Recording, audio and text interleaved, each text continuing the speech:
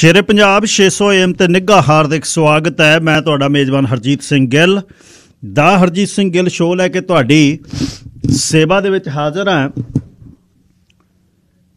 दा हरजीत सिंह गिल शो लैके 10:16 होए ने ते 10 नवंबर का दिन वरा 2022 का वीरवार है ते निघा हार्दिक स्वागत है। चलांगे पंजाब नूं। देश पंजाब दे झरोखे च सरदार नवकिरण सिंह पत्ती शामिल होणगे। उस तो बाद वर्क से BC तो सरदार मांगट आउणगे। कंमां ते लगदियां सट्टां, कंमां ते सट्टां दे नाल हुंदियां मौतां, उहदे बाद परिवार दा हाल, सरकार दे कानून की कहंदे ने ते नाल नाल वो कुछ एसबैस्टॉस दे बारे भी दसना चाहुंदे ने। जिहड़ा पुरानी ड्राईवाल लगी हुई है घरां दे विच जद घट आउने उहदा की रेड़का है, वो किन्नी खतरनाक है।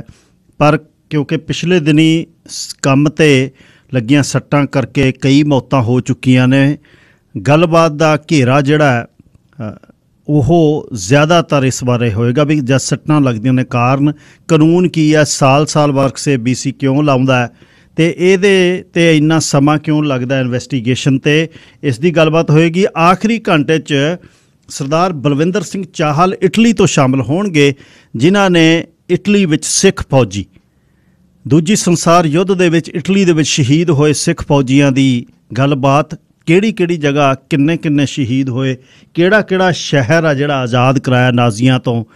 उस समय वलैत दे थल्ले सी भारत, वलैतियां ने साडे बजुर्गां नूं, साडे वड्डियां नूं भर्ती कर करके सफैदपोश लंबड़दारां ने ते जैलदारां ने भर्ती कर करके ये साडे बजुर्ग लैके आंदे ते इटली दे विच सिख फौजियां दी बहुत वड्डी शहादत है।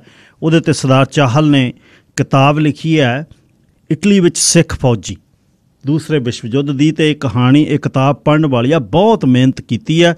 सरदार चाहल 12 तो 1 बजे तक मेरे नाल शामिल होणगे। रिमैंबरेंस डे कल नूं है 11/11/11वें महीने दे विच 11 बजे ते ये जिहड़ी पहली विश्व युद्ध जिहड़ा संसार युद्ध जिहड़ा बंद करन दे दस्तखत होए सी, तो इस दे बारे सितंबर 11 नूं जिहड़ा यह मनाया जाता है, सॉरी नवंबर 11 नूं 11वां महीना ते 11 वजे ही ते 11 तारीख तां इहनूं जिहड़ा रिमैंबरेंस डे 11 नवंबर दा कहंदे ने। सो सुनना प्रोग्राम आखिरी घंटे दे विच खास जानकारी होएगी, तुहानूं माण होएगा साडे पुरखियां ने कित्थे कित्थे आके जड़ियां जाना हूल के इन्हां जिन्हां देशां च आके असीं हुण करिंदे बन के आए हां, प्रवास कीता। इन्हां देशां नूं आज़ाद कराउण दे लई साडे पुरखियां ने किन्ना काम कीता। पौण लिखदी टिब्बियां ते फारसी, पौण लिखदी टिब्बियां ते फारसी, ते मैं सदा ही नाम तेरा लभणा, तेरे तो दूर ही इस तरह है हाणिया जिस तरह निम्मां दे पत्ते चब्बणा। प्यार तो हुंदा ही है कुछ इस तरह जिस तरह तलियां तो मोहरा चट्टना, जित्तियां दी पैड़ भी नहीं लभदी ते हारियां दा नाम दुनिया रटना। सब याद ने धुप्पां दुशाले दिंदियां जद तेरियां राहां च आके बैठना, घुग्गियां वर्गे तेरे हत्थां दा ओ मेरे हत्थां च आके गुटकना। प्यार नूं फड़ना है बिल्कुल इस तरह जिस तरह मुट्ठियां च रेता कुट्टना। चो गया जो आथना दी अख चों इश्क दा कहिंदे कि लाखा रंग है। प्यार तो है जोगियां दी तोर जिहा जे ते जां खुदा दे नाम दी सुगंध है। प्यार ही दिंदा प्याले जहर दे, प्यार ही सूली ते दिंदा टंग है। साडियां नैणा दा चिमटा खड़किया उड गई चिड़ियां दे वांगू संग है। आ वेख लै चावां दे बोदे बध गए, हुण गर्दनां नूं गानियां दी मंग है। ये भी तेरे इश्क दी ही सिखर है, आम जिहा कमरा भी लगदा झंग है। ये भी तेरे इश्क दी ही सिखर है, आम जिहा कमरा भी लगदा झंग है। ये मनविंदर सिंह मान लिखदा कैलगरी वाला। सरदार नवकिरण सिंह पत्ती जी स्वागत है, सत श्री अकाल। शुक्रिया जी गिल साहब, सब तो पहला तुहानू ते सारे ਸਰੋਤਿਆਂ ਨੂੰ मेरे वालों भी प्यार भरी सत श्री अकाल जी। जी गिल साहब, कुदरती आथण दे आथणे बैठी दा टैलीविजन दे मूहरे ਜਾਂ रोटी खाई दी स्वाद लगदी है। ब्रेकिंग न्यूज़ आई जद भी डेरा प्रेमी का कतल कोटकपूरे हो गया तो 5 मुंडे दिखाए जिहड़े कपड़े लत्ते तो पंजाब दे नहीं लगते, जिन्हां दा शरीर पंजाब वाला नहीं लगता, उन्हां दियां पैंटां ते टी शर्टां ते मूँह सिर पंजाब दा नहीं लगता, तो गोलियां मार के ਜਿਹੜੇ ਉਹ ਇਹ ਡੇਰਾ ਪ੍ਰੇਮੀ ਨੂੰ ਚਲੇ ਗਏ। ਤੇ ਕਿ ਇਹ ਘਟਨਾ ਕਿਵੇਂ ਹੋਈ ਜੀ? ਕੀ ਗੱਲਾਂ ਪੰਜਾਬ 'ਚ ਹੁਣ 12 ਘੰਟੇ ਬਾਅਦ ਚੱਲ ਰਹੀਆਂ ਨੇ? ਜੀ ਗਿੱਲ ਸਾਹਿਬ, ਇਹ ਘਟਨਾ ਅੱਜ ਸਵੇਰੇ ਸਾਜਰੇ ਵਾਪਰੀ ਹੈ। 6:30-7 ਵਜੇ ਦਾ ਸਮਾਂ ਸੀ ਉਦੋਂ। ਇਹ ਜਿਹੜਾ ਡੇਰਾ ਪ੍ਰੇਮੀ ਹੈ, ਪ੍ਰਦੀਪ ਕੁਮਾਰ ਰਾਜੂ ਇਹਦਾ ਨਾਂ ਗਾ। ਇਹਦਾ ਡੈਰੀ ਦਾ ਕੰਮ ਆ, ਦੁੱਧ ਵਾਲੀ ਡੈਰੀ ਹੈ। ਆਪਾਂ ਨੂੰ ਪਤਾ ਦੁੱਧ ਵਾਲੀ ਡੈਰੀ ਸਵੇਰੇ 6:30-7 ਵਜੇ ਅਗਲਾ ਖੋਲਦਾ ਗਾ। ਇਹਨੂੰ 2 ਗਨਮੈਨ ਮਿਲੇ ਹੋਏ ਸੀ, ਕਿਉਂਕਿ ਇਸ ਵਿਅਕਤੀ ਦਾ ਜਿਹੜਾ ਨਾਂ ਗਾ ਉਹ 2015 ਦੇ ਵਿੱਚ ਜਿਹੜਾ ਸ਼੍ਰੀ ਗੁਰੂ ਗ੍ਰੰਥ ਸਾਹਿਬ ਦੀ ਬੇਅਦਬੀ ਹੋਈ ਸੀ ਬੁਰਜ ਜਵਾਰ ਸਿੰਘ ਵਾਲਾ ਦੇ ਵਿੱਚ, ਉਹਦੇ 'ਚ ਨਾਮਜ਼ਦ ਸੀ ਇਹਦਾ ਨਾਂ ਜੀ। ਇਹ 2021 ਤੋਂ ਜ਼ਮਾਨਤ ਦੇ ਉੱਤੇ ਚੱਲ ਰਿਹਾ ਸੀ। 2 ਗਨਮੈਨ ਇਹਨੂੰ ਜਿਹੜੇ ਉਹ ਆਲਰੇਡੀ ਮਿਲੇ ਹੋਏ ਸੀ। ਔਰ ਸਵੇਰੇ 6:30-7 ਵਜੇ ਦੇ ਕਰੀਬ ਕੋਟਕਪੂਰਾ ਦੇ ਵਿੱਚ ਜਦੋਂ ਇਹ ਆਪਦੀ ਡੈਰੀ ਖੋਲ ਰਿਹਾ ਸੀਗਾ, ਸ਼ਟਰ ਚੱਕ ਰਿਹਾ ਸੀ, ਤਾਂ ਉਸ ਵਕਤ 3 ਮੋਟਰਸਾਈਕਲ ਦੇ ਉੱਤੇ 6 ਦੇ ਲਗਭਗ ਮੁੰਡੇ ਆਏ, ਜਿਨ੍ਹਾਂ ਚੋਂ 5 ਨੇ ਪਿਸਤੌਲ ਤਾਣੇ ਹੋਏ ਸੀ। ਉਹਨਾਂ ਨੇ ਅੰਨ੍ਹੇਵਾਹ ਫਾਇਰਿੰਗ ਕੀਤੀ, 19 ਰਾਉਂਡ ਚਲਾਏ, 19 ਫਾਇਰ ਕੀਤੇ। ਔਰ ਉਹਦੇ ਵਿੱਚ ਪ੍ਰਦੀਪ ਦੀ ਮੌਤ ਹੋ ਗਈ, ਡੇਰਾ ਪ੍ਰੇਮੀ ਦੀ। ਇਹਦਾ ਇੱਕ ਗਨਮੈਨ ਉਸ ਵਕਤ ਜਿਹੜਾ ਵਾਸ਼ਰੂਮ ਗਿਆ ਹੋਇਆ ਸੀਗਾ, ਔਰ ਦੂਸਰਾ ਗਨਮੈਨ ਇਹਦੇ ਨਾਲ ਨੇੜੇ ਖੜਾ ਸੀ, ਉਹ ਜ਼ਖਮੀ ਹੋ ਗਿਆ। ਇੱਕ ਹੋਰ ਗਵਾਂਢੀ ਦੁਕਾਨਦਾਰ ਆ ਜਿਹਦੇ ਨਾਲ ਦੀ ਦੁਕਾਨ ਸੀ, ਉਹ ਉੱਥੇ ਖੜਾ ਸੀ, ਉਹ ਜ਼ਖਮੀ ਹੋ ਗਿਆ। ਕਿਉਂਕਿ ਗੋਲੀਆਂ ਮਤਲਬ ਕੋਈ ਸ਼ੂਟਰ ਨਹੀਂ ਸੀ, ਕੋਈ ਉਹਨਾਂ ਨੇ ਨਿਸ਼ਾਨਾ ਮਿੱਥ ਕੇ ਨਹੀਂ ਲਾਇਆ, ਉਹਨਾਂ ਨੇ ਤਾਬੜਤੋੜ ਗੋਲੀਆਂ ਚਲਾਤੀਆਂ। ਆਪਾਂ ਜਿਹੜੀ CCTV ਫੁਟੇਜ ਵੀ ਦੇਖੀ ਉਹ ਜੀ, ਉਹ ਭੱਜਦੇ 2 ਤਾਂ ਆਪਸ ਦੇ ਵਿੱਚ ਹੀ ਵੱਜ ਕੇ ਡਿੱਗ ਪਏ। ਉਸ ਤੋਂ ਬਾਅਦ ਹਾਲਾਂਕਿ ਉਹ ਸੰਭਲਦੇ ਨੇ। ਔਰ ਇਹ ਘਟਨਾਕ੍ਰਮ ਹੈਗਾ ਜਿਹੜਾ ਅੱਜ ਸਵੇਰੇ ਕੋਟਕਪੂਰਾ ਦੇ ਵਿੱਚ ਵਾਪਰਿਆ ਗਾ। ਔਰ ਪ੍ਰਦੀਪ ਰਾਜੂ ਦੀ ਮੌਤ ਆ ਗਈ ਜਿਹੜੀ ਉਹ ਹੋ ਗਈ ਹੈਗੀ। ਉਸ ਤੋਂ ਬਾਅਦ ਪੁਲਿਸ ਦੇ ਵੱਲੋਂ ਲਗਾਤਾਰ ਇਸ ਮਸਲੇ ਦੇ ਉੱਤੇ ਪ੍ਰੈਸ ਕਾਨਫਰੰਸਾਂ ਵੀ ਕੀਤੀਆਂ ਜਾ ਰਹੀਆਂ। ਕੋਟਕਪੂਰਾ ਦੇ ਵਿੱਚ ADGP ਪਹੁੰਚ ਗਿਆ। ਥੋੜੇ ਸਮੇਂ ਬਾਅਦ ਉਹ ਸਾਰਾ ਥਾਂ ਜਿਹੜਾ ਏਰੀਆ ਸੀ ਉਹ ਸੀਲ ਕਰ ਦਿੱਤਾ ਗਿਆ ਜਿੱਥੇ ਘਟਨਾਕ੍ਰਮ ਵਾਪਰਿਆ ਸੀ।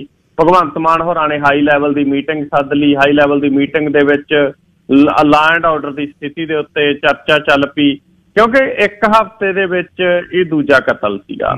ਔਰ ਸਭ ਤੋਂ ਜਿਹੜੀ ਵੱਡੀ ਗੱਲ, ਜਿਹੜੀ ਚਰਚਾ ਦਾ ਵਿਸ਼ਾ ਪੁਲਿਸ ਹਲਕਿਆਂ ਦੇ ਵਿੱਚ ਬਣੀ ਹੋਈ ਹੈ ਕਿ ਪੁਲਿਸ ਦਾ ਮਨੋਬਲ ਹੀ ਕਿੱਧਰ ਗਿਆ। ਮਤਲਬ ਜਿਹੜਾ ਸੁਧੀਰ ਸੂਰੀ ਦਾ ਕਤਲ ਹੋਇਆ ਉਦੋਂ ਵੀ ਗਨਮੈਨਾਂ ਦੇ ਵਿੱਚ ਆ ਕੇ ਬੰਦਾ ਗੋਲੀ ਮਾਰ ਕੇ ਤੇ ਉਸ ਤੋਂ ਬਾਅਦ ਮਤਲਬ ਤੁਰ ਪਿਆ। ਔਰ ਇੱਥੇ ਵੀ ਗਨਮੈਨ ਨਾਲ, ਔਰ ਗਨਮੈਨਾਂ ਦੇ ਵਿੱਚ ਮਤਲਬ ਮੁੰਡੇ ਆਏ, ਆ ਕੇ ਗੋਲੀਆਂ ਮਾਰੀਆਂ ਤੇ ਉਸ ਤੋਂ ਬਾਅਦ ਚਲੇ ਗਏ। ਔਰ ਉਸ ਤੋਂ ਬਾਅਦ ਗਿੱਲ ਸਾਹਿਬ ਜਿਹੜਾ ਘਟਨਾਕ੍ਰਮ ਸੀ ਉਹ ਕਾਫੀ ਸਮਾਂ ਕੋਟਕਪੂਰਾ ਦੇ ਵਿੱਚ ਰਹੇ। ਪੁਲਿਸ ਉਹਨਾਂ ਦਾ ਪਿੱਛਾ ਨਹੀਂ ਕਰ ਪਾਈ। ਕੋਟਕਪੂਰਾ ਤੋਂ ਬਾਅਦ ਉਹ ਬਾਜਾਖਾਨਾ ਵਾਲੇ ਪਾਸੇ ਨੂੰ ਗਏ, ਉੱਥੇ ਮੋਟਰਸਾਈਕਲ ਛੱਡ ਕੇ ਉਹ ਬੱਸ ਚੜ੍ਹੇ ਨੇ, ਬੱਸ ਚੜ੍ਹ ਕੇ ਚਲੇ ਗਏ ਨੇ। ਲੇਕਿਨ ਇਸ ਮਸਲੇ ਦੇ ਵਿੱਚ ਪੁਲਿਸ ਕੋਈ ਬਹੁਤਾ ਉਹ ਨਹੀਂ ਕਰ ਪਾਈ। ਅਗਲੀ ਗੱਲ ਇਹ ਕਿ 2015 ਦੇ ਵਿੱਚ ਜਿਹੜੀ ਬੁਰਜ ਜਵਾਰ ਸਿੰਘ ਵਾਲਾ ਦੇ ਵਿੱਚ ਸ਼੍ਰੀ ਗੁਰੂ ਗ੍ਰੰਥ ਸਾਹਿਬ ਦੀ ਬੇਅਦਬੀ ਹੋਈ ਸੀ, 7ਵਾਂ ਡੇਰਾ ਪ੍ਰੇਮੀ ਹੈ ਇਹ ਜਿਹਦਾ ਉਸ ਤੋਂ ਬਾਅਦ ਕਤਲ ਹੈਗਾ ਜਿਹੜਾ ਉਹ ਹੋਇਆ ਗਾ।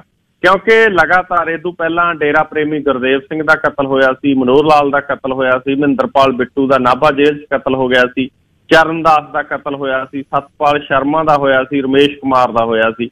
ਇਹ ਸਾਰਿਆਂ ਦੇ ਕਤਲ ਨੇ ਜਿਹੜੇ ਹੋਏ ਨੇ। ਔਰ ਅੱਜ ਪ੍ਰਦੀਪ ਕੁਮਾਰ ਦਾ ਜਿਹੜਾ ਕਤਲ ਹੈਗਾ ਉਹ ਕੋਟਕਪੂਰਾ ਦੇ ਵਿੱਚ ਕਰ ਦਿੱਤਾ ਗਿਆ। ਹਰੀਨੌਰ ਰੋਡ ਦੇ ਉੱਤੇ ਉਹ ਡੈਰੀ ਦਾ ਕੰਮ ਹੈਗਾ ਜਿਹੜਾ ਉਹ ਕਰਦਾ ਸੀਗਾ। ਜੀ ਗਿੱਲ ਸਾਹਿਬ।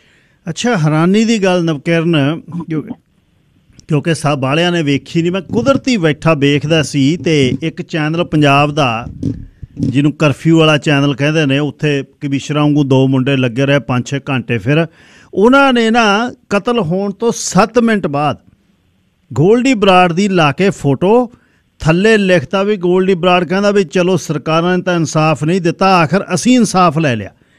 ਉਹ ਗੱਲ 2.5 ਮਿੰਟ ਬਲਿੰਕ ਹੁੰਦੀ ਰਹੀ, 2.5 ਮਿੰਟ ਬਾਅਦ ਮੁੜ ਕੇ ਬਲਿੰਕ ਨਹੀਂ ਹੋਈ। ਇਹ ਲੱਖਣ ਨੇ। ਮੈਂ ਹੱਸਣ ਲੱਗ ਗਿਆ, ਮੇਰਾ ਮਨ 'ਚ ਕਿਹਾ, ਮੈਂ ਕਿਹਾ ਗੋਲਡੀ ਬਰਾੜ ਦਾ ਐਕਸਪਰਟ ਤਾਂ ਹੁਣ ਪੰਜਾਬ 'ਚ ਹੈ ਨਹੀਂ ਬੰਦਾ ਜਿਹੜਾ ਹੈ ਜਿਹਨੂੰ ਸਿੱਧੇ ਫੋਨ ਆਉਂਦੇ ਨੇ। ਹੁਣ ਤਾਂ ਇੱਕੋ ਹੀ ਸ਼ਹਿਰ ਦੇ, ਇੱਕੋ ਦੇਸ਼ ਦੇ ਵਿੱਚ ਦੋਨੇ ਹੀ ਹੋ ਗਏ। ਦੇਖਦੇ ਹਾਂ ਕੱਲ੍ਹ ਨੂੰ ਕੀ ਗੱਲ ਬਣਦੀ ਆ। ਪਰ FIR ਤੇ ਇਹ ਕਹਾਣੀ ਵੀ ਪੁਲਿਸ ਕਿਵੇਂ ਹਿੱਸੇ ਪਾ ਰਹੀ। ਮੈਂ IG ਰੇਂਜ ਨੂੰ ਵੀ ਸੁਣਦਾ ਸੀ, ਯਾਦਵ ਨੂੰ, ਉਹ ਕਹਿੰਦਾ ਬੰਦੇ ਆਇਡੈਂਟੀਫਾਈ ਅਸੀਂ ਕਰ ਲਏ 1 ਘੰਟੇ 1.5 ਘੰਟੇ ਦੇ ਵਿੱਚ। ਤੇ FIR 'ਚ ਕੀ ਆ ਜੀ?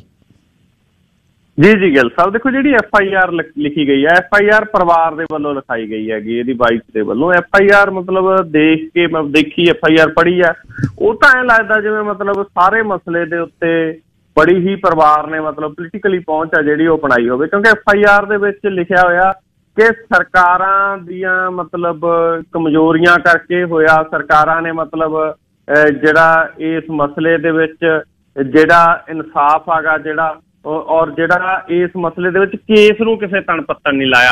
ਤਾਂ ਇਹ ਸਾਰੀਆਂ ਚੀਜ਼ਾਂ ਨੇ ਮਤਲਬ ਜਿਹੜੀਆਂ FIR ਦੇ ਵਿੱਚ ਉਹ ਲਿਖੀਆਂ ਹੋਈਆਂ ਨੇ। FIR ਜਿਵੇਂ ਇਹਦੇ ਪਰਿਵਾਰ ਦੇ ਵੱਲੋਂ, ਪ੍ਰਦੀਪ ਦੇ ਵੱਲੋਂ ਕਿਹਾ ਗਿਆ, ਉਵੇਂ ਜਿਵੇਂ FIR ਆ ਜਿਹੜੀ ਪੁਲਿਸ ਨੇ ਉਹ ਲਿਖੀ ਆ, ਕਿਉਂਕਿ ADGP ਲਾ ਐਂਡ ਆਰਡਰ ਵੀ ਕਹਿੰਦਾ ਹੈਗਾ ਕਿ ਪਰਿਵਾਰ ਦੀ ਮੰਗ ਸੀ ਕਿ FIR ਸਾਡੇ ਅਕੋਰਡਿੰਗ ਲਿਖੀ ਜਾਵੇ, ਤਾਂ ਉਸੇ ਹਿਸਾਬ ਦੇ ਨਾਲ FIR ਹੈਗੀ ਜਿਹੜੀ ਉਹ ਲਿਖੀ ਗਈ ਆ।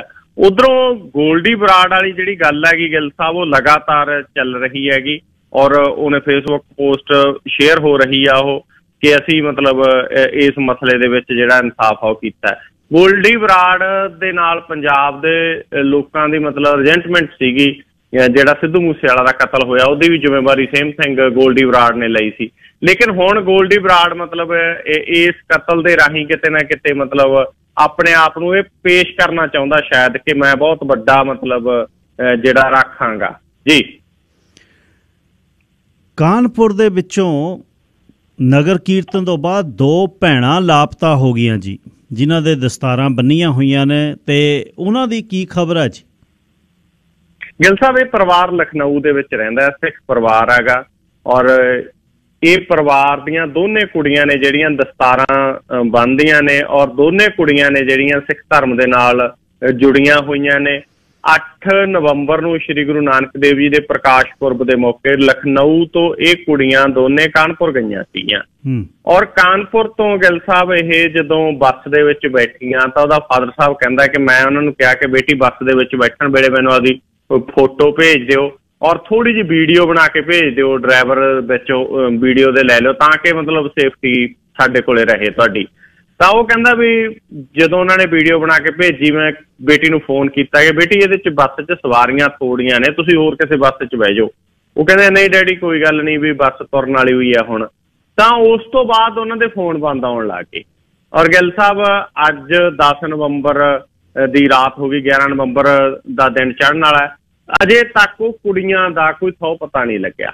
ਪਰਿਵਾਰ ਬਹੁਤ ਚਿੰਤਤ ਹੈ, ਪਰਿਵਾਰ ਬਹੁਤ ਪਰੇਸ਼ਾਨ ਹੈ। ਜਿਹੜੇ ਸਿੱਖ ਧਰਮ ਦੇ ਨਾਲ ਜੁੜੇ ਹੋਏ ਲੋਕ ਲਖਨਊ ਦੇ ਵਿੱਚ ਰਹਿੰਦੇ ਨੇ, ਉਹ ਸਾਰੇ ਇਸ ਮਸਲੇ ਦੇ ਵਿੱਚ ਬਹੁਤ ਪਰੇਸ਼ਾਨ ਨੇ ਕਿ ਆਖਰ ਹੋਇਆ ਤਾਂ ਹੋਇਆ ਕੀ, ਕਿ ਉਹਨਾਂ ਦੀਆਂ ਇੱਕ ਕੁੜੀ ਦੀ ਉਮਰ 25 ਸਾਲ, ਇੱਕ ਦੀ ਉਮਰ 23 ਸਾਲ ਹੈ, ਸਰਬਜੀਤ ਕੌਰ ਤੇ ਤਰਨਜੀਤ ਕੌਰ ਉਹਨਾਂ ਦੇ ਨਾਂ ਨੇ, ਔਰ ਇਹ ਲਖਨਊ ਦੇ ਵਿੱਚ ਜੰਮੀਆਂ ਪਲੀਆਂ ਨੇ। ਕਾਨਪੁਰ ਦੇ ਵਿੱਚੋਂ ਬੱਸ 'ਚ ਬੈਠਣ ਤੋਂ ਬਾਅਦ ਉਹਨਾਂ ਦਾ ਕੋਈ ਥਹੁ ਪਤਾ ਨਹੀਂ ਲੱਗਿਆ।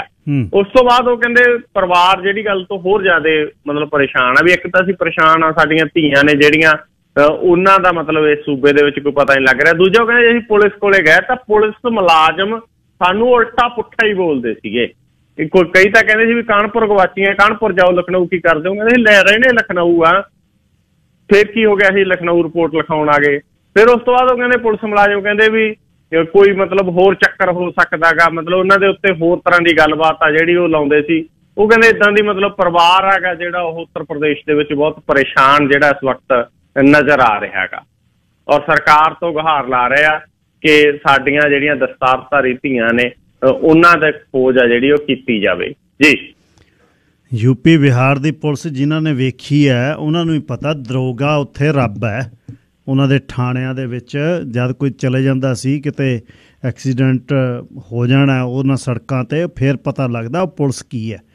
ਪੰਜਾਬ ਪੁਲਿਸ ਵਾਲੇ ਤਾਂ ਸਾਊ ਲੱਗਦੇ ਆ, ਉਹਨਾਂ ਦੇ ਮੁਤਾਬਕ ਤਾਂ ਬਹੁਤ ਜ਼ਿਆਦਾ ਵਿਗੜੀ ਹੋਈ ਪੁਲਿਸ ਆ ਯੂਪੀ ਅਤੇ ਬਿਹਾਰ ਦੀ। ਅਤੇ ਮਾਲਦੀਵਸ ਦੇ ਵਿੱਚ ਭਾਰਤੀ ਕਾਮਿਆਂ ਦੀ ਮੌਤ ਹੋਈ ਹੈ ਜੀ। ਜੀ ਜੀ ਗਿੱਲ ਸਾਹਿਬ, ਮਾਲਦੀਵ ਦੇ ਵਿੱਚ ਭਾਰਤੀ ਕਾਮੇ ਨੇ ਜਿਹੜੇ ਇੱਕ ਇਮਾਰਤ ਦੇ ਵਿੱਚ ਸੀਗੇ, ਔਰ ਉਸ ਇਮਾਰਤ ਨੂੰ ਅੱਗ ਲੱਗ ਗਈ। ਇਹ ਮਾਲਦੀਵ ਦੀ ਰਾਜਧਾਨੀ ਮਾਲੇ ਦੇ ਵਿੱਚ ਹੋਇਆਗਾ ਕਿ ਵਿਦੇਸ਼ੀ ਕਾਮਿਆਂ ਵਾਲੀ ਰਿਹਾਇਸ਼ ਦੇ ਵਿੱਚ ਅੱਗ ਲੱਗ ਗਈ, ਔਰ 10 ਵਿਅਕਤੀਆਂ ਦੀ ਮੌਤ ਹੋਈ ਹੈ, ਜਿਨ੍ਹਾਂ 'ਚੋਂ 9 ਭਾਰਤੀ ਸੀ। ਔਰ ਬੜੀ ਮੰਦਭਾਗੀ ਘਟਨਾ ਗਿੱਲ ਸਾਹਿਬ ਵਾਪਰੀ ਹੈਗੀ। ਔਰ ਹੋਇਆ ਵੀ ਇਹ ਕਿ ਇਮਾਰਤ ਦੀ ਜਿਹੜੀ ਉੱਪਰਲੀ ਮੰਜ਼ਿਲ ਸੀ ਉਹਦੇ ਤੇ ਅੱਗ ਲੱਗੀ, ਜਿਹਦੇ ਕਰਕੇ ਉਹ ਉੱਥੋਂ ਨਿਕਲ ਨਹੀਂ ਸੀ ਸਕੇ ਬੱਚੇ, ਮਤਲਬ ਨੌਜਵਾਨ ਨੇ ਜਿਹੜੇ ਕਾਮੇ ਸੀ ਭਾਰਤੀ, ਉਹ ਉੱਥੋਂ ਨਿਕਲ ਨਹੀਂ ਸਕੇ। ਔਰ ਅੱਗ ਬੁਝਾਉਣ ਦੇ ਵਿੱਚ ਲਗਭਗ 4 ਘੰਟੇ ਜਿਹੜੇ ਲੱਗੇ ਨੇ। ਔਰ ਮਾਲੇ ਦੇ ਵਿੱਚ ਜਿਹੜਾ ਭਾਰਤੀ ਹਾਈ ਕਮਿਸ਼ਨ ਉਹਨਾਂ ਨੇ ਟਵੀਟ ਵੀ ਕੀਤਾ ਕਿ ਭਿਆਨਕ ਅੱਗ ਦੀ ਘਟਨਾ ਨਾਲ ਦੁੱਖ ਹੋਇਆ ਔਰ ਭਾਰਤੀ ਨਾਗਰਿਕਾਂ ਦੀ ਜਾਨ ਆ ਜਿਹੜੀ ਉਹ ਗਈ ਹੈ। ਸੋ ਇਹ ਬੜੀ ਮੰਦਭਾਗੀ ਘਟਨਾ ਜਿਹੜੀ ਉਹ ਵਾਪਰੀ ਹੈ। ਔਰ ਕੱਲ ਤੱਕ ਇਹਨਾਂ ਨੌਜਵਾਨਾਂ ਦੀ ਜਿਹੜੀ ਮਤਲਬ ਨਿਸ਼ਾਨਦੇਹੀ ਹੋ ਜੂ ਕਿ ਕਿਹੜੇ ਕਿੱਥੋਂ ਦੇ ਨੌਜਵਾਨ ਰਹਿਣ ਵਾਲੇ ਸੀਗੇ, ਜਿਹੜੇ ਰੋਜੀ ਰੋਟੀ ਦੀ ਤਲਾਸ਼ ਦੇ ਵਿੱਚ, ਆਪਣੀ ਬਿਹਤਰ ਜ਼ਿੰਦਗੀ ਦੀ ਤਲਾਸ਼ ਦੇ ਵਿੱਚ ਵਿਦੇਸ਼ ਗਏ ਸੀਗੇ ਜੀ। ਸਨੌਰ 'ਚ ਗੋਲੀਆਂ ਚੱਲੀਆਂ ਜੀ? ਗਿੱਲ ਸਾਹਿਬ, ਸਨੌਰ ਦੇ ਵਿੱਚ ਇਹ ਬੜਾ ਘਟਨਾਕ੍ਰਮ ਵਾਪਰਿਆ। ਇਹ ਹੁਣ ਤੋਂ 3 ਘੰਟੇ ਪਹਿਲਾਂ ਹੀ ਗੋਲੀਆਂ ਚੱਲੀਆਂ ਨੇ। ਔਰ ਪਟਿਆਲਾ ਜ਼ਿਲ੍ਹੇ ਦੇ ਵਿੱਚ ਜ਼ਮੀਨ ਦੇ ਵਿਵਾਦ ਨੂੰ ਲੈ ਕੇ ਗੋਲੀਆਂ ਚੱਲੀਆਂ। ਪੁਰਾਣਾ ਜ਼ਮੀਨੀ ਵਿਵਾਦ ਚੱਲਿਆ ਆ ਰਿਹਾ ਸੀਗਾ, ਜਿਹਦੇ ਕਰਕੇ ਅੱਜ ਜਿਹੜੀਆਂ ਉੱਥੇ ਗੋਲੀਆਂ ਚੱਲੀਆਂ ਨੇ।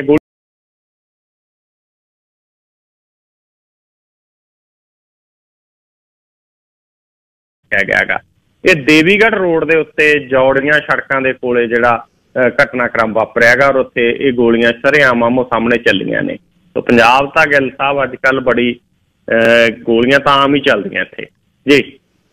ਥਾਣੇਦਾਰ ਨਹੀਂ ਕਿਹੜੀ ਫੜ ਲਈ? ਇਹ ਵੂਮੈਨ ਸੈੱਲ ਦੀ ਥਾਣੇਦਾਰਨੀ ਹੈ ਜੀ। ਔਰ ਇਹ ਗਿੱਲ ਸਾਹਿਬ ਮਾੜੀ ਗੱਲ ਇਹ ਹੈਗੀ ਕਿ ਜਿਸ ਕੇਸ ਦੇ ਵਿੱਚੋਂ ਇਹ ਰਿਸ਼ਵਤ ਲੈ ਰਹੀ ਸੀ, ਜਿਹੜੀ ਵਿਜੀਲੈਂਸ ਨੇ ਅੱਜ ਗ੍ਰਿਫਤਾਰ ਕੀਤੀ ਹੈ, ਉਹ ਕੇਸ ਇੱਕ ਔਰਤ ਦੇ ਨਾਲ ਜੁੜਿਆ ਹੋਇਆ ਸੀਗਾ। ਔਰ ਇਹ ਫਾਜ਼ਿਲਕਾ ਦੇ ਵਿੱਚ ਜਿਹੜਾ ਵੂਮੈਨ ਸੈੱਲ ਹੈ ਉਹਦੀ ਇੰਚਾਰਜ SHO ਹੈ, ਮਹਿਲਾ ਥਾਣੇਦਾਰਨੀ ਹੈ ਫਾਜ਼ਿਲਕਾ ਵਿਖੇ ਤੈਨਾਤ ਬਖਸ਼ੀਸ਼ ਕੌਰ। ਇਹਨੇ ਗਿੱਲ ਸਾਹਿਬ ਉੱਥੇ ਇੱਕ ਕੇਸ ਆਇਆ ਸੀ, ਇੱਕ ਔਰਤ ਨੇ, ਕੁੜੀ ਨੇ ਜਾ ਕੇ ਕਿਹਾ ਸੀ ਕਿ ਮੇਰੇ ਨਾਲ ਬਦਸਲੂਕੀ ਹੋਈ ਹੈ ਔਰ ਇਹ ਜਿਹੜੀ ਮੇਰੇ ਨਾਲ ਬਦਸਲੂਕੀ ਹੋਈ ਹੈ ਉਹਦੇ ਵਿੱਚ ਕਾਰਵਾਈ ਕਰੋ। ਇਹ ਕਹਿੰਦੀ ਕਾਰਵਾਈ ਕਰ ਦਿਆਂਗੇ, 40,000 ਰੁਪਇਆ ਦਿਓ। ਸੌਦਾ 20,000 ਚ ਤੈਅ ਹੋ ਗਿਆ। 20,000 ਚ ਤੈਅ ਹੋਣ ਤੋਂ ਬਾਅਦ ਇਹ ਕਹਿੰਦੇ 2 ਕਿਸ਼ਤਾਂ ਦੇ ਵਿੱਚ 10,000 ਰੁਪਇਆ ਦੇ ਦਿਓ। 8,000 ਰੁਪਇਆ ਕੁੜੀ ਪਹਿਲੀ ਕਿਸ਼ਤ ਦੇ ਆਈ, ਉਦੋਂ ਬਾਅਦ 2 ਦੇਤਾ। ਤੀਜੀ ਕਿਸ਼ਤ 10,000 ਇਹ ਕਹਿੰਦੇ ਵੀ ਦੇ ਜਾ ਫਿਰ ਮੈਨੂੰ ਹੋਰ। ਔਰ ਉਸ ਤੋਂ ਬਾਅਦ ਮਸਲਾ ਉਹਨੇ ਵਿਜੀਲੈਂਸ ਕੋਲੇ ਪਹੁੰਚ ਗਿਆ। ਫਿਰ ਵਿਜੀਲੈਂਸ ਨੇ 2 ਸਰਕਾਰੀ ਗਵਾਹਾਂ ਦੀ ਹਾਜ਼ਰੀ ਦੇ ਵਿੱਚ 10,000 ਰੁਪਏ ਗਿਣਦਿਆਂ ਰੰਗੇ ਹੱਥੀਂ ਜਾ ਕੇ ਦਬੋਚ ਲਈ ਥਾਣੇਦਾਰਨੀ ਜੀ। ਗਿੱਲ ਸਾਹਿਬ ਮਾੜੀ ਹੋ ਗਈ। ਤੇ ਗੈਂਗ ਰੇਪ ਜਿਹੜਾ ਅੰਡੇਮਾਨ ਨਿਕੋਬਾਰ ਦੇ ਵਿੱਚ ਦੋਸ਼ਾਂ ਦੇ ਤਹਿਤ ਮੁੱਖ ਸਕੱਤਰ ਫੜਿਆ ਜੀ। ਗਿੱਲ ਸਾਹਿਬ ਇਹ ਨਾ ਜਿਹੜਾ ਅੰਡੇਮਾਨ ਨਿਕੋਬਾਰ ਦੀਪ ਸਮੂਹ ਕਹਿੰਦੇ ਆਪਾਂ, ਯੂਟੀ ਹੈ, ਉੱਥੇ ਜਿਹੜਾ ਚੀਫ ਸੈਕਟਰੀ ਹੁੰਦਾ ਉਹਨੂੰ ਮੁੱਖ ਮੰਤਰੀ ਵਾਲੀਆਂ ਪਾਵਰਾਂ ਨੇ। ਅੱਛਾ। ਉੱਥੇ ਚੀਫ ਸੈਕਟਰੀ ਕੋਲੇ ਸਭ ਤੋਂ ਵੱਧ ਪਾਵਰ ਜਿਹੜੀ ਉੱਥੇ ਅੰਡੇਮਾਨ ਨਿਕੋਬਾਰ ਦੇ ਵਿੱਚ ਹੈ। ਔਰ ਅੰਡੇਮਾਨ ਨਿਕੋਬਾਰ ਮਤਲਬ ਇੱਕ ਟੂਰਿਸਟ ਪਲੇਸ ਆ, ਉੱਥੇ ਬਹੁਤ ਸਾਰੇ ਲੋਕ ਨੇ ਜਿਹੜੇ ਉਹ ਜਾਂਦੇ ਨੇ। ਉੱਥੇ ਜਿਹੜਾ ਚੀਫ ਸੈਕਟਰੀ ਸੀ ਨਾ, ਇਹ ਮਨਮਾਨੀਆਂ ਕਰਦਾ ਸੀ। ਇਹਦਾ ਬੜਾ ਕੁਝ ਸਾਹਮਣੇ ਆਇਆ। ਕਈ ਟੂਰਿਸਟਾਂ ਨੇ, ਕਈ ਹੋਰ ਲੋਕਾਂ ਨੇ ਉੱਥੋਂ ਦੇ ਮਤਲਬ ਅੱਤ ਮਚਾ ਰੱਖੀ ਸੀ ਇਹਨੇ ਕਿ ਜੀ ਇਹ ਤਾਂ ਮਤਲਬ ਇੱਥੇ ਅੱਡਾ ਚਲਾ ਰਿਹਾ ਬੰਦਾ। ਕੇਂਦਰ ਸਰਕਾਰ ਕੋਲੇ ਕਈ ਵਾਰ ਮਤਲਬ ਇਹਦੀਆਂ ਜਿਹੜੀਆਂ ਸ਼ਿਕਾਇਤਾਂ ਨੇ ਉਹ ਗਈਆਂ, ਲੇਕਿਨ ਇਸ ਮਸਲੇ ਦੇ ਵਿੱਚ ਕਾਰਵਾਈ ਹੈ ਜਿਹੜੀ ਇਹਦੇ ਖਿਲਾਫ ਹੋ ਨਹੀਂ ਸੀ ਰਹੀ ਔਰ ਇਹ ਬਚ ਰਿਹਾ ਸੀ ਕਾਰਵਾਈਆਂ ਤੋਂ। ਫਿਰ ਉਸ ਤੋਂ ਬਾਅਦ ਜਦੋਂ ਸਬੂਤ ਸਾਹਮਣੇ ਆਏ ਗੈਂਗ ਰੇਪ ਦੇ, ਫਿਰ ਇਹਨੂੰ ਜਿਹੜਾ ਪਿਛਲੇ ਦਿਨਾਂ ਦੇ ਵਿੱਚ ਉਹ ਨੌਕਰੀ ਤੋਂ ਸਸਪੈਂਡ ਕੀਤਾ ਗਿਆ ਔਰ ਅੱਜ ਇਹਦੀ ਗ੍ਰਿਫਤਾਰੀ ਹੋਈ ਆ। ਇਹਦੀ ਗ੍ਰਿਫਤਾਰੀ ਦੇ ਨਾਲ ਜੇ ਹੁਣ ਸਹੀ ਜਾਂਚ ਹੋਵੇ ਬਹੁਤ ਕੁਝ ਖੁੱਲ ਸਕਦਾ, ਕਿਉਂਕਿ ਉੱਥੇ ਜਿੰਨੀ ਕੁ ਕਹਾਣੀ ਸਮਝ ਆਈ ਆ ਕਿ ਅੰਡੇਮਾਨ ਨਿਕੋਬਾਰ ਦੇ ਵਿੱਚ ਬਹੁਤ ਵੱਡੀ ਪੱਧਰ ਦੇ ਉੱਤੇ ਮਤਲਬ ਘਟਨਾਕ੍ਰਮ ਚੱਲਦਾ ਸੀਗਾ ਔਰ ਕਈ ਮਤਲਬ ਜਿਹੜੇ ਸਫੈਦਪੋਸ਼ ਨੇ ਉਹ ਵੀ ਉੱਥੇ ਜਾਂਦੇ ਸੀਗੇ। ਇਹ ਕਿਵੇਂ ਚੱਲਦਾ ਸੀ, ਕੀ ਗੱਲਬਾਤ ਹੈ, ਸਾਰਾ ਕੁਝ ਸਾਹਮਣੇ ਆਉਣਾ ਚਾਹੀਦਾ। ਔਰ ਇਹ ਜਿਹੜਾ ਚੀਫ ਸੈਕਟਰੀ ਇਹ ਮਤਲਬ ਸੀਨੀਅਰ IAS ਆਫਿਸਰ ਹੈ, ਜਤਿੰਦਰਾ ਨਾਰਾਇਣ ਇਹਦਾ ਨਾਂ ਗਾ, ਜਿਹਨੂੰ ਅੱਜ ਗ੍ਰਿਫਤਾਰ ਕੀਤਾ ਗਿਆ। 21 ਵਰ੍ਹਿਆਂ ਦੀ ਇੱਕ ਕੁੜੀ ਨੇ ਮਤਲਬ ਜਤਿੰਦਰਾ ਨਾਰਾਇਣ ਤੇ ਹੋਰਨਾਂ ਖਿਲਾਫ ਕੇਸ ਦਰਜ ਕਰਾਇਆ ਸੀਗਾ ਔਰ ਉਸ ਔਰਤ ਨੇ ਮਤਲਬ ਸਾਰੀ ਗੱਲ ਆ ਜਿਹੜੀ ਉਹ ਦੱਸੀ ਸੀਗੀ ਔਰ ਇਹ ਕਿਹਾ ਸੀਗਾ ਕਿ ਮਤਲਬ ਕਿਸ ਤਰੀਕੇ ਦੇ ਨਾਲ ਉੱਥੇ ਉਹ ਇੱਕ ਪ੍ਰਾਈਵੇਟ ਹੋਟਲ ਪਹੁੰਚੀ ਸੀ ਜਿੱਥੇ ਉਹ ਠਹਿਰੀ ਹੋਈ ਸੀ ਔਰ ਇਹ ਸਾਰਾ ਘਟਨਾਕ੍ਰਮ ਮਤਲਬ ਉਹਨੇ ਦੱਸਿਆ ਸੀ। ਸੋ ਅੱਜ ਇਹਨੂੰ ਗ੍ਰਿਫਤਾਰ ਕਰ ਲਿਆ ਜੀ ਰਿਜ਼ੋਰਟ ਤੋਂ ਜੀ। ਲੇਖਕ ਗੌਤਮ ਨਵਲੱਖਾ ਬਾਰੇ ਦੱਸੋ ਜੀ। ਗਿੱਲ ਸਾਹਿਬ ਇਹ ਭਾਰਤ ਦਾ ਚੋਟੀ ਦਾ ਲੇਖਕ ਹੈ ਗੌਤਮ ਨਵਲੱਖਾ, ਸਵੀਡਨ ਦੇ ਵਿੱਚ ਵੀ ਰਿਹਾ, ਸਵੀਡਿਸ਼ ਵੀ ਹੈ। ਇਹ ਬਹੁਤ ਲਿਖਿਆ ਇਹਨੇ ਪਿਛਲੇ ਸਮੇਂ ਦੇ ਵਿੱਚ, ਨਾਵਲ ਬਹੁਤ ਲਿਖੇ ਨੇ। ਮਾਓਵਾਦੀਆਂ ਦੇ ਅੰਦਰ ਜਾ ਕੇ ਮਤਲਬ ਇਹਨੇ ਇੱਕ ਨਾਵਲ ਲਿਖਿਆ ਸੀਗਾ ਔਰ ਉਸ ਤੋਂ ਬਾਅਦ ਵੀ ਇਹ ਚਰਚਾ ਦੇ ਵਿੱਚ ਆਇਆ ਸੀ ਕਿਵੇਂ ਉਹ ਲਹਿਰ ਚਲਾ ਰਹੇ ਨੇ। ਉਸ ਤੋਂ ਬਾਅਦ ਇਹਨੂੰ ਨਾ ਪਿਛਲੇ ਸਮੇਂ ਦੇ ਵਿੱਚ ਭੀਮਾ ਕੋਰੇਗਾਂव ਦੇ ਵਿੱਚ ਜਿਹੜਾ ਘਟਨਾਕ੍ਰਮ ਵਾਪਰਿਆ ਸੀਗਾ, ਭੀਮਾ ਕੋਰੇਗਾਂव ਦੇ ਵਿੱਚ ਦਲਿਤਾਂ ਦੇ ਵੱਲੋਂ ਮਤਲਬ ਇੱਕ ਸਮਾਗਮ ਕੀਤਾ ਜਾ ਰਿਹਾ ਸੀ ਔਰ ਉੱਥੇ ਜਿਹੜਾ RSS ਦੇ ਨਾਲ ਟਕਰਾਅ, ਇੰਨੇ ਬੇਡਰ ਮੂੰਹ ਵੀ ਨਹੀਂ ਢਕਿਆ ਸ਼ਰੇਆਮ, ਤੇ ਇਹ ਕਹਾਣੀ ਕਿੱਧਰ ਨੂੰ ਜਾ ਰਹੀ ਹੈ, ਕੀ ਸੋਚਦੇ ਹੋ?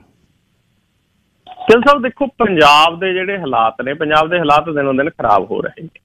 ਇਹ ਕਹਾਣੀ ਤੋਂ ਮਤਲਬ ਇਹ ਜਾਪਦਾ ਗਾ ਇੱਕ ਤਾਂ ਕਿ ਕੈਨੇਡਾ ਦੇ ਵਿੱਚ ਮਤਲਬ ਕੋਈ ਬੈਠ ਕੇ ਜੇ ਕੋਈ ਕਿਸੇ ਰੂਪ ਦੇ ਵਿੱਚ ਕਰਾਉਣਾ ਚਾਹੇ, ਐਂ ਕੰਮ ਨਹੀਂ ਹੁੰਦੇ। ਏਜੰਸੀਆਂ ਦੇ ਘਾਰੇ ਨੇ, ਏਜੰਸੀਆਂ ਅਸਲ ਦੇ ਵਿੱਚ ਜੇ ਕੋਈ ਕੈਨੇਡਾ ਦੇ ਵਿੱਚ ਵੀ ਬੈਠਾ, ਪਤਾ ਨਹੀਂ ਉਹ ਬੈਠਾ ਕਿ ਨਹੀਂ ਬੈਠਾ, ਉਹਦੇ ਨਾਂ ਤੇ ਕੌਣ ਮਤਲਬ ID ਚਲਾ ਰਿਹਾ, ਕੀ ਕਰ ਰਿਹਾ, ਇੰਨੀ ਛੇਤੀ ਤਾਂ ਮਤਲਬ ਜਾਣਕਾਰੀ ਇਨਫੋਰਮੇਸ਼ਨ ਜਿਹੜੀ ਉਹ ਜਾਂਦੀ ਨਹੀਂ, ਆਉਂਦੀ ਨਹੀਂ। ਤਾਂ ਇਹ ਸਾਰਾ ਘਟਨਾਕ੍ਰਮ ਅਸਲ ਦੇ ਵਿੱਚ ਏਜੰਸੀਆਂ ਦਾ ਕੀਤਾ ਕਰਾਇਆ, ਏਜੰਸੀਆਂ ਹੀ ਜਿਹੜਾ ਆਪਰੇਟ ਕਰ ਰਹੀਆਂ ਨੇ। ਪੰਜਾਬ ਦੇ ਜਿਹੜਾ ਮਾਹੌਲ ਆ ਉਹਨੂੰ ਖਰਾਬ ਕੀਤਾ ਜਾ ਰਿਹਾ। ਠੀਕ ਆ, ਲੋਕਾਂ ਦੇ ਵਿੱਚ ਗੁੱਸਾ ਹੈਗਾ। ਗੁੱਸਾ ਇਹ ਆ ਕਿ ਸ਼੍ਰੀ ਗੁਰੂ ਗ੍ਰੰਥ ਸਾਹਿਬ ਦੀ ਬੇਅਦਬੀ ਦੇ ਮਸਲੇ 'ਚ ਲੋਕਾਂ ਨੂੰ ਇਨਸਾਫ ਨਹੀਂ ਮਿਲਿਆ। ਜਿਹੜੇ ਦੋਸ਼ੀ ਨੇ ਉਹਨਾਂ ਨੂੰ ਸਜ਼ਾਵਾਂ ਨਹੀਂ ਹੋਈਆਂ, ਜਿਹੜੇ ਅਸਲੀ ਦੋਸ਼ੀ ਨੇ ਉਹ ਕਟਹਿਰੇ 'ਚ ਨਹੀਂ ਗਏ। ਨਾ ਉਸ ਤੋਂ ਬਾਅਦ ਗੋਲੀਕਾਂਡ ਦੇ ਮਸਲੇ 'ਚ ਇਨਸਾਫ ਮਿਲਿਆ, 1984 ਦੇ ਮਸਲੇ 'ਚ ਇਨਸਾਫ ਨਹੀਂ ਮਿਲਿਆ। ਜਿੰਨੇ ਸਾਡੇ ਕੇਸ ਨੇ, ਚਾਹੇ ਚੰਡੀਗੜ੍ਹ ਦਾ ਮਸਲਾ ਹੈ, ਪੰਜਾਬ ਦੇ ਪਾਣੀਆਂ ਦਾ ਮਸਲਾ ਹੈ, ਪੰਜਾਬੀ ਬੋਲਦੇ ਇਲਾਕਿਆਂ ਦਾ ਮਸਲਾ, ਉਹ ਸਾਰੇ ਪੈਂਡਿੰਗ ਨੇ। ਉਹ ਇੱਕ ਗੁੱਸਾ ਹੈ ਲੋਕਾਂ ਦੇ ਮਨ ਦੇ ਵਿੱਚ, ਪਰ ਉਹ ਸਾਰੇ ਕਾਸੇ ਦੇ ਮਸਲੇ ਦੇ ਵਿੱਚੋਂ ਮਤਲਬ ਏਜੰਸੀਆਂ ਨੇ ਜਿਹੜੀਆਂ ਆਪਰੇਟ ਕਰ ਰਹੀਆਂ ਨੇ। ਪੰਜਾਬ ਦੇ ਜਿਹੜੇ ਹਾਲਾਤ ਨੇ ਉਹ ਆਉਣ ਵਾਲੇ ਸਮੇਂ ਦੇ ਵਿੱਚ ਖਰਾਬ ਹੋਣ ਵਾਲੇ ਪਾਸੇ ਨੂੰ ਜਿਹੜੇ ਉਹ ਜਾ ਸਕਦੇ ਨੇ। ਜੀ ਧੰਨਵਾਦ ਜੀ। ਸੋਮਵਾਰ ਤੁਹਾਡੇ ਨਾਲ ਹੁਣ ਸਾਂਝ ਪਏਗੀ, ਕੱਲ੍ਹ ਦੀ ਛੁੱਟੀ ਹੈ। ਦੁਨੀਆ ਭਰ ਦੇ ਸੰਸਾਰ ਯੁੱਧ ਪਹਿਲੇ ਤੇ ਦੂਜੇ ਦੇ ਸ਼ਹੀਦਾਂ ਨੂੰ ਯਾਦ ਕਰਦੇ ਹਾਂ। ਸੋਮਵਾਰ ਇਸੇ ਸਮੇਂ ਤੁਹਾਡੇ ਨਾਲ ਸਾਂਝ ਪਏਗੀ। ਧੰਨਵਾਦ, ਬਹੁਤ ਬਹੁਤ ਸ਼ੁਕਰੀਆ ਜੀ ਗਿੱਲ ਸਾਹਿਬ, ਤੁਹਾਡਾ ਤੇ ਸਾਰੇ ਸਰੋਤਿਆਂ ਦਾ ਵੀ ਬਹੁਤ ਬਹੁਤ ਧੰਨਵਾਦ ਜੀ। ਸਰਦਾਰ ਨਵਕਿੰਨ ਸਿੰਘ ਪੱਤੀ ਸੇਖਵਾਂ ਬਰਨਾਲਿਓਂ ਗੱਲਬਾਤ ਕਰ ਰਹੇ ਸੀ। ਸਰੀ ਦੇ ਸਿਟੀ ਹਾਲ ਦੇ ਵਿੱਚ ਕੱਲ੍ਹ ਤੋਂ ਸਾਊਥ ਏਸ਼ੀਅਨ ਫਿਲਮ ਫੈਸਟੀਵਲ, ਜਿਹੜਾ Vancouver international south Asian film festival ਚੱਲ ਰਿਹਾ ਜੀ।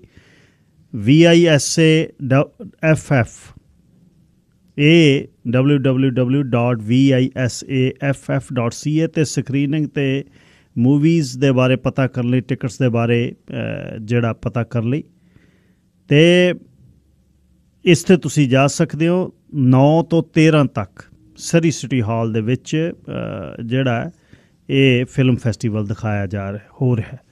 ਹੁਣ ਮੇਰੇ ਨਾਲ ਸਰਦਾਰ ਗਗਨ ਸਿੰਘ ਹੋਣੀ ਨੇ ਯੂਨਾਈਟਿਡ ਟਰੱਕਰਜ਼ ਐਸੋਸੀਏਸ਼ਨ ਦੀਆਂ ਮੰਗਾਂ, ਲੋਕਲ ਕੰਟੇਨਰ ਇੰਡਸਟਰੀ ਦੇ ਵਿੱਚ ਜਿਹੜੇ ਟਰੱਕਰਜ਼ ਨੇ ਉਹਨਾਂ ਲਈ ਲਗਾਤਾਰ ਉਹ ਸੰਘਰਸ਼ ਕਰ ਰਹੀ ਹੈ, ਅਤੇ ਆਉਣ ਵਾਲੇ ਦਿਨਾਂ ਦੇ ਵਿੱਚ ਇੱਕ ਉਹਨਾਂ ਦੀ ਗੈਦਰਿੰਗ ਹੋ ਰਹੀ ਹੈ, ਉਹਦੇ ਬਾਰੇ ਜਾਣਕਾਰੀ ਦੇਣ ਲਈ ਮੇਰੇ ਨਾਲ ਨੇ ਗਗਨ ਸਿੰਘ ਜੀ। ਸਵਾਗਤ ਹੈ, ਸਤਿ ਸ਼੍ਰੀ ਅਕਾਲ। ਸਤਿ ਸ਼੍ਰੀ ਅਕਾਲ ਵੀਰ ਜੀ, ਵਾਹਿਗੁਰੂ ਜੀ ਕਾ ਖਾਲਸਾ, ਵਾਹਿਗੁਰੂ ਜੀ ਕੀ ਫਤਿਹ। ਹਾਂਜੀ, ਯੂਨਾਈਟਿਡ ਟਰੱਕਰਜ਼ ਐਸੋਸੀਏਸ਼ਨ ਦੀ ਇਹ ਜਿਹੜੀ ਗੈਦਰਿੰਗ ਹੋ ਰਹੀ ਹੈ, ਕਾਹਦੇ ਲਈ ਹੋ ਰਹੀ ਹੈ ਤੇ ਕਦੋਂ ਹੋ ਰਹੀ ਹੈ?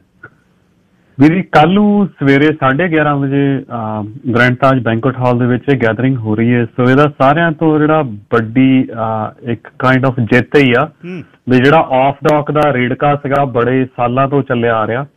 1 ਦਸੰਬਰ ਤੋਂ ਬਾਅਦ ਜਿੰਨੇ ਨਾਨ ਲਾਇਸੈਂਸ ਟਰੱਕ ਜਿਹੜੇ ਆਫ ਡਾਕ ਦਾ ਕੰਮ ਕਰਦੇ ਆ, ਕੋਈ ਵੀ ਮਰੀਨ ਕੰਟੇਨਰ ਖਿੱਚਣ ਦੇ ਲਈ ਤੁਹਾਨੂੰ ਟੈਗ ਹੋਣਾ ਤੁਹਾਡੇ ਕੋਲ ਜ਼ਰੂਰੀ ਆ। ਜੇ ਨਹੀਂ ਟੈਗ ਹੈਗਾ ਤੇ ਹੋ ਸਕਦਾ ਆ ਆਉਣ ਵਾਲੇ ਦਿਨਾਂ ਦੇ ਵਿੱਚ CBSE ਜਾਂ ਪੁਲਿਸ ਵਾਲੇ ਘੇਰ ਕੇ ਤੁਹਾਨੂੰ ਟਿਕਟਾਂ ਦੇਣਗੇ। ਸੋ ਇੱਕ ਤਾਂ ਇਹ ਜਿਹੜਾ ਇਹ ਲਾਗੂ ਹੋਣ ਤੋਂ ਪਹਿਲੋਂ ਜਿਹੜਾ ਆ ਉਹਦੀ ਪਲੈਨਿੰਗ ਕੀ ਕਰਨਾ ਨੈਕਸਟ ਫੇਜ਼ ਦੇ ਵਿੱਚ, ਕਿੱਥੇ ਅਸੀਂ ਰਿਪੋਰਟਿੰਗ ਕਰਨੀ ਹੈ, ਕੀ ਉਹ ਸਾਰੇ ਉਹਦੇ ਅਪਡੇਟ। ਦੂਜੀ ਗੱਲ ਆ ਜਿਹੜਾ ਟਰੱਕਾਂ ਦਾ ਧੂੰਆਂ ਚੜ੍ਹਦਾ ਆ ਪੋਰਟ ਆਫ ਵੈਨਕੂਵਰ ਨੂੰ, ਉਹਦੇ ਲਈ ਇੱਕ ਪਲਾਨ ਬਣ ਗਿਆ ਆ ਜਿਹੜਾ ਸਾਡੇ ਵੱਲੋਂ। ਬਾਕੀ ਗਵਰਨਮੈਂਟ ਦਾ ਤਾਂ ਹਾਲੇ ਕੁਛ ਨਹੀਂ ਆਇਆ, ਡਿਲੇ ਚੱਲ ਰਿਹਾ ਆ। ਐਂਡ ਤੀਜਾ ਜਿਹੜਾ ਸਾਰਿਆਂ ਤੋਂ ਵੱਡੀ ਗੱਲ, ਕਮਿਸ਼ਨਰ ਹੁਣ ਬਦਲੀ ਹੋ ਗਿਆ, ਨਵਾਂ ਕਮਿਸ਼ਨਰ ਆ ਗਿਆ। ਨਵੇਂ ਕਮਿਸ਼ਨਰ ਦੇ ਨਾਲ ਜਿਹੜੀਆਂ ਇੱਕ ਦੋ ਚੀਜ਼ਾਂ, ਜਿਵੇਂ ਡਰਾਈਵਰਾਂ ਨੂੰ ਓਵਰਟਾਈਮ ਲੈਜਿਸਲੇਸ਼ਨ ਲਿਖੀ ਹੋ ਪਈ ਆ, ਪਰ ਫਿਰ ਵੀ ਓਵਰਟਾਈਮ ਨਹੀਂ ਮਿਲਦਾ ਕਿਉਂਕਿ ਲੈਜਿਸਲੇਸ਼ਨ ਦਾ ਉਹ ਪਾਰਟ ਜਿਹੜਾ ਮਿਸਿੰਗ ਆ। ਸੋ ਕਮਿਸ਼ਨਰ ਆਫਿਸ ਦੇ ਨਾਲ ਅਸੀਂ ਰਾਬਤਾ ਕਾਇਮ ਕਰ ਰਹੇ ਹਾਂ ਵੀ ਜਿਹੜਾ ਉਹ ਲੈਜਿਸਲੇਸ਼ਨ ਦੇ ਵਿੱਚ ਲਿਆਂਦਾ ਜਾਵੇ, ਤੇ ਹੋ ਸਕਦਾ ਵੀ ਅਗਲੇ ਸਾਲ ਦੇ ਸ਼ੁਰੂ ਤੋਂ ਉਹ ਕਿਸੇ ਨਾ ਕਿਸੇ ਹੋਰ ਢੰਗ ਤਰੀਕੇ ਦੇ ਨਾਲ ਜਿਹੜਾ ਉਹਦਾ ਆਡਿਟ ਮਕੈਨਿਜ਼ਮ ਦੇ ਵਿੱਚ ਸ਼ਾਇਦ ਜਿਹੜਾ ਓਵਰਟਾਈਮ ਦਾ ਸਿਸਟਮ ਆ ਜਾਵੇ। ਤੇ ਅਖੀਰ ਜਿਹੜਾ ਇੱਕ ਹੋਰ ਗੱਲ ਆ ਵੀ ਜਦੋਂ ਆਫ ਡਾਕ ਟਰੱਕ ਬੰਦ ਹੋਣੇ ਆ ਜਿਹੜੇ ਇਲੀਗਲ ਚੱਲਦੇ ਆ। ਸੋ ਉਹਨਾਂ ਦੇ ਜਦੋਂ ਬੰਦ ਹੋਣ ਤੋਂ ਬਾਅਦ ਫਿਰ ਨਵੀਂ ਰਿਕੁਆਇਰਮੈਂਟ ਆਉਣੀ ਆ, ਨਵੇਂ ਟਰੱਕਾਂ ਦੀ ਲੋੜ ਪੈਣੀ ਆ, ਓਨਰ ਆਪਰੇਟਰ ਨਵੇਂ ਵੰਡ ਦੀ ਗੱਲ ਚੱਲਣੀ ਆ। ਹਾਲ ਦੀ ਘੜੀ ਜੋ ਸਿਸਟਮ ਆ ਉਹ ਸਿਸਟਮ ਇਸ ਢੰਗ ਦੇ ਨਾਲ ਗਲਿਚ ਉਹਨਾਂ ਨੇ ਰੱਖਿਆ ਆ ਵੀ ਜਿਹੜੇ ਐਗਜ਼ਿਸਟਿੰਗ ਬੰਦੇ ਕੰਪਨੀ ਡਰਾਈਵਰ ਆ ਉਹ ਅਪਲਾਈ ਨਹੀਂ ਕਰ ਸਕਦੇ ਨਵੇਂ ਟੈਗ ਦੇ ਲਈ। ਅੱਛਾ ਜੀ। ਪਰ ਅਸੀਂ ਇਹਨੂੰ ਪੁੱਠਾ ਕਰਾਉਣ ਨੂੰ ਸੋਚ ਰਹੇ ਹਾਂ। ਸਾਡਾ ਕਿਸੇ ਬਾਹਰਲੇ ਕਿਸੇ ਵੀਰ ਦੇ ਨਾਲ ਮੈਂ ਪਹਿਲੇ ਕਹਾਂ ਵੀ ਕੋਈ ਸਾਡਾ ਇਸ਼ੂ ਨਹੀਂਗਾ, ਪਰ ਜਿਹੜੇ ਵੀਰ ਇੰਨਿਆਂ ਸਾਲਾਂ ਤੋਂ ਇਸ ਸਿਸਟਮ ਦੇ ਵਿੱਚ ਰਹਿ ਕੇ ਐਜ਼ ਏ ਕੰਪਨੀ ਡਰਾਈਵਰ ਕੰਮ ਕਰ ਰਿਹਾ, ਐਕਸਕਲੂਸਿਵਲੀ ਪਹਿਲੋਂ ਪਹਿਲ ਉਹਨਾਂ ਦੀ ਹੋਣੀ ਚਾਹੀਦੀ ਆ ਵੀ ਜੇ ਨਵੇਂ ਓਨਰ ਆਪਰੇਟਰ ਦੇ ਲਾਟਰੀ ਸਿਸਟਮ ਦੇ ਵਿੱਚ ਉਹਨਾਂ ਦਾ ਨਾਮ ਪਵੇ ਗਾਂ ਤੋਂ। ਅੱਛਾ ਗਗਨ ਸਿੰਘ, ਇਹ ਦੱਸਿਓ ਬਈ 1 ਦਸੰਬਰ ਤੋਂ ਜਿਹੜਾ ਵੀ ਕੋਈ ਆਫ ਡਾਕ ਤੁਹਾਡਾ ਜਿਹੜਾ ਕੰਟੇਨਰ ਇੰਡਸਟਰੀ ਦਾ ਕੰਮ ਕਰੇਗਾ ਜਿਹਦੇ ਕੋਲ ਟੈਗ ਹੈ ਨਹੀਂ, ਉਹਦੇ ਤੇ ਫਿਰ ਐਨਫੋਰਸਮੈਂਟ ਕੰਮ ਕਿਵੇਂ ਕਰੇਗੀ?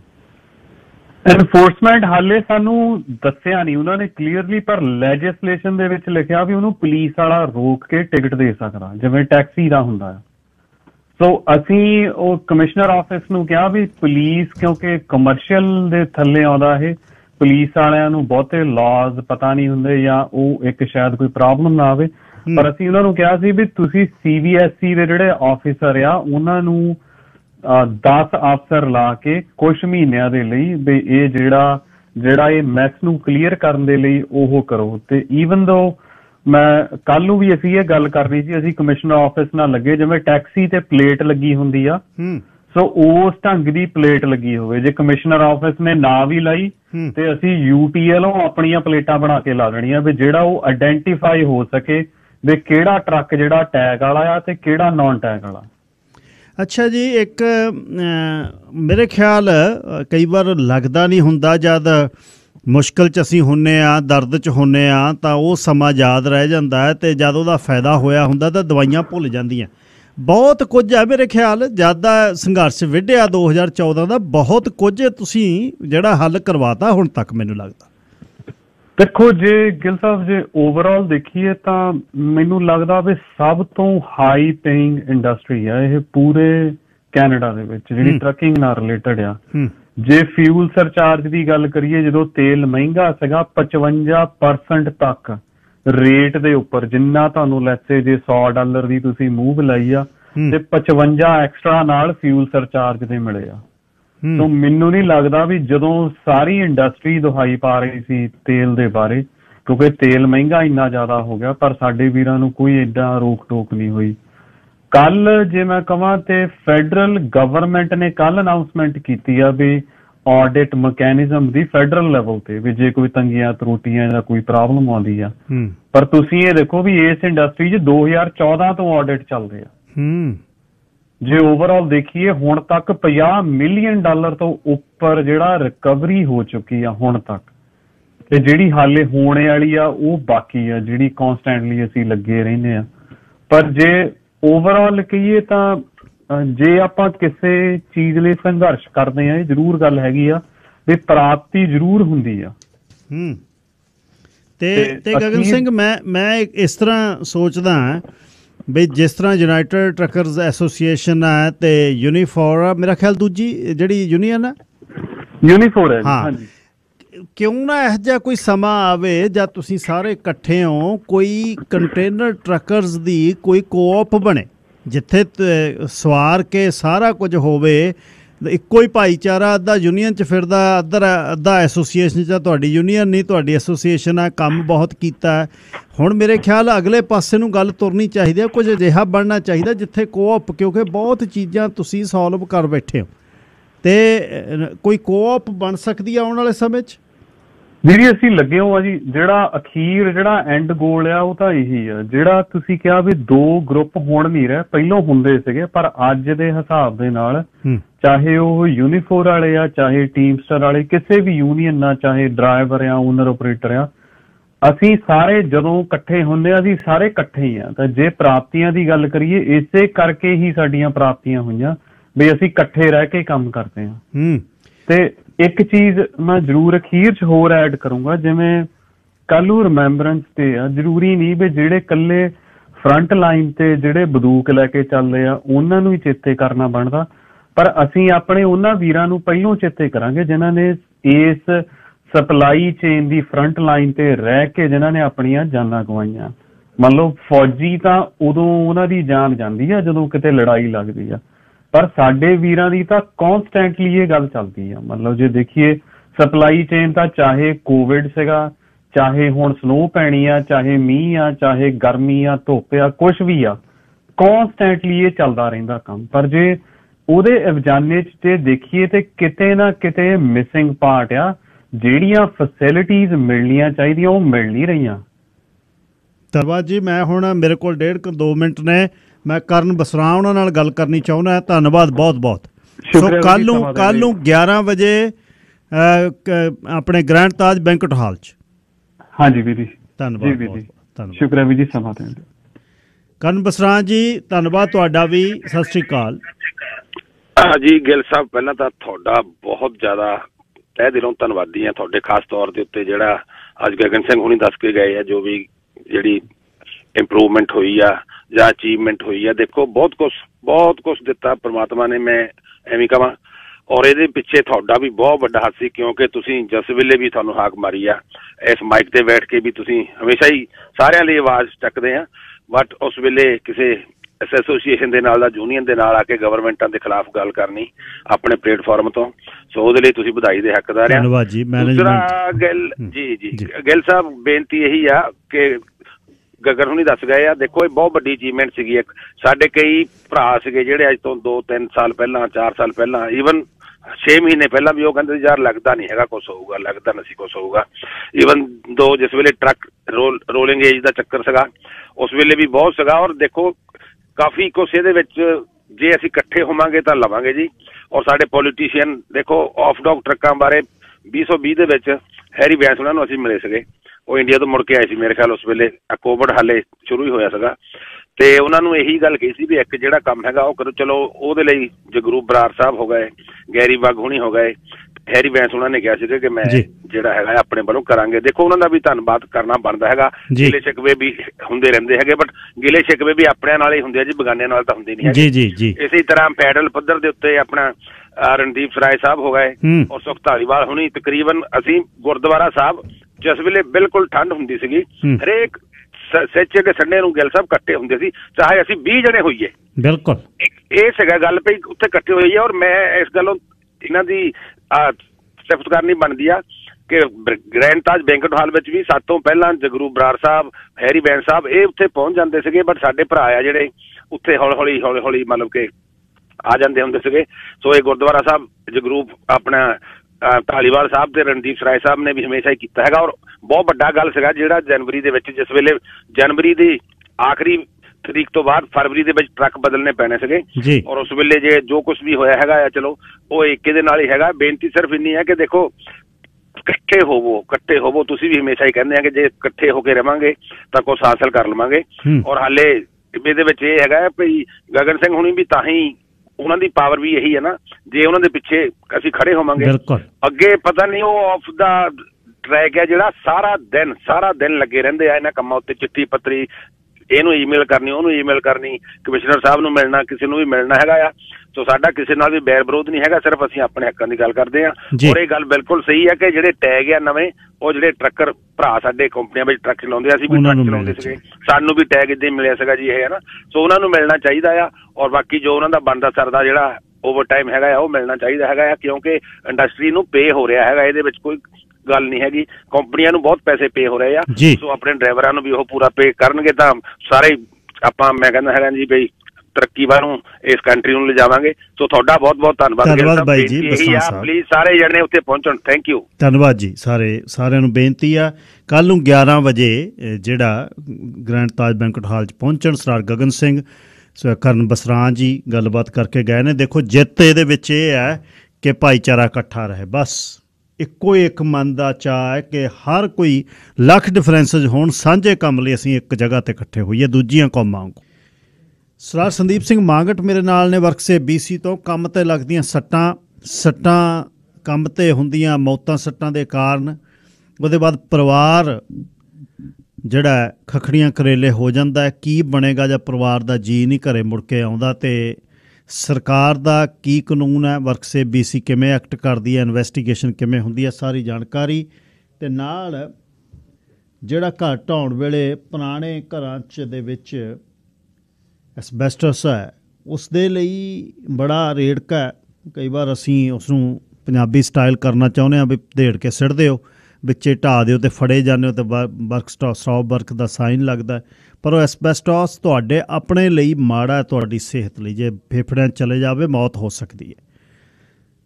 ਸਰਦਾਰ ਸੰਦੀਪ ਸਿੰਘ ਮਾਂਗੜ ਜੀ, ਸਵਾਗਤ ਹੈ, ਸਤਿ ਸ਼੍ਰੀ ਅਕਾਲ। ਥੈਂਕ ਯੂ ਜੀ, ਮਿਹਰਬਾਨੀ ਬਹੁਤ ਬਹੁਤ ਗਿੱਲ ਸਾਹਿਬ। ਮਾਂਗੜ ਸਾਹਿਬ, ਪਿਛਲੇ 2 ਮਹੀਨੇ ਦੇ ਵਿੱਚ ਕੁਝ ਘਟਨਾਵਾਂ ਬਹੁਤ ਮਾੜੀਆਂ ਵਾਪਰੀਆਂ। ਇੱਕ ਨੌਜਵਾਨ ਵਿਦਿਆਰਥੀ ਦੀ ਮੌਤ ਸਰੀ ਦੇ ਵਿੱਚ ਹੋਈ ਹੈ, ਇੱਕ ਬਾਕਸ ਬਣਾਉਣ ਵਾਲੀ ਫੈਕਟਰੀ ਜਿਹੜੀ, ਅਤੇ ਉਸ ਤੋਂ ਬਾਅਦ ਦੂਸਰੀ ਪਿਛਲੇ ਦਿਨੀ ਸਾਊਥ ਸਰੀ ਦੇ ਵਿੱਚ ਇੱਕ ਫਰੇਮਰ ਦੀ ਮੌਤ ਹੋਈ ਹੈ। 3 ਜਗ੍ਹਾ ਤੋਂ ਉਹਦੀ ਰੀੜ੍ਹ ਦੀ ਹੱਡੀ ਟੁੱਟ ਗਈ ਅਤੇ 5 ਦਿਨਾਂ ਬਾਅਦ ਉਸ ਦੀ ਰਾਇਲ ਕੋਲੰਬੀਆ ਹਸਪੀਟਲ ਦੇ ਵਿੱਚ ਮੌਤ ਹੋ ਗਈ। ਹੁਣ ਇਹਨਾਂ ਦੋਨਾਂ ਦੇ ਵਿੱਚ ਰੇੜਕਾ ਕੀ ਹੈ? ਪਰਿਵਾਰਾਂ ਦਾ ਦੁੱਖ ਇਹ ਆ ਵੀ ਬੰਦਾ ਸਾਡਾ ਚਲੇ ਗਿਆ ਅਤੇ ਮਾਲਕ ਨੇ ਜਿਹੜੇ ਕੰਮ ਵਾਲੇ ਉਹ ਸਾਡੀ ਬਾਂਹ ਨਹੀਂ ਫੜਦੇ, ਅਤੇ ਉੱਧਰੋਂ ਵਰਕਸੇਫ BC ਕਹਿੰਦਾ 1 ਸਾਲ ਇਨਵੈਸਟੀਗੇਸ਼ਨ ਨੂੰ ਲੱਗੂ। ਇਹ ਜਦ ਅਜਿਹਾ ਕੁਛ ਮਾੜਾ ਵਾਪਰਦਾ, ਸੱਟ ਲੱਗਦੀ ਆ, ਮੌਤ ਹੁੰਦੀ ਆ ਕੰਮ 'ਤੇ, ਇਸ ਨੂੰ ਆਪਾਂ ਜੇ ਇਹ ਤੋਂ ਸ਼ੁਰੂ ਕਰਕੇ Z ਤੱਕ ਜਾਣਾ ਹੋਵੇ, ਐਕਸ਼ਨ ਤੁਸੀਂ ਕਿਵੇਂ ਇਨਵੋਲਵ ਹੁੰਦੇ ਹੋ, ਤੁਹਾਡਾ ਹੀ ਵਰਕਸੇਫ BC ਕਿਵੇਂ ਇਨਵੋਲਵ ਹੁੰਦੀ ਹੈ, ਇਹਦੇ ਬਾਰੇ ਇਹਦਾ ਪ੍ਰੋਸੈਸ ਜੇ ਸੁਣਨ ਵਾਲਿਆਂ ਨੂੰ ਸਮਝਾ ਦਿਓ ਜੀ। ਹਾਂਜੀ ਗਿੱਲ ਸਾਹਿਬ, ਇੱਦਾਂ ਹੁੰਦਾ ਹੈ ਕਿ ਜਦੋਂ ਇਹੋ ਜਿਹੀ ਕੋਈ ਘਟਨਾ ਹੁੰਦੀ ਹੈ ਜਿਹਦੇ 'ਚ ਕਿ ਕੋਈ ਸੀਰੀਅਸ ਇੰਜਰੀ ਹੋਵੇ, ਗੰਭੀਰ ਸੱਟ ਲੱਗੀ ਹੈ, ਜਾਂ ਜਿਸ ਤਰ੍ਹਾਂ ਆਪਾਂ ਗੱਲਾਂ ਕੀਤੀਆਂ ਸਾਈਟ ਦੇ ਉੱਤੇ ਜੇ ਕਿਸੇ ਦੇ ਹਾਦਸੇ ਕਰਕੇ ਮੌਤ ਹੋ ਜਾਂਦੀ ਹੈ, ਸੋ ਸਾਡਾ ਜਿਹੜਾ ਏਰੀਆ ਆਫਸਰ ਹੈ ਉਹ ਉੱਥੇ ਆਉਂਦਾ ਹੈ। ਸੋ ਸਾਡੇ ਕੋਲ ਡਿਫਰੈਂਟ ਫੀਲਡਸ 'ਚ ਸਪੈਸੀਫਿਕ ਏਰੀਆਜ਼ 'ਚ ਸਪੈਸ਼ਲਿਸਟ ਆਫਸਰ ਨੇ, ਜਿੱਦਾਂ ਕੰਸਟਰਕਸ਼ਨ ਦੇ ਮਾਹਿਰ ਨੇ, ਐਗਰੀਕਲਚਰ ਦੇ ਨੇ, ਜਿਹੜੇ ਆਪਣੇ ਮਸ਼ੀਨਰੀ ਇਕਵਿਪਮੈਂਟ ਦੇ ਜਿਹੜੇ ਆ ਉਹ ਮੈਨੂਫੈਕਚਰਿੰਗ ਵਾਲੇ ਜਿਹੜੀ ਸਪੈਸ਼ਲਿਟੀ ਆ ਉਹਨਾਂ ਦੇ ਅਫਸਰ ਨੇ ਜੀ। ਸੋ ਸਭ ਤੋਂ ਪਹਿਲਾਂ ਤੇ ਜਿਹੜਾ ਏਰੀਆ ਅਫਸਰ ਆ ਉਹਨੂੰ ਰਾਈਟ ਵੇ ਇਤਲਾਹ ਮਿਲਦੀ ਹੈ ਜੀ, ਥਰੂ ਕਈ ਵਾਰੀ ਕਾਲ ਆਉਂਦੀ ਹੈ ਥਰੂ RCMP, ਤੇ ਅਸੀਂ ਉਸ ਸਾਈਟ ਤੇ ਪਹੁੰਚਦੇ ਆ। ਪਹਿਲਾ ਜਿਹੜਾ ਕੰਮ ਹੁੰਦਾ ਜਿਹੜਾ ਆਕੂਪੇਸ਼ਨਲ ਸੇਫਟੀ ਅਫਸਰ ਜਾਂ ਹਾਈਜੀਨ ਅਫਸਰ ਉੱਥੇ ਪਹੁੰਚਦਾ ਹੈ ਕਿ ਉਸ ਸਾਈਟ ਨੂੰ ਸੇਫ ਕਰਦੇ ਆ ਤੇ ਇਨਸ਼ੋਰ ਕਰਦੇ ਆ ਕਿ ਵੀ RCMP ਉਹਨੂੰ ਜਦ ਤੱਕ ਰੂਲ ਆਊਟ ਨਹੀਂ ਕਰਦੀ ਕੋਈ ਅਨਫੇਅਰ ਜਾਂ ਕੋਈ ਉਹਦੇ 'ਚ ਕੋਈ ਸਸਪੈਕਸ਼ਨ, ਉਹਨਾਂ ਨੂੰ ਕੋਈ ਸਸਪੀਸ਼ਨ ਲੱਗਦੀ ਹੈ ਕਿ ਵੀ ਕੋਈ ਇਹਦੇ 'ਚ ਹੋਰ ਵੀ ਕੋਈ ਕ੍ਰਿਮੀਨਲ ਐਲੀਮੈਂਟ ਹੋ ਸਕਦਾ, ਜਦ ਤੱਕ ਉਹ ਕਲੀਅਰ ਨਹੀਂ ਕਰਦੇ ਉਨੀ ਦੇਰ ਤੱਕ RCMP ਉੱਥੇ ਰਹਿੰਦੀ ਹੈ, ਜਾਂ ਜਿਹੜੀ ਵੀ ਮਿਊਨਿਸਪਲ ਪੁਲਿਸ ਹੈ ਉਹਨਾਂ ਨੇ ਫਿਰ ਸਾਡੇ ਏਰੀਆ ਅਫਸਰ ਨੂੰ ਹੈਂਡਓਵਰ ਕਰਨਾ ਹੁੰਦਾ। ਉਹ ਇੱਕ ਵਾਰੀ ਮੇਕ ਸ਼ੋਰ ਕਰਕੇ ਕਿ ਵੀ ਸੀਨ ਜਿਹੜਾ ਸੇਫ ਹੈ ਤੇ ਕੋਈ ਇਮੀਡੀਏਟ ਕੰਸਰਨ ਤੇ ਨਹੀਂ। ਜੇ ਖਾਸ ਤੌਰ ਤੇ ਜਦੋਂ ਤੁਸੀਂ ਮਸ਼ੀਨਰੀ ਦੀ ਗੱਲ ਕੀਤੀ, ਮੈਨੂੰ ਉਹਨਾਂ ਕੇਸਿਸ ਬਾਰੇ ਜ਼ਿਆਦਾ ਤਫਸੀਲ ਨਹੀਂ ਪਤਾ, ਪਰ ਮੈਂ ਤੁਹਾਨੂੰ ਤਰਤੀਬ ਦੱਸ ਰਿਹਾ, ਮੈਨੂੰ ਫਰੇਮਿੰਗ ਵਾਲੇ ਕੇਸ ਦੇ ਬਾਰੇ ਥੋੜੀ ਜ਼ਿਆਦਾ ਜਾਣਕਾਰੀ ਹੈ। ਪਰ ਜਦੋਂ ਉਸ ਸਾਈਟ ਦੇ ਉੱਤੇ ਉਹ ਅਫਸਰ ਪਹੁੰਚਦਾ ਹੈ, ਉਸ ਸਾਈਟ ਨੂੰ ਸੇਫ ਇਨਸ਼ੋਰ ਕਰਦਾ ਕਿ ਉਹ ਸੇਫ ਹੋਵੇ। ਉਹਦੇ ਬਾਅਦ ਇਤਲਾਹ ਕੀਤੀ ਜਾਂਦੀ ਹੈ ਜੀ ਕਾਰਨਰ ਆਫਿਸ, ਜੇ ਉੱਥੇ ਜਿਹੜੇ ਆ ਉਹਨਾਂ ਦੇ ਨੁਮਾਇੰਦੇ ਜਿਹੜੇ ਆ ਉੱਥੇ ਆਉਂਦੇ ਆ। ਨਾਲੇ ਹੀ ਸਾਡੀ ਇਨਵੈਸਟੀਗੇਸ਼ਨਸ ਦੀ ਜਿਹੜੀ ਟੀਮ ਹੈ ਉਹਦੇ 'ਚ ਇਨਵੈਸਟੀਗੇਸ਼ਨ ਅਫਸਰ ਆਉਂਦੇ ਆ, ਜਿਹੜੇ ਕਿ ਪਹਿਲਾਂ ਇਨਵੈਸਟੀਗੇਸ਼ਨ ਫੀਲਡ ਦੇ ਵਿੱਚ ਮਾਹਿਰ ਨੇ ਅਫਸਰ। ਕਾਫੀ ਅਫਸਰ ਸਾਨੂੰ ਪੁਲਿਸ ਫੋਰਸਿਸ ਤੋਂ ਆਉਂਦੇ ਆ, ਜਿਨ੍ਹਾਂ ਨੂੰ ਕਿ ਇਹ ਜਿਹੜੇ ਫੋਰੈਂਸਿਕਸ ਤੇ ਜਿਹੜੀ ਇਹੋ ਜਿਹੀ ਹਾਦਸੇ ਦੇ ਨਾਲ related evidence collection, fact collection ਦੀ ਜਾਣਕਾਰੀ ਹੁੰਦੀ, ਉਹ ਆਉਂਦੇ ਆ। ਜਿਹੜਾ ਉਹ ਟਾਈਮ ਦੱਸ ਰਹੇ ਜੀ ਤੁਹਾਨੂੰ ਸਾਲ ਦਾ, ਉਹ ਇਸ ਕਰਕੇ ਲੱਗਦਾ ਹੈ ਕਿਉਂਕਿ ਉਹਨਾਂ ਨੇ ਹਰ ਇੱਕ ਚੀਜ਼ ਰੂਲ ਆਊਟ ਕਰਨੀ ਹੁੰਦੀ ਹੈ, ਸਾਰੀ ਇਨਵੈਸਟੀਗੇਸ਼ਨ ਕੱਢਣੀਆਂ ਹੁੰਦੀਆਂ। ਕਈ ਵਾਰੀ ਉਹਨਾਂ ਨੂੰ ਆਈਡੀਆ ਹੋ ਜਾਂਦਾ ਹੈ ਕਿ ਵੀ ਕੀ ਕਾਰਨ ਹੋ ਸਕਦਾ ਹੈ, ਪਰ ਜਦ ਤੱਕ ਉਹ ਤਫਸੀਲ 'ਚ ਸਾਰੀ ਜਾਣਕਾਰੀ ਨਹੀਂ ਹਾਸਲ ਕਰ ਲੈਂਦੇ ਤੇ ਉਹਦੇ ਉੱਤੇ ਇਵੈਲੂਏਸ਼ਨ ਐਨਾਲਿਸਿਸ ਨਹੀਂ ਕਰਦੇ, ਤਦ ਤੱਕ ਉਹ ਰਿਪੋਰਟ ਜਿਹੜੀ ਰਿਲੀਜ਼ ਨਹੀਂ ਕਰਦੇ। ਅੱਛਾ, ਹੁਣ ਮਾਂਗੜ ਸਾਹਿਬ, ਇਹਦੇ 'ਚ 2 ਅਲੱਗ-ਅਲੱਗ ਧਿਰਾਂ ਗੱਲ ਕਰਦੀਆਂ ਨੇ। ਪੀੜਤ ਅਲੱਗ ਤੇ ਗੱਲ ਕਰਦੀ ਆ ਤੇ ਜਿਹੜੇ ਮਾਲਕ ਨੇ ਉਹ ਅਲੱਗ ਕਰਦੇ ਨੇ।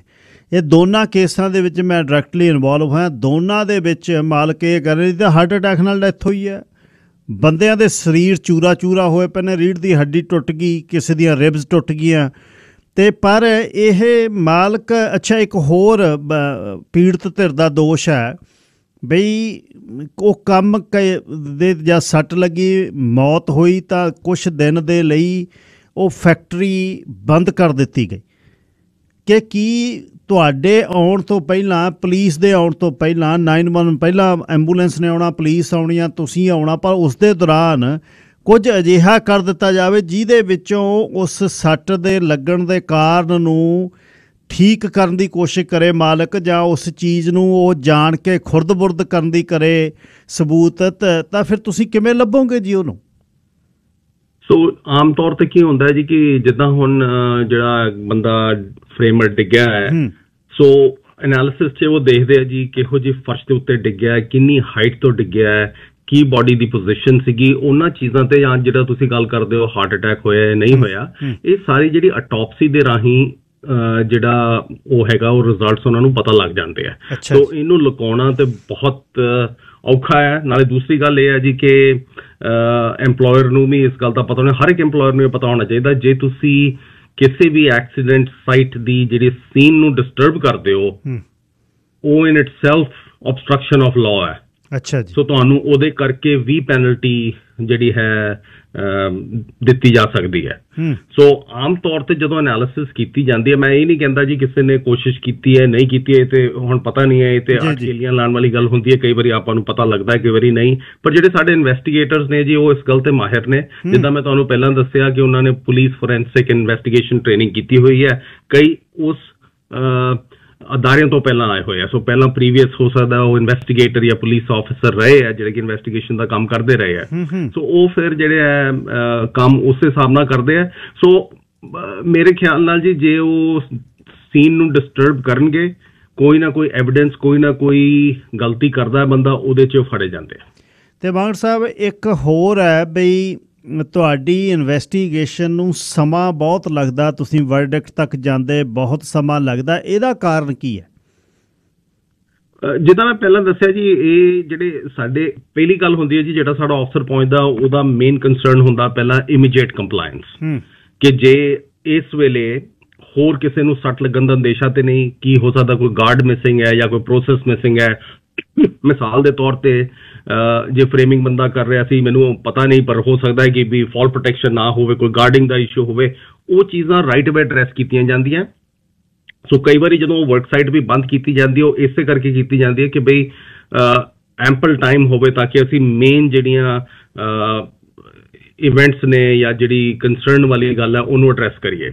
ਉਹਦੇ ਬਾਅਦ ਜਿਹੜੀ ਇਨਵੈਸਟੀਗੇਸ਼ਨ ਟੀਮ ਹੈ ਜੀ ਉਹ ਫਿਰ ਹਰ ਇੱਕ ਪਹਿਲੂ ਤੋਂ ਇਹਨੂੰ ਦੇਖਦੇ ਹੈ ਕਿ ਵੀ ਇਹ ਐਕਸੀਡੈਂਟ ਕਿੱਦਾਂ ਹੋ ਸਕਦਾ ਹੈ, ਟ੍ਰੇਨਿੰਗ ਕੀ ਦਿੱਤੀ ਗਈ ਸੀ, ਕਿਸ ਤਰ੍ਹਾਂ ਦਾ ਉਹਦੇ ਕੋਲ ਪਰਸਨਲ ਪ੍ਰੋਟੈਕਟਿਵ ਇਕੁਇਪਮੈਂਟ ਸੀਗਾ, ਕੀ ਪ੍ਰੋਪਰ ਪ੍ਰੋਸੀਜਰਸ ਫੋਲੋ ਕੀਤੇ ਗਏ ਸੀ, ਸੇਫ ਵਰਕ ਪ੍ਰੋਸੀਜਰ ਬਾਰੇ ਉਹਨਾਂ ਨੂੰ ਟ੍ਰੇਨਿੰਗ ਦਿੱਤੀ ਗਈ ਸੀ। ਸੋ ਕਈ ਅਦਾਰਿਆਂ ਵੱਲੋਂ ਕਈ ਡਿਫਰੈਂਟ ਐਂਗਲਸ ਤੋਂ ਉਹਨਾਂ ਨੂੰ ਇਸ ਗੱਲ ਦਾ ਐਨਾਲਿਸਿਸ ਕਰਨੀ ਪੈਂਦੀ ਹੈ। ਫਿਰ ਉਹਦੇ ਬਾਅਦ ਇਹ ਚੀਜ਼ ਜਿਹੜੀ ਹੈ ਜੀ ਉਹ ਅੰਦਰ ਫਿਰ ਆਪਣੇ ਆਪ ਲੈ ਕੇ ਆਉਂਦੇ ਜਿਹੜੇ ਹੋਰ ਅਦਰ ਸਪੈਸ਼ਲਿਸਟ ਇਨਵੈਸਟੀਗੇਟਰਸ ਆ ਉਹਨਾਂ ਨਾਲ ਉਹ ਗੱਲਬਾਤ ਕਰਦੇ ਆ, ਲੀਗਲ ਟੀਮ ਵੀ ਉਹਨੂੰ ਡਿਸਕਸ ਕਰਦੀ ਹੈ। ਸੋ ਕਹਿਣ ਦਾ ਭਾਵ ਇਹ ਹੈ ਜੀ ਕਿ ਜਿਹੜੀ ਇਨਵੈਸਟੀਗੇਸ਼ਨ ਟੀਮ ਹੈ ਉਹਨੂੰ ਇੰਨਾ ਟਾਈਮ 6-8 ਮਹੀਨੇ ਸਾਲ ਲੱਗਣਾ ਕੁਆਇਟ ਨਾਰਮਲ ਹੈ। ਠੀਕ।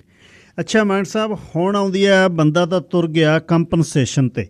ਹੁਣ ਇਹਦੇ 'ਚ ਕੰਪਨਸੇਸ਼ਨ ਅਵਾਰਡ ਹੋਣ ਤੋਂ ਪਹਿਲਾਂ ਇਸ ਗੱਲ ਤੋਂ ਮੈਨੂੰ ਜਾਣਕਾਰੀ ਦਿਓ ਕਿ ਨੈਗਲੀਜੈਂਸੀ ਬੰਦੇ ਦੀ ਸੇਫਟੀ ਪ੍ਰਕਿਓਰ ਨਹੀਂ ਕੀਤੀ, ਬੈਲਟ ਨਹੀਂ ਲਾਈ, ਜਾਂ ਜਿੱਥੇ ਸੇਫਟੀ ਤੁਸੀਂ ਕਿਹਾ ਉਹ ਵਰਕਰ ਨੇ ਨਹੀਂ ਕੀਤੀ, ਉਸ ਦੀ ਨੈਗਲੀਜੈਂਸੀ ਇੱਕ।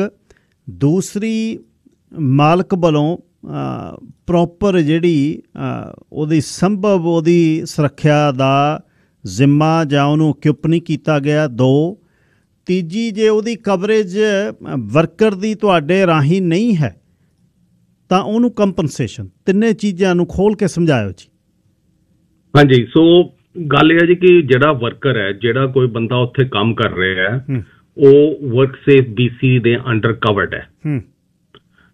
ਭਾਵੇਂ ਉਹਨਾਂ ਨੇ ਉਹਦੀ ਇੰਸ਼ੋਰੈਂਸ ਕਰਾਈ ਹੋਈ ਹੈ ਨਹੀਂ ਕਰਾਈ, ਜੇ ਨਹੀਂ ਕਰਾਈ ਤੇ ਹੋ ਸਕਦਾ ਉਹਦੀ ਪੈਨਲਟੀ ਤੇ ਜਿਹੜਾ ਪ੍ਰੀਵੀਅਸ ਅਮਾਊਂਟ ਹੈ ਤੇ ਟੋਟਲ ਕਾਸਟ ਹੈ ਉਹ ਸਾਰਾ ਅਸੈਸਮੈਂਟ ਜਿਹੜਾ ਐਮਪਲੋਇਰ ਨੂੰ ਜਾਊਗਾ।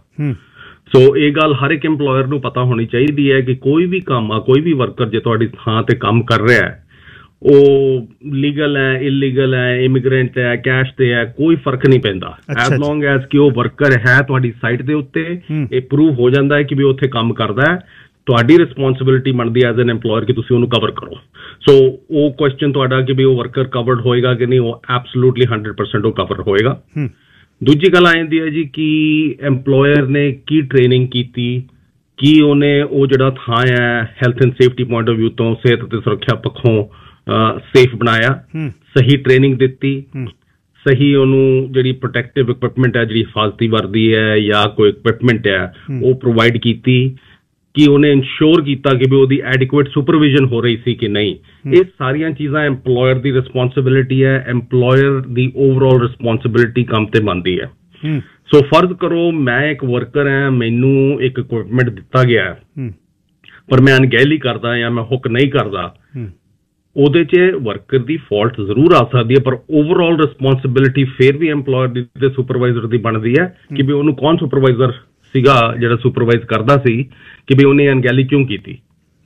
ਅੱਛਾ ਜੀ, ਹੁਣ EMPLOYER ਇਹ ਨਹੀਂ ਕਹਿ ਸਕਦਾ ਕਿ ਵੀ ਮੈਂ ਇਹਨੂੰ ਇਕਵਿਪਮੈਂਟ ਦਿੱਤਾ ਹੈ ਤੇ ਬਈ ਇਹਨੇ ਨਹੀਂ ਪਾਇਆ। ਓਕੇ, ਹੁਣ ਪਾਰਟੀਜ਼ ਇਨਵੋਲਵ ਜਿਹੜੀਆਂ ਨੇ, ਜਿਹੜੀ ਹੁਣ ਮੈਂ ਫਰੇਮਰ ਵਾਲੇ ਮੁੰਡੇ ਦੀ ਉਹ ਗੱਲ ਕਰਾਂ, ਇੱਕ ਘਰ ਬਣਵਾ ਰਿਹਾ ਬੰਦਾ, ਇੱਕ ਗਾਂ ਜਿਹੜਾ ਫਰੇਮਰ ਕੰਟਰੈਕਟਰ ਹੈ ਉਹਦਾ ਤੀਸਰਾ ਵਰਕਰ ਹੈ ਜਿਹਦੀ ਮੌਤ ਹੋਈ ਹੈ। ਹੁਣ ਇਹ 'ਚ ਪਾਰਟੀਜ਼ ਜਿਹੜੀਆਂ ਨੇ, ਪਲੇਂਟਿਫ ਤਾਂ ਇੱਕ ਹੋ ਗਿਆ ਤੇ ਪੀੜਤ ਧਿਰ ਜਿਹੜੀ ਹੈ ਉਹ ਤਾਂ ਹੋ ਗਈ ਇੱਕ, ਤੇ ਜਿਹੜੇ ਦੋ ਨੇ ਉਹਨਾਂ ਦੀਆਂ ਜ਼ਿੰਮੇਵਾਰੀਆਂ ਕਿਹੜੀਆਂ ਜਿਹਦਾ ਘਰ ਜਿਹਦਾ ਬਣ ਰਿਹਾ, ਹੋ ਸਕਦਾ ਉੱਥੇ ਵੀ ਸਬ ਕੰਟਰੈਕਟਰ ਹੋਵੇ, ਕੋਈ ਘਰ ਮਾਲਕ ਇੱਕ ਹੋਵੇ, ਉਹਨੇ ਕੰਮ ਦਾ ਸੁਪਰਵਿਜ਼ਨ ਦਾ ਠੇਕਾ ਇੱਕ ਨੂੰ ਦਿੱਤਾ ਹੋਵੇ, ਦੋ, ਤੀਜਾ ਫਰੇਮਰ ਹੋ ਗਿਆ ਕੰਟਰੈਕਟਰ, ਚੌਥੇ ਦੀ ਮੌਤ ਹੋ ਗਈ। ਸੋ ਪਾਰਟੀਜ਼ ਇਹ 'ਚ ਪੀਨਲਾਈਜ਼ ਕਿਵੇਂ ਹੁੰਦੀਆਂ ਨੇ ਜੀ, ਇਨਵੋਲਵ ਕਿਵੇਂ ਕਰਦੇ ਹੋ ਤੁਸੀਂ? ਸੋ ਕਿਸੇ ਇੱਕ ਸਪੈਸੀਫਿਕ ਕੇਸ ਦੀ ਮੈਂ ਤੁਹਾਨੂੰ ਡਿਟੇਲਸ ਨਹੀਂ ਦੇ ਸਕਦਾ ਕਿਉਂਕਿ ਮੈਨੂੰ ਪਰਟੀਕੂਲਰਸ ਨਹੀਂ ਪਤਾ। ਜਨਰਲ ਦੱਸੋ ਜੀ। ਹਾਂਜੀ, ਇਨ ਜਨਰਲ ਮੈਂ ਤੁਹਾਨੂੰ ਇਹ ਦੱਸ ਸਕਦਾ ਜੀ ਕਿ ਓਵਰਆਲ ਰਿਸਪੌਂਸਿਬਿਲਿਟੀ ਜਿੱਦਾਂ ਮੈਂ ਤੁਹਾਨੂੰ ਦੱਸੀ ਕਿ ਜਿੱਦਾਂ ਹੋਮ ਓਨਰ ਦੀ ਹੁੰਦੀ ਹੈ, ਜੇ ਹੋਮ ਓਨਰ ਆਪ ਨਹੀਂ ਬਣਾ ਰਿਹਾ, ਉਹਨੇ ਇੱਕ ਜਨਰਲ ਕਾਂਟਰੈਕਟਰ ਕੀਤਾ ਹੈ, ਸੋ ਉਹਦੇ ਕੋਲ ਕੋਈ ਰਿਟਨ ਐਗਰੀਮੈਂਟ ਹੋਣਾ ਚਾਹੀਦਾ ਕਿ ਵੀ ਓਵਰਆਲ ਰਿਸਪੌਂਸਿਬਿਲਿਟੀ ਅਸੀਂ ਇਸ ਜਨਰਲ ਕਾਂਟਰੈਕਟਰ ਨੂੰ ਦਿੱਤੀ ਹੈ। ਉਸ ਤੋਂ ਅੱਗੇ ਜਨਰਲ ਕਾਂਟਰੈਕਟਰ ਨੇ ਅੱਗੇ ਉਹ ਸਬ ਕਾਂਟਰੈਕਟਰ ਦੇ ਨਾਲ ਕੀ ਅਰੇਂਜਮੈਂਟ ਕੀਤਾ ਹੈ, ਵਰਕਸੇ BC ਕਵਰੇਜ ਕਿਹਦੀ ਹੈਗੀ ਹੈ ਕਿਹਦੀ ਨਹੀਂ, ਇਹ ਕਈ ਚੀਜ਼ਾਂ ਨੇ ਜਿਹੜੀ ਡਿਟੇਲ ਜਿਹੜੀ ਕਿ ਸਾਡੀ ਇਨਵੈਸਟੀਗੇਸ਼ਨਸ ਟੀਮ ਫਾਈਂਡ ਆਊਟ ਕਰਦੀ ਹੈ। ਸੋ ਜੇ ਇਹ ਵੀ ਕਹੋ ਕਿ ਜੀ ਵੀ ਆਫਟਰ ਦ ਇੰਸੀਡੈਂਟ ਉਹ ਬਣਾ ਲੈਣਗੇ, ਨਹੀਂ ਹੈ, ਜੇ ਉਹ ਪ੍ਰਾਇਰ ਰਜਿਸਟ੍ਰੇਸ਼ਨ ਨਹੀਂ ਹੈ ਸਾਡੇ ਨਾਲ, ਪ੍ਰਾਇਰ ਕਾਂਟਰੈਕਟ ਨਹੀਂ ਹੈ, ਤੇ ਇਹ ਚੀਜ਼ਾਂ ਉਹ ਚੇਂਜ ਨਹੀਂ ਕਰ ਸਕਦੇ। ਸੋ ਕਿਹਦੇ ਉੱਤੇ ਰਿਸਪੌਂਸਿਬਿਲਿਟੀ ਆਊਗੀ, ਇਹ ਡਿਪੈਂਡ ਕਰਦਾ ਜੀ ਕਿ ਉਹਨਾਂ ਦੇ ਆਪਸ 'ਚ ਕਾਂਟਰੈਕਟ ਕੀ ਹੈ, ਜਨਰਲ ਕਾਂਟਰੈਕਟਰ ਨੇ ਕੀ ਕਾਂਟਰੈਕਟ ਬਣਾਇਆ, ਅੱਗੇ ਸਬ ਕਾਂਟਰੈਕਟਰ ਨੇ ਕੀ ਕਵਰੇਜ ਕੀਤੀ ਹੈ, ਕੀ ਕੰਮ ਕਰਨਾ, ਕਿਹਦਾ ਵਰਕਰ ਸੀਗਾ, ਤੇ ਅੱਗੇ ਵੈਦਰ ਜਿਹੜਾ ਇਹ ਵਰਕਰ ਸੀਗਾ ਇੰਡੀਪੈਂਡੈਂਟ ਵਰਕਰ ਸੀਗਾ ਜਾਂ ਕਿਸੇ ਕਾਂਟਰੈਕਟਰ ਦਾ। ਕਈ ਚੀਜ਼ਾਂ ਨੇ ਜਿਹੜੀਆਂ ਆਉਂਦੀਆਂ, ਇਹ ਡਿਟੇਲਸ ਜਦ ਤੱਕ ਨਾ ਪਤਾ ਹੋਣ ਜੀ ਇਹਦੇ ਬਾਰੇ ਸਪੈਸੀਫਿਕ ਡਿਟੇਲਸ ਬਾਰੇ ਕਰਨਾ, ਪਰ ਜਿੱਦਾਂ ਮੈਂ ਤੁਹਾਨੂੰ ਦੱਸਿਆ ਓਵਰਆਲ ਰਿਸਪੌਂਸਿਬਿਲਿਟੀ EMPLOYER ਜਾਂ ਜਨਰਲ ਕਾਂਟਰੈਕਟਰ ਦੀ, ਉਹਦੇ ਥੱਲੇ ਫਿਰ ਜਿਹੜੀ ਸਬ ਕਾਂਟਰੈਕਟਰ ਦੀ, ਜਿੱਦਾਂ ਹੁਣ ਪਲੰਬਿੰਗ ਦਾ ਕੋਈ ਸਬ ਕਾਂਟਰੈਕਟਰ ਹੈ ਜੀ, ਉਹਨੇ ਆਪਣੀ ਵਰਕਸੇ BC ਕਵਰੇਜ ਲਈ ਹੋਈ ਹੈ ਐਂਡ ਉਹਦੇ ਆਪਣੇ 8 ਜਾਂ 10 ਬੰਦੇ ਨੂੰ ਕਵਰ ਕਰਦਾ ਹੈ। ਅੱਛਾ ਮਾਨ ਸਾਹਿਬ, ਇੱਕ ਸਵਾਲ ਹੈ ਬਈ ਕੀ ਕਾਲਰਸ ਲਈ ਆਪਾਂ ਲਾਈਨਸ ਖੋਲੀਏ ਜੇ ਉਹਨਾਂ ਦੇ ਸਵਾਲ ਹੋਣ, ਕਿਉਂਕਿ ਉਹਨਾਂ ਨੇ ਸਪੈਸੀਫਿਕ ਇੱਕ ਕੇਸ ਬਾਰੇ ਤੁਹਾਤੋਂ ਪੁੱਛਣਾ ਹੈ, ਕੀ ਤੁਸੀਂ ਆਨਸਰ ਕਰ ਸਕਦੇ ਹੋ ਜਾਂ ਮੈਂ ਜਨਰਲ ਇਹ ਗੱਲ ਕਰਾਂ? ਇੱਦਾਂ ਹੈ ਜੀ ਕਿ ਜੇ ਸਪੈਸੀਫਿਕ ਕੇਸ ਬਾਰੇ ਪੁੱਛਣਾ ਹੈ, ਮੈਂ ਉਹਦੀ ਡਿਟੇਲ ਲਿਜਾ ਕੇ ਸਿਰਫ ਕੇਸ ਮੈਨੇਜਰ ਨੂੰ ਦੇ ਸਕਦਾ, ਕਿਉਂਕਿ ਮੇਰੇ ਕੋਲ ਇਹ ਨਾ ਹੀ ਰਿਸਪੌਂਸਿਬਿਲਿਟੀ ਹੈ, ਨਾ ਮੇਰੇ ਕੋਲ ਇਹ ਐਬਿਲਿਟੀ ਹੈ ਕਿ ਮੈਂ ਉਹ ਸਪੈਸੀਫਿਕ ਕੇਸ ਬਾਰੇ publicly openly on air discuss ਕਰਾਂ। ਵਪਾਰਕ ਸੰਦੇਸ਼ਾਂ ਤੋਂ ਬਾਅਦ ਆਪਾਂ ਕਾਲਰ ਨੂੰ ਕਹਿੰਦੇ ਆ ਉਹਨਾਂ ਦੇ ਜਿਹੜੇ ਸਵਾਲ ਇਨ ਜਨਰਲ ਹੋਣ ਤੁਹਾਡੇ ਲਈ, ਉਹ ਨੌਲੇਜ ਤਾਂ ਲੈਣ ਆ। ਹੁਣ ਦੇਖੋ, ਬਹੁਤ ਵੱਡਾ 50% ਕਮਿਊਨਿਟੀ ਦੇ ਵਿੱਚੋਂ ਲੋਕ ਕੰਸਟਰਕਸ਼ਨ ਇੰਡਸਟਰੀ 'ਚ ਕੰਮ ਕਰਦੇ ਆ। ਮੈਂ ਘਰ ਬਣਾ ਰਿਹਾ, ਮੈਂ ਕਿਸੇ ਨੂੰ ਜ਼ਿੰਮੇਵਾਰੀ ਦੇਤੀ ਸੁਪਰਵਾਈਜ਼ ਕਰਨ ਲਈ ਘਰ ਦੀ, ਮੈਨੂੰ ਨਹੀਂ ਪਤਾ ਮੈਂ ਕਿੱਥੇ ਕਵਰੇਜ ਕਰਾਈ ਆ ਜਾਂ ਨਹੀਂ, ਗਾਹਾਂ ਸੁਪਰਵਾਈਜ਼ਰ ਕੋਲ ਕਵਰੇਜ ਨਹੀਂ। ਇਹ ਬਹੁਤ ਇੱਕ ਵੱਡਾ ਇਸ਼ੂ ਹੈ ਜੀ, ਅਤੇ ਅਵੇਅਰਨੈਸ ਦੀ ਬਹੁਤ ਘਾਟ ਹੈ। ਵਪਾਰਕ ਸੰਦੇਸ਼ਾਂ ਤੋਂ ਬਾਅਦ ਆਪਾਂ ਇਹ 'ਤੇ ਫਰਦਰ ਅੱਗੇ ਚੱਲਦੇ ਹਾਂ। ਸਰਦਾਰ ਸੰਦੀਪ ਸਿੰਘ ਮਾਂਗਟ ਵਰਕਸੇ BC ਤੋਂ ਮੇਰੇ ਨਾਲ ਨੇ, ਅਤੇ ਤੁਸੀਂ ਕੋਈ ਮਾਂਗਟ ਸਾਹਿਬ ਨੂੰ ਸਵਾਲ ਕਰਨਾ, ਕਿਉਂਕਿ ਸਪੈਸੀਫਿਕ ਕੇਸ ਬਾਰੇ ਨਹੀਂ ਉਹ ਦੱਸ ਸਕਦੇ ਤੁਹਾਨੂੰ ਵੀ ਮੇਰੇ ਐਂ ਹੋਇਆ, ਕਿਉਂਕਿ ਉਹ ਕੇਸ ਮੈਨੇਜਰ ਨਹੀਂ ਹੈ। ਤੁਸੀਂ ਜਾਣਕਾਰੀ ਜ਼ਰੂਰ ਲੈ ਸਕਦੇ ਹੋ ਉਹਨਾਂ ਤੋਂ। 604-204-06। ਅੱਛਾ ਮਾਂਗੜ ਸਾਹਿਬ, ਮੈਂ ਪਹਿਲੀ ਗੱਲ ਆਪਣੀ ਆਪਾਂ ਖ਼ਤਮ ਕਰ ਲਈ। ਇੱਕ ਤਾਂ ਬਹੁਤ ਵਧੀਆ ਇਹ ਜਾਣਕਾਰੀ ਆ ਵੀ ਇਸ ਗੱਲ ਦਾ ਡਰ ਸੀ ਵੀ ਉਹਦਾ ਇਸ ਕੰਟਰੀ 'ਚ ਸਟੇਟਸ ਕੀ ਹੈ, 1 ਨੰਬਰ 2 ਨੰਬਰ ਉਹਦੀ ਕਵਰੇਜ ਹੈ ਜਾਂ ਨਹੀਂ। ਜੇ ਮੰਨ ਲਓ ਵੀ ਉਹ ਕਿਸੇ ਘਰ 'ਤੇ ਕੰਮ 'ਤੇ ਸੱਟ ਲੱਗ ਰਹੀ ਹੈ, ਉਸ ਕੰਟਰੈਕਟਰ ਕੋਲ, ਸਬ ਕੰਟਰੈਕਟਰ ਕੋਲ ਵੀ ਤੁਹਾਡੀ ਕਵਰੇਜ ਹੈ ਨਹੀਂ, ਅਤੇ ਕੋਈ ਜਿਹੜਾ ਮੇਨ ਘਰ ਦਾ ਮਾਲਕ ਆ ਜਿਹੜਾ ਘਰ ਬਣਾ ਰਿਹਾ ਉਹਨੇ ਵੀ ਕਵਰੇਜ ਨਹੀਂ ਲਈ। ਕੁਝ ਅਜਿਹਾ ਟੂਲ ਹੈ ਕਿ ਇਹ ਕੰਸਟਰਕਸ਼ਨ ਵਗੈਰਾ ਦਾ ਕੰਮ ਸ਼ੁਰੂ ਹੀ ਨਾ ਹੋਵੇ ਉਦੋਂ ਪਹਿਲਾਂ ਤੁਹਾਡੀ ਕਵਰੇਜ ਹੋਵੇ? ਇਸ ਤਰ੍ਹਾਂ ਦਾ ਹੈ ਜੀ ਕੁਛ? ਇੱਦਾਂ ਦਾ ਨਹੀਂ ਹੈ ਜੀ, ਪਰ ਇਹ ਹੈ ਕਿ ਤੁਸੀਂ ਸਾਡੀ ਸਾਈਟ ਦੇ ਉੱਤੇ ਜਾ ਕੇ ਚੈੱਕ ਕਰ ਸਕਦੇ ਹੋ ਕਿ ਵੀ ਇਸ ਪਰਟੀਕੂਲਰ ਕੰਪਨੀ ਦੀ ਕਵਰੇਜ ਹੋਈ ਹੈ ਕਿ ਨਹੀਂ। ਓਕੇ, ਸੋ ABC ਕੰਪਨੀ ਹੈ, ABC ਰੂਫਿੰਗ, ਤੁਸੀਂ ਉਹਦੇ 'ਚ ਜਾ ਕੇ ਚੈੱਕ ਕਰ ਸਕਦੇ ਹੋ ਕਿ ਬਈ ਕੀ ਇਹ ਕਵਰਡ ਹੈ ਕਿ ਨਹੀਂ ਹੈ, ਐਂਡ ਆਰ ਦੇ ਇਨ ਗੁੱਡ ਸਟੈਂਡਿੰਗ। ਕਈ ਬੰਦਿਆਂ ਨੇ ਰਜਿਸਟ੍ਰੇਸ਼ਨ ਲਈ ਹੁੰਦੀ ਹੈ, ਉਹਨਾਂ ਨੇ ਪ੍ਰੀਮੀਅਮਸ ਨਹੀਂ ਪੇ ਕੀਤੇ, ਸੋ ਉਹ ਸਾਰਾ ਕੁਝ ਉੱਥੇ ਆ ਜਾਂਦਾ। ਸਰ ਪਰਮਿੰਦਰ ਸਿੰਘ ਢਿੱਲੋਂ ਜੀ, ਕੀ ਸਵਾਲ ਹੈ? ਸਤਿ ਸ਼੍ਰੀ ਅਕਾਲ ਜੀ ਗਿੱਲ ਸਾਹਿਬ। ਜੀ ਸਤਿ ਸ਼੍ਰੀ ਅਕਾਲ ਗਿੱਲ ਸਾਹਿਬ, ਮੇਰਾ ਕਜ਼ਨ ਆਇਆ ਸੀ ਮੌਂਟਰੀਆਲ, ਤੇ ਉਹਦਾ ਫੋਰਕਲਿਫਟ ਦਾ ਲਾਇਸੈਂਸ ਬਣਾ ਲਿਆ, ਤੇ ਮੈਨੂੰ ਏਦਾਂ ਸੀ ਬਈ ਉਹਨੂੰ ਟ੍ਰੇਨਿੰਗ ਦੇਣਗੇ, ਤੇ ਕਿਉਂਕਿ ਹੁਣ ਮੇਰੇ ਕੋਲ ਵੀ ਜਿਸ ਤਰ੍ਹਾਂ ਆਪਣਾ ਕੀ ਕਹਿੰਦੇ ਆ ਕਿੰਨੀ ਦਾ ਲਾਇਸੈਂਸ ਸੀ, ਰਾਈਟ, ਤੇ ਪੂਰਾ ਦੀ ਕੰਪਨੀ ਨੇ ਮੈਨੂੰ ਟ੍ਰੇਨਿੰਗ ਦਿੱਤੀ ਪ੍ਰੋਪਰ 1 ਵੀਕ। ਇਹਨਾਂ ਨੇ ਕੋਈ ਟ੍ਰੇਨਿੰਗ ਦਿੱਤੀ ਉਹ ਮੁੰਡੇ ਨੂੰ, ਉਹਨੂੰ ਜਾਂਦੀ ਸਾਰੇ ਉੱਥੇ ਕਹਿੰਦੇ ਵੀ ਤੂੰ ਕਹਦੇ ਵੀ ਮੈਂ ਟ੍ਰੇਨਡ ਆ, ਹਨਾ, ਤੇ ਉਹ ਜਿਹੜਾ ਜਿੱਦਾਂ ਨਵਾਂ ਇੰਡੀਆ ਤੋਂ ਬੰਦਾ ਆਉਂਦਾ ਉਹਨੂੰ ਨੌਲੇਜ ਨਹੀਂ ਹੁੰਦੀ, ਤੇ ਉਹਨੂੰ ਇਹਨਾਂ ਨੇ ਪਾਵਰ ਜੈਕ ਫੜਾਤਾ ਜਾਂਦੀ ਸਾਰੇ। ਇੱਥੇ ਹੋਈ ਗੱਲ ਜਾਂ ਮੌਂਟਰੀਅਲ ਹੋਈ? ਇੱਥੇ ਜੀ। ਅੱਛਾ ਜੀ, ਪਾਵਰ ਜੈਕ ਫੜਾਤਾ। ਹਾਂਜੀ, ਪਾਵਰ ਜੈਕ ਫੜਾਤਾ। ਹੁਣ ਨਵੇਂ ਬੰਦੇ ਨੂੰ ਤੁਸੀਂ ਨਰਵਸ ਕਰਦੇ ਆ, ਤੇ ਉਹਦੇ ਤੇ ਪ੍ਰੈਸ਼ਰ ਪਾਉਨੇ ਆ, ਉਹ ਵਿਚਾਰੇ ਦੇ ਕਿਤੇ ਧਿਆਨ ਉਹਦਾ ਆਇਆ ਨਹੀਂ, ਤੇ ਉਹਦਾ ਪੈਰ ਪੈਲਟ ਤੇ ਪਾਵਰ ਜੈਕ ਦੇ ਵਿਚਾਲੇ ਆ ਗਏ। ਓਹੋ ਹੋ ਬਾਈ ਜੀ 12 ਸਕਰੂ ਲੱਗਿਆ, 12 ਸਕਰੂ ਵਿੱਚ ਪੈਰ ਦੇ, ਤੇ ਦੂਜਾ ਨੰਬਰ 2 ਉਹਨਾਂ ਨੇ ਕੰਮ ਕੀਤਾ ਆ, ਤੇ ਉਹਦਾ ਜਿਹੜਾ ਪੇ ਵੀ ਪਾਈ ਉਹ ਲੇਬਰ 'ਚ।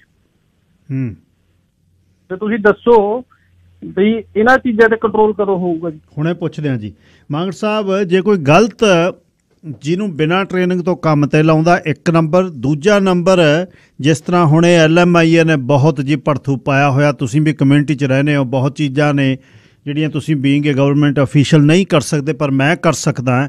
ਲਿਖਤ ਕਿਤੇ ਆ, ਕੰਮ ਕੋਈ ਕਰਦਾ ਹੈ, ਵਰਕ ਪਰਮਿਟ ਸੁਪਰਵਾਈਜ਼ਰ ਦਾ ਲਾਇਆ ਹੋਇਆ ਬੰਦਾ ਫੋਰਕਲਿਫਟ ਤੇ ਮੈਨੂੰ ਇਹ ਦੱਸਿਓ ਜੀ ਫਿਰ ਇਹ ਜੇ ਕੇਸ ਦੇ ਵਿੱਚ ਕੀ ਹੁੰਦਾ ਜੇ ਬਿਨਾਂ ਟ੍ਰੇਨਿੰਗ ਤੋਂ ਕੋਈ ਕੰਮ 'ਤੇ ਲਾਉਂਦਾ ਬੰਦਾ?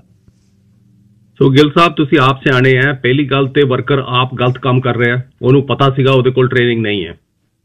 ਤੁਸੀਂ ਗਲਤ ਸਰਟੀਫਿਕੇਸ਼ਨ ਲੈ ਕੇ ਗਲਤ ਜੌਬ ਲਈ ਜਾਓਗੇ ਤੇ ਇਹਦੇ ਵਿੱਚ ਥੋੜੀ ਤੇ ਤੁਹਾਡੀ ਵੀ ਫਾਲਟ ਹੈ, ਠੀਕ ਹੈ। ਦੂਸਰੀ ਗੱਲ, 100% ਐਮਪਲੋਇਰ ਦੀ ਫਾਲਟ ਹੈ ਜੇ ਐਮਪਲੋਇਰ ਉਹਨੂੰ ਉਸ ਪਾਰਟਿਕੂਲਰ ਟੂਲ ਜਾਂ ਇਕਵਿਪਮੈਂਟ ਦੇ ਉੱਤੇ ਟ੍ਰੇਨਿੰਗ ਨਹੀਂ ਦਿੰਦਾ। ਸੋ ਇਹ ਰਿਕੁਆਇਰਮੈਂਟ ਹੈ, ਪਰ ਗੱਲ ਇੱਥੇ ਆ ਜਾਂਦੀ ਹੈ ਜੀ, ਜਿੱਦਾਂ ਉਹੀ ਗੱਲ ਜਦੋਂ ਢਿੱਲੋਂ ਸਾਹਿਬ ਨੇ ਦੱਸੀ ਹੈ ਕਿ ਵੀ ਨਵਾਂ ਵਰਕਰ ਆਇਆ, ਇੰਡੀਆ ਤੋਂ ਆਇਆ, ਕਈ ਵਾਰੀ ਉਹਨਾਂ ਨੂੰ ਕਾਇਦਿਆਂ ਕਾਨੂੰਨ ਦਾ ਨਹੀਂ ਪਤਾ ਹੁੰਦਾ, ਇੱਕ ਇਹ ਵੀ ਡਰ ਹੁੰਦਾ ਹੈ ਕਿ ਵੀ ਜੇ ਕਿਧਰੇ ਅਸੀਂ ਕੰਪਲੇਂਟ ਕੀਤੀ ਤੇ ਸਾਡੀ ਜੌਬ ਜਾਊਗੀ। ਸੋ ਗੱਲ ਇਹ ਹੈ ਜੀ ਕਿ ਜਦੋਂ ਦੋਵੇਂ ਪੱਖ ਬਾਏ ਦਾ ਲਾਅ ਕੰਮ ਨਹੀਂ ਕਰ ਰਹੇ, ਸੋ ਔਖਾ ਹੋ ਜਾਂਦਾ ਪ੍ਰੂਵ ਕਰਨਾ ਵੀ। ਅੱਛਾ, ਫਿਰ ਦੂਸਰੀ ਗੱਲ ਇਹ ਹੈ, ਕਈ ਵਾਰੀ ਕਾਗਜ਼ੀ ਕਾਰਵਾਈ ਜਿੱਦਾਂ ਤੁਸੀਂ ਦੱਸਿਆ ਉਹ ਗਲਤ ਹੁੰਦੀ ਹੈ। ਜਿਹੜੇ ਤੁਸੀਂ ਹੁਣ LMIA ਦੀ ਵੀ ਗੱਲ ਕਰ ਰਹੇ ਹੋ, ਮੈਂ ਉਸ ਗੱਲਾਂ 'ਚ ਇੰਨਾ ਮਾਹਿਰ ਨਹੀਂ ਹੈ ਕਿ ਬਈ ਕੀ ਹੋ ਰਿਹਾ ਇਮੀਗ੍ਰੇਸ਼ਨ ਮੈਟਰਸ ਤੇ, ਪਰ ਜੇ ਤੁਸੀਂ ਇਹ ਗੱਲ ਕਰ ਰਹੇ ਹੋ, ਜੇ ਤੁਸੀਂ ਆਪ ਵੀ ਉਹਦੇ ਵਿੱਚ ਇਨਵੋਲਵਡ ਹੋ, ਤੁਹਾਨੂੰ ਪਤਾ ਤੁਸੀਂ ਕੀ ਕਰ ਰਹੇ ਹੋ, ਸੋ ਤੁਹਾਡੀ ਤੇ ਫਿਰ ਜਿਹੜੀ ਕਾਗਜ਼ੀ ਕਾਰਵਾਈ ਜਾਂ ਪੈਰਵੀ ਹੋਊਗੀ ਉਹ ਉਹਨਾਂ ਕਾਗਜ਼ ਦੇ ਹਿਸਾਬ ਨਾਲ ਹੀ ਹੋਊਗੀ ਜਿਹੜੀ ਤੁਸੀਂ ਆਪ ਐਕਸੈਪਟ ਕੀਤਾ ਹੈ। ਸੋ ਇਹ ਗੱਲ ਆ ਜਾਂਦੀ ਹੈ ਜੀ। Sir Harvinder Singh ji, line number 3। ਹਾਂਜੀ, ਜਿੱਥੇ ਤੱਕ ਉਸ ਬੰਦੇ ਦੀ ਸੱਟ ਦੀ ਗੱਲ ਹੈ, ਉਹਨੂੰ ਜੇ ਵਰਕਸੇਫ ਵੱਲੋਂ ਕਵਰੇਜ ਨਾ ਮਿਲੀ ਹੋਵੇ ਜਾਂ ਉਹ ਨਾ ਕਵਰਡ ਹੋਵੇ, ਉਹ ਡੈਫੀਨੇਟਲੀ ਵਰਕਸੇਫ ਦੇਖ ਸਕਦਾ, ਪਰ ਉਹਦੀ ਕੀ ਵੇਜ ਰੇਟ ਉਹਨਾਂ ਨੇ ਪਾਈ ਹੈ, ਇਹ ਚੀਜ਼ ਅਗੇਨ ਸਾਡੇ ਦਾਇਰੇ ਤੋਂ ਬਾਹਰ ਹੋ ਜਾਂਦੀ ਹੈ, ਕਿਉਂਕਿ ਉਹਨਾਂ ਨੇ ਜਿਹੜਾ ਪੇਪਰ ਵਰਕ ਸਬਮਿਟ ਕਰਨਾ ਹੈ ਉਸੇ ਬੇਸਿਸ ਦੇ ਉੱਤੇ ਫਿਰ ਉਸ ਬੰਦੇ ਨੂੰ ਜਿਹੜੀ ਹੈ ਕੰਪਨਸੇਸ਼ਨ ਵੱਲੋਂ ਨਾ ਵਰਕਸੇਫ ਵੱਲੋਂ ਜਿਹੜਾ ਮੁਆਵਜ਼ਾ ਉਹਦੇ ਬੇਸਿਸ ਤੇ ਮਿਲਣਾ। Sir Harvinder Singh, line number 3 ਜੀ, ਕੀ ਕਹਿਣਾ ਚਾਹੁੰਦੇ ਹੋ? ਬਾਈ ਸਤਿ ਸ਼੍ਰੀ ਅਕਾਲ, ਬਹੁਤ ਵਧੀਆ ਤੁਹਾਡਾ ਉਪਰਾਲਾ ਤੁਸੀਂ ਲੈ ਕੇ ਆਏ ਹੋ WCB ਤੋਂ ਜੀ, ਧੰਨਵਾਦ। ਦੇਖੋ ਕੋੜਾ ਸੱਚ ਆ, 2 ਕਾਰਪੋਰੇਸ਼ਨਾਂ ਤੋਂ BC ਦੇ ਜਿਹੜੇ ਆਮ ਸਿਟੀਜ਼ਨ ਆ ਔਰ ਛੋਟਾ ਬਿਜ਼ਨਸਮੈਨ ਆ ਉਹ ਬਹੁਤ ਦੁਖੀ ਆ। ਉਹ ICBC ਤੇ ਵਰਕਸੇਫ ਆ। ਦੇਖੋ ਮੈਂ ਮਿਸਟਰ ਮਾਂਗਟ ਦੀ ਸਿਚੁਏਸ਼ਨ ਸਮਝ ਸਕਦਾ, ਉਹਨਾਂ ਨੇ ਲਿਮਿਟੇਸ਼ਨ ਦੇ ਵਿੱਚ ਆਨਸਰ ਦੇਣੇ ਆ। ਜਿਹੜਾ ਤੁਸੀਂ ਕੁਐਸਚਨ ਪੁੱਛਿਆ ਸੀ ਨਾ ਬਾਈ ਜੀ, ਇਹਨਾਂ ਤੋਂ ਉਹਨਾਂ ਨੇ ਆਨਸਰ ਨਹੀਂ ਦਿੱਤਾ ਵੀ ਲੈਟਸ ਸੇ ਕਵਰੇਜ ਹੀ ਨਹੀਂ ਹੈਗੀ ਕਿਸੇ ਕੋਲੇ। ਬਹੁਤ ਸਾਡੇ ਆਪਾਂ ਸਾਰੇ ਸਬ ਕੰਟਰੈਕਟਰ ਨੇ ਇੱਥੇ, ਜਿਹੜੇ ਸਬ ਕੰਟਰੈਕਟਰ ਕੋਲ ਕਵਰੇਜ ਨਹੀਂ, ਜਿਹੜੀ ਸਾਈਟ ਤੇ ਕੰਮ ਹੁੰਦਾ ਉਹਨਾਂ ਕੋਲ ਕਵਰੇਜ ਨਹੀਂ। ਮੈਂ 2 ਸਾਲ ਪਹਿਲਾਂ ਵੀ ਲੌਬੀ ਕੀਤੀ ਸੀ, ਮਿਨਿਸਟਰ ਲੇਬਰ ਨੂੰ ਵੀ ਮਿਲਿਆ ਸੀ, ਉਹਨਾਂ ਨੂੰ ਰਿਕੁਐਸਟ ਕੀਤੀ ਸੀ। ਉਹ WCB ਦੇ ਵੀ ਵਰਕਸੇਫ ਉਹਨਾਂ ਦੇ ਅੰਡਰ ਆਉਂਦੀ ਆ। ਅੱਛਾ ਜੀ। ਉਹਨਾਂ ਨੂੰ ਕਿਹਾ ਸੀ ਯਾਰ ਤੁਸੀਂ ਪਰਮਿਟ ਇਹਨਾਂ ਇਸ਼ੂ ਹੋਣ ਦੇ ਉਹਨਾਂ ਨੂੰ, ਜਦੋਂ ਤੱਕ ਉਹਨਾਂ ਕੋਲ WCB ਨਹੀਂ ਹੈਗੀ। Simple as that. ਇੰਨੀ ਕੰਪਲੀਕੇਸ਼ਨ ਤਾਂ ਹੈ ਨਹੀਂ। ਮੈਨੂੰ ਇੱਕ ਅਨਪੜ੍ਹ ਬੰਦੇ ਨੂੰ ਸਮਝ ਆਉਂਦੀ ਗੱਲ। ਤੁਸੀਂ ਸਾਰੇ ਜਣੇ ਪੜ੍ਹੇ ਲਿਖੇ ਐਡੀ ਵੱਡੀਆਂ ਜੋਬਾਂ ਤੇ ਬੈਠੇ ਕਿਉਂ ਨਹੀਂ ਸਮਝਦੇ? ਉਹ ਕਹਿੰਦੇ ਮੈਂ ਤੇਰੀ ਗੱਲ ਸਮਝਦਾ। ਮੈਂ ਕਿਹਾ ਇੱਕ ਮੇਰਾ ਕੁਐਸਚਨ ਹੋਰ ਹੈ ਟੈਕਨੀਕਲੀ। ਲੈਟਸ ਇੱਕ ਟਾਵਰ ਬਣਦਾ ਜਾਂ ਇੱਕ ਘਰ ਬਣਦਾ, ਕੋਈ ਸਾਈਟ ਲੈ ਲਓ, ਉੱਥੇ 25 ਟਰੇਡਾਂ ਆਉਂਦੀਆਂ, 25 ਦੇ 25 WCB ਦਾ ਨੰਬਰ ਚੱਕੀ ਫਿਰਦੇ। ਕਿਉਂ ਉਹਨਾਂ ਨੂੰ ਰੇਪ ਆਫ ਕੀਤਾ ਜਾਂਦਾ? ਇੱਕ ਜਿਹੜਾ ਬੰਦਾ ਬਿਲੀਅਨਸ ਆਫ ਡਾਲਰ ਉਸ ਟਾਵਰ ਚ ਉਹਨੇ ਕਮਾਉਣੇ ਆ, ਬਿਲਕੁਲ, ਉਹਨੂੰ ਕਿਉਂ ਨਹੀਂ ਦਿੰਦੇ ਤੁਸੀਂ? ਠੀਕ ਹੈ। ਮੈਂ ਇਹ ਤੇ ਬਾਈ ਜੀ ਲੋਕਾਂ ਨੂੰ ਬਹੁਤ ਸਮਝਾਇਆ, ਆਪਣੇ ਟ੍ਰੇਡ ਪਰਸਨ ਨੂੰ ਵੀ ਬਾਈ ਜੀ ਇਹਦੇ ਸਾਈਨ ਕਰੋ। ਆਪਾਂ WCB ਜੇ ਸਾਰੇ ਰੁਕ ਗਏ ਆਪਣਾ ਪ੍ਰੀਮੀਅਮ ਨਾ ਪੇ ਕਰਨ ਨਾ, ਕੁਛ ਨਹੀਂ ਹੋਣ ਲੱਗਿਆ। WCB ਨੇ ਕੁਛ ਨਹੀਂ ਕਰਨਾ, ਸਾਨੂੰ ਆਪਣੇ ਗਲੋਂ ਇਹ ਲਾਉਣਾ ਪੈਣਾ ਵੀ ਜੀ 22-23% ਆ ਜਿਹੜੇ ਇਨਸੂਲੇਸ਼ਨ ਜਿਹੜੇ ਫਰੇਮਰ ਦਾ ਕੰਮ ਕਰਦੇ, ਜਾਂ ਉਹ ਤੋਂ ਜ਼ਿਆਦਾ ਵੀ ਜਿਹੜੇ ਹਾਈ ਰਿਸਕ ਤੇ ਨੇ। ਦੂਜੀ ਗੱਲ ਆ, ਡਰਾਈਵਿੰਗ ਲਾਇਸੈਂਸ 5 ਸਾਲਾਂ ਬਾਅਦ ਰਿਨਿਊ ਹੁੰਦਾ। ਸਿੰਪਲ ਤੁਸੀਂ ਜਾਓ $45 ਦਿਓ, ਹੋ ਜਾਂਦਾ ਜੀ। ਜੀਨੀ ਦਾ ਜਾਂ ਤੁਸੀਂ ਜਿਹੜੇ ਆਪਣੀ ਹੋਰ ਸਕਾਈ ਲਿਫਟਸ ਨੇ, ਹੋਰ ਇਕਵਿਪਮੈਂਟਸ ਨੇ, ਬਾਈ ਉਹ 2 ਸਾਲ ਬਾਅਦ ਉਹ ਖਤਮ ਹੋ ਜਾਂਦਾ, ਫਿਰ ਉਹ ਤੁਸੀਂ ਕੋਰਸ ਕਰੋ। ਆਈ ਮੀਨ ਇਹ ਸਾਰਾ ਕੁਛ ਜਿਹੜਾ ਆ, ਇਹ ਇਸੇ ਕਰਕੇ ਤਾਂ ਸੇਫਟੀ ਲੈਂਦੇ ਹੀ ਨਹੀਂ ਬੰਦੇ ਵੀ, ਕਿਉਂਕਿ ਕੰਪਲੀਕੇਸ਼ਨ ਹੀ ਇੰਨਾ ਬਣਾਇਆ। ਯੈਸ, ਜੇ ਤੁਹਾਡਾ ਰੂਲ ਆਫ ਥੰਬ ਇਹ ਆ ਸੇਫਟੀ ਫਸਟ, ਤੇ ਫਿਰ ਸੇਫਟੀ ਪੈਸੇ ਲੈ ਕੇ ਨਹੀਂ ਕੀਤੀ ਜਾਂਦੀ, ਸੇਫਟੀ ਕੀਤੀ ਜਾਂਦੀ ਹੈ ਅਗਲੇ ਦਾ ਧਿਆਨ ਰੱਖ ਕੇ, ਫ੍ਰੀ ਆਫ ਕੋਸਟ। ਇਹ ਸ਼ਹਿਰੀ ਆਲਰੇਡੀ ਟੈਕਸ ਦੇ ਰਿਹਾ, ਇਹਨੂੰ ਹੋਰ ਰੇਪ ਆਫ ਨਾ ਕਰੋ। ਇੰਨੇ ਔਖੇ ਟਾਈਮ 'ਚ ਤਾਂ ICBC ਨੇ ਵੀ ਸੰਗ ਕਰ ਲਈ, ਉਹਨੇ ਵੀ ਥੋੜੇ ਪੈਸੇ ਮੋੜ ਦਿੱਤੇ। ਸਾਨੂੰ ਕਿਉਂ ਤੁਸੀਂ ਇਹ ਹੱਥ ਹੀ ਸਾਡੇ ਗਲ ਬੰਨਿਆ? ਅਸੀਂ ਤਾਂ ਇਹ ਹੱਕ 'ਚ ਨਹੀਂ ਹੈਗੇ। ਹਰਵਿੰਦਰ ਸਿੰਘ ਜੀ, ਚਲੋ ਮਾਂਗਟ ਸਾਹਿਬ ਇੱਕ EMPLOYE ਦੇ ਤੌਰ 'ਤੇ, ਕਿਉਂਕਿ ਮੈਨੇਜਮੈਂਟ ਤਾਂ ਹੈ ਨਹੀਂ, ਉਹਨਾਂ ਨੇ ਤਾਂ ਡਿਸੀਜਨ ਤਾਂ ਗਵਰਨਮੈਂਟ ਦੇ ਨੇ। ਅੱਛਾ ਮਾਂਗਟ ਸਾਹਿਬ, ਇਹ ਗੱਲ ਬਿਲਕੁਲ ਸਰਾਹ ਹਰਵਿੰਦਰ ਸਿੰਘ ਦੀ ਬੜੀ ਸਹੀ ਹੈ। ਜਿਵੇਂ ਪਰਮਿਟ ਦੇਣ ਤੋਂ ਪਹਿਲਾਂ ਸਿਟੀ ਸਭ ਕੁਛ ਮੰਗਦੀ ਆ। ਲਿਆ ਇੱਥੇ ਇਹਦਾ ਆਪਣਾ ਜੀਓਟੈਕ ਵਾਲਾ ਲਿਆ, ਇੱਥੇ ਆਹ ਲਿਆ, ਇੱਥੇ ਐਰੋਜਨ ਸੈਡੀਮੈਂਟ ਕੰਟਰੋਲ ਲਿਆ, ਜੇ ਅੱਧੇ ਏਕੜ ਤੋਂ ਵੱਧ ਲਾਟ, ਇੱਥੇ ਪੱਲੀਆਂ ਲਾ, ਇੱਥੇ ਆਹ ਲਾ, ਇੱਥੇ ਹੁਣ ਫਾਈਨਲ ਟਾਈਮ 'ਤੇ ਦਰਖਤ ਵੱਢਣ ਤੋਂ ਪਹਿਲਾਂ ਨੈਸਟ ਵਾਲੇ ਫੇਰ ਦੇਖ ਕੇ ਤੇ ਜਾਨਵਰਾਂ ਨੇ ਆਲਣਾ ਤਾਂ ਨਹੀਂ ਪਾ ਲਿਆ। ਤੁਹਾਡਾ ਨਾਲ ਹੁੱਕ ਨਹੀਂ ਹੋ ਸਕਦਾ ਜੀ ਵੀ ਤੁਹਾਡੇ ਸਿਸਟਮ ਦੇ ਵਿੱਚ ਹੋਵੇ ਵੀ ਇਸ ਕੰਟਰੈਕਟਰ ਦੀ ਆਪਣੇ ਹੈ ਨਹੀਂ ਕਵਰੇਜ? ਹਰਵਿੰਦਰ ਸਿੰਘ ਜੀ, ਇਹ ਬਹੁਤ ਵਧੀਆ ਚੀਜ਼ ਪੁਆਇੰਟ ਆਊਟ ਕੀਤੀ ਹੈ ਤੁਸੀਂ ਗਿੱਲ ਸਾਹਿਬ। ਮੈਂ ਬਿਲਕੁਲ ਅਪਰੀਸ਼ੀਏਟ ਕਰਦਾ ਜਿਹੜੀ ਉਹਨਾਂ ਨੇ ਗੱਲਾਂ ਬਾਤਾਂ ਕੀਤੀਆਂ। ਪਰ ਇਹ ਹੈ ਕਿ ਉਹਨਾਂ ਨੇ 3-4 ਫੈਸਟਸ ਬਾਰੇ ਗੱਲ ਕੀਤੀ। ਇੱਕ ਤੇ ਜਿਹੜੀ ਤੁਸੀਂ ਪਰਮਿਟ ਦੀ ਗੱਲ ਕਰਦੇ ਹੋ, ਮੈਂ ਤੁਹਾਨੂੰ ਦੱਸਦਾ ਜੀ, ਆਪਾਂ ਐਸਬੈਸਟਸ ਦੀ ਗੱਲ ਕਰਦੇ ਹਾਂ। ਜੇ ਕੋਈ ਘਰ ਢਾਣਾ ਹੋਏ, ਰੈਨੋਵੇਸ਼ਨ ਕਰਨੀ ਹੋਵੇ, ਤੁਸੀਂ ਮੰਨੋਗੇ ਨਹੀਂ ਕਿ ਵਰਕਸੇਫ BC ਨੇ ਆਪਣੇ ਲੈਵਲ ਦੇ ਉੱਤੇ ਸਿਟੀਜ਼ ਨੂੰ ਸਾਰਿਆਂ ਨੂੰ ਅਪਰੋਚ ਕਰਕੇ ਇਹ ਚੀਜ਼ ਕੀਤੀ ਹੈ ਕਿ ਬਈ ਜਦੋਂ ਤੁਸੀਂ ਇਹ ਪਰਮਿਟ ਉਹਨਾਂ ਨੂੰ ਇਸ਼ੂ ਕਰਦੇ ਹੋ, ਸਾਨੂੰ ਇਤਲਾਹ ਕਰੋ ਕਿ ਵੀ ਇਹ ਅਸੀਂ ਪਰਮਿਟ ਇਸ਼ੂ ਕੀਤਾ ਢਾਣ ਤੋਂ ਪਹਿਲਾਂ। ਸੋ ਇਹਨੂੰ ਠੱਲ ਪਾਉਣ ਲਈ ਅਦਰਵਾਈਜ਼ ਕੀ ਕਰਦੇ ਸੀਗੇ, ਵਿੱਚ ਆਪਣੇ ਬਿਲਡਰਸ ਨੇ, ਵਿੱਚ ਸਾਰੀ ਇੰਟਾਇਰ ਕਮਿਊਨਿਟੀ ਹੈ ਕਿ ਘਰ ਢਾਏ ਜਾ ਰਹੇ ਸੀਗੇ, ਤੇ ਜਿਹੜੀ ਆਪਣੀ ਜਿਹੜਾ ਰੇਸ਼ਾ ਹੈ ਐਸਬੈਸਟਸ ਦਾ, ਇਹਦੇ ਉੱਡਣ ਕਰਕੇ ਕਾਫੀ ਤਰ੍ਹਾਂ ਦੀ ਆਪਾਂ ਨੂੰ ਪਤਾ ਹੀ ਆ। ਹੁਣ ਵੀ ਤੁਸੀਂ ਦੇਖ ਲਓ ਜਿਹੜੀ ਆਪਾਂ ਪੇ ਆਊਟ ਕਰਦੇ ਆ, ਜੇ 150 ਦੇ ਕਰੀਬ ਮੌਤ, 160 ਮੌਤ ਲਾਸਟ ਈਅਰ ਹੋਈ ਹੈ, ਉਹ 'ਚੋਂ 53 ਜਿਹੜੀਆਂ ਉਹ ਐਸਬੈਸਟਸ ਰਿਲੇਟਡ ਹੈ। ਸੋ ਉਹ ਗੱਲ ਅਸੀਂ ਹੁਣ ਸਾਨੂੰ ਪਤਾ ਲੱਗਿਆ ਜੀ ਕਿ ਉਹਨਾਂ ਨੂੰ ਜਿਹੜਾ ਹੈਗਾ ਐਸਬੈਸਟਸ ਰਿਲੇਟਡ ਹੋਵੇ ਜਾਂ ਹੈਜ਼ਰਸ ਮਟੀਰੀਅਲ ਦਾ ਕੋਈ ਵੀ ਹੋਵੇ, ਜੋ 'ਚ ਲੈਡ ਹੋਵੇ ਜਾਂ ਆਪਣਾ ਮਰਕਰੀ ਹੈ, ਉਹਦੇ ਲਈ ਉਹਨਾਂ ਨੂੰ ਪਹਿਲਾਂ ਹੁਣ ਹੈਜ਼ਰਸ ਮਟੀਰੀਅਲ ਸਰਵੇ ਕਰਾਉਣਾ ਪੈਂਦਾ। ਉਹ ਹੁਣ ਸਿਟੀ ਸਾਨੂੰ ਇਹ ਪ੍ਰੋਵਾਈਡ ਕਰਦੀ ਆ ਜੀ। ਹੁਣ ਜੇ ਤੁਸੀਂ ਇਹ ਗੱਲ ਕਹੋ ਜੀ ਕਿ ਵੀ ਪਰਮਿਟ ਇਸ਼ੂ ਕਰਨ ਤੋਂ ਪਹਿਲਾਂ ਹੁਣ ਸਿਟੀ ਵਾਲੇ ਇਹ ਚੈੱਕ ਕਰਨ ਕਿ ਬਈ ਉਹਨਾਂ ਦੀ WCB ਕਵਰੇਜ ਹੈ ਕਿ ਨਹੀਂ, ਇਹ ਸਿਟੀ ਦਾ ਸਵਾਲ ਹੈ ਜੀ, ਸਾਡਾ ਨਹੀਂ। ਅਸੀਂ ਤਾਂ ਲਾਈਕ ਕਰਦੇ ਹਾਂ ਜੇ ਸਾਨੂੰ ਇਹ ਪਤਾ ਹੋਵੇ ਤੇ ਸਿਟੀ ਸਾਨੂੰ ਹੈਲਪ ਆਊਟ ਕਰੇ ਕਿ ਬਈ ਡੈਫੀਨੇਟਲੀ ਕਿ ਵੀ ਅਸੀਂ ਚੈੱਕ ਕਰਾਂਗੇ ਤੇ ਅਸੀਂ ਪਰਮਿਟ ਹੀ ਨਹੀਂ ਇਸ਼ੂ ਕਰਾਂਗੇ।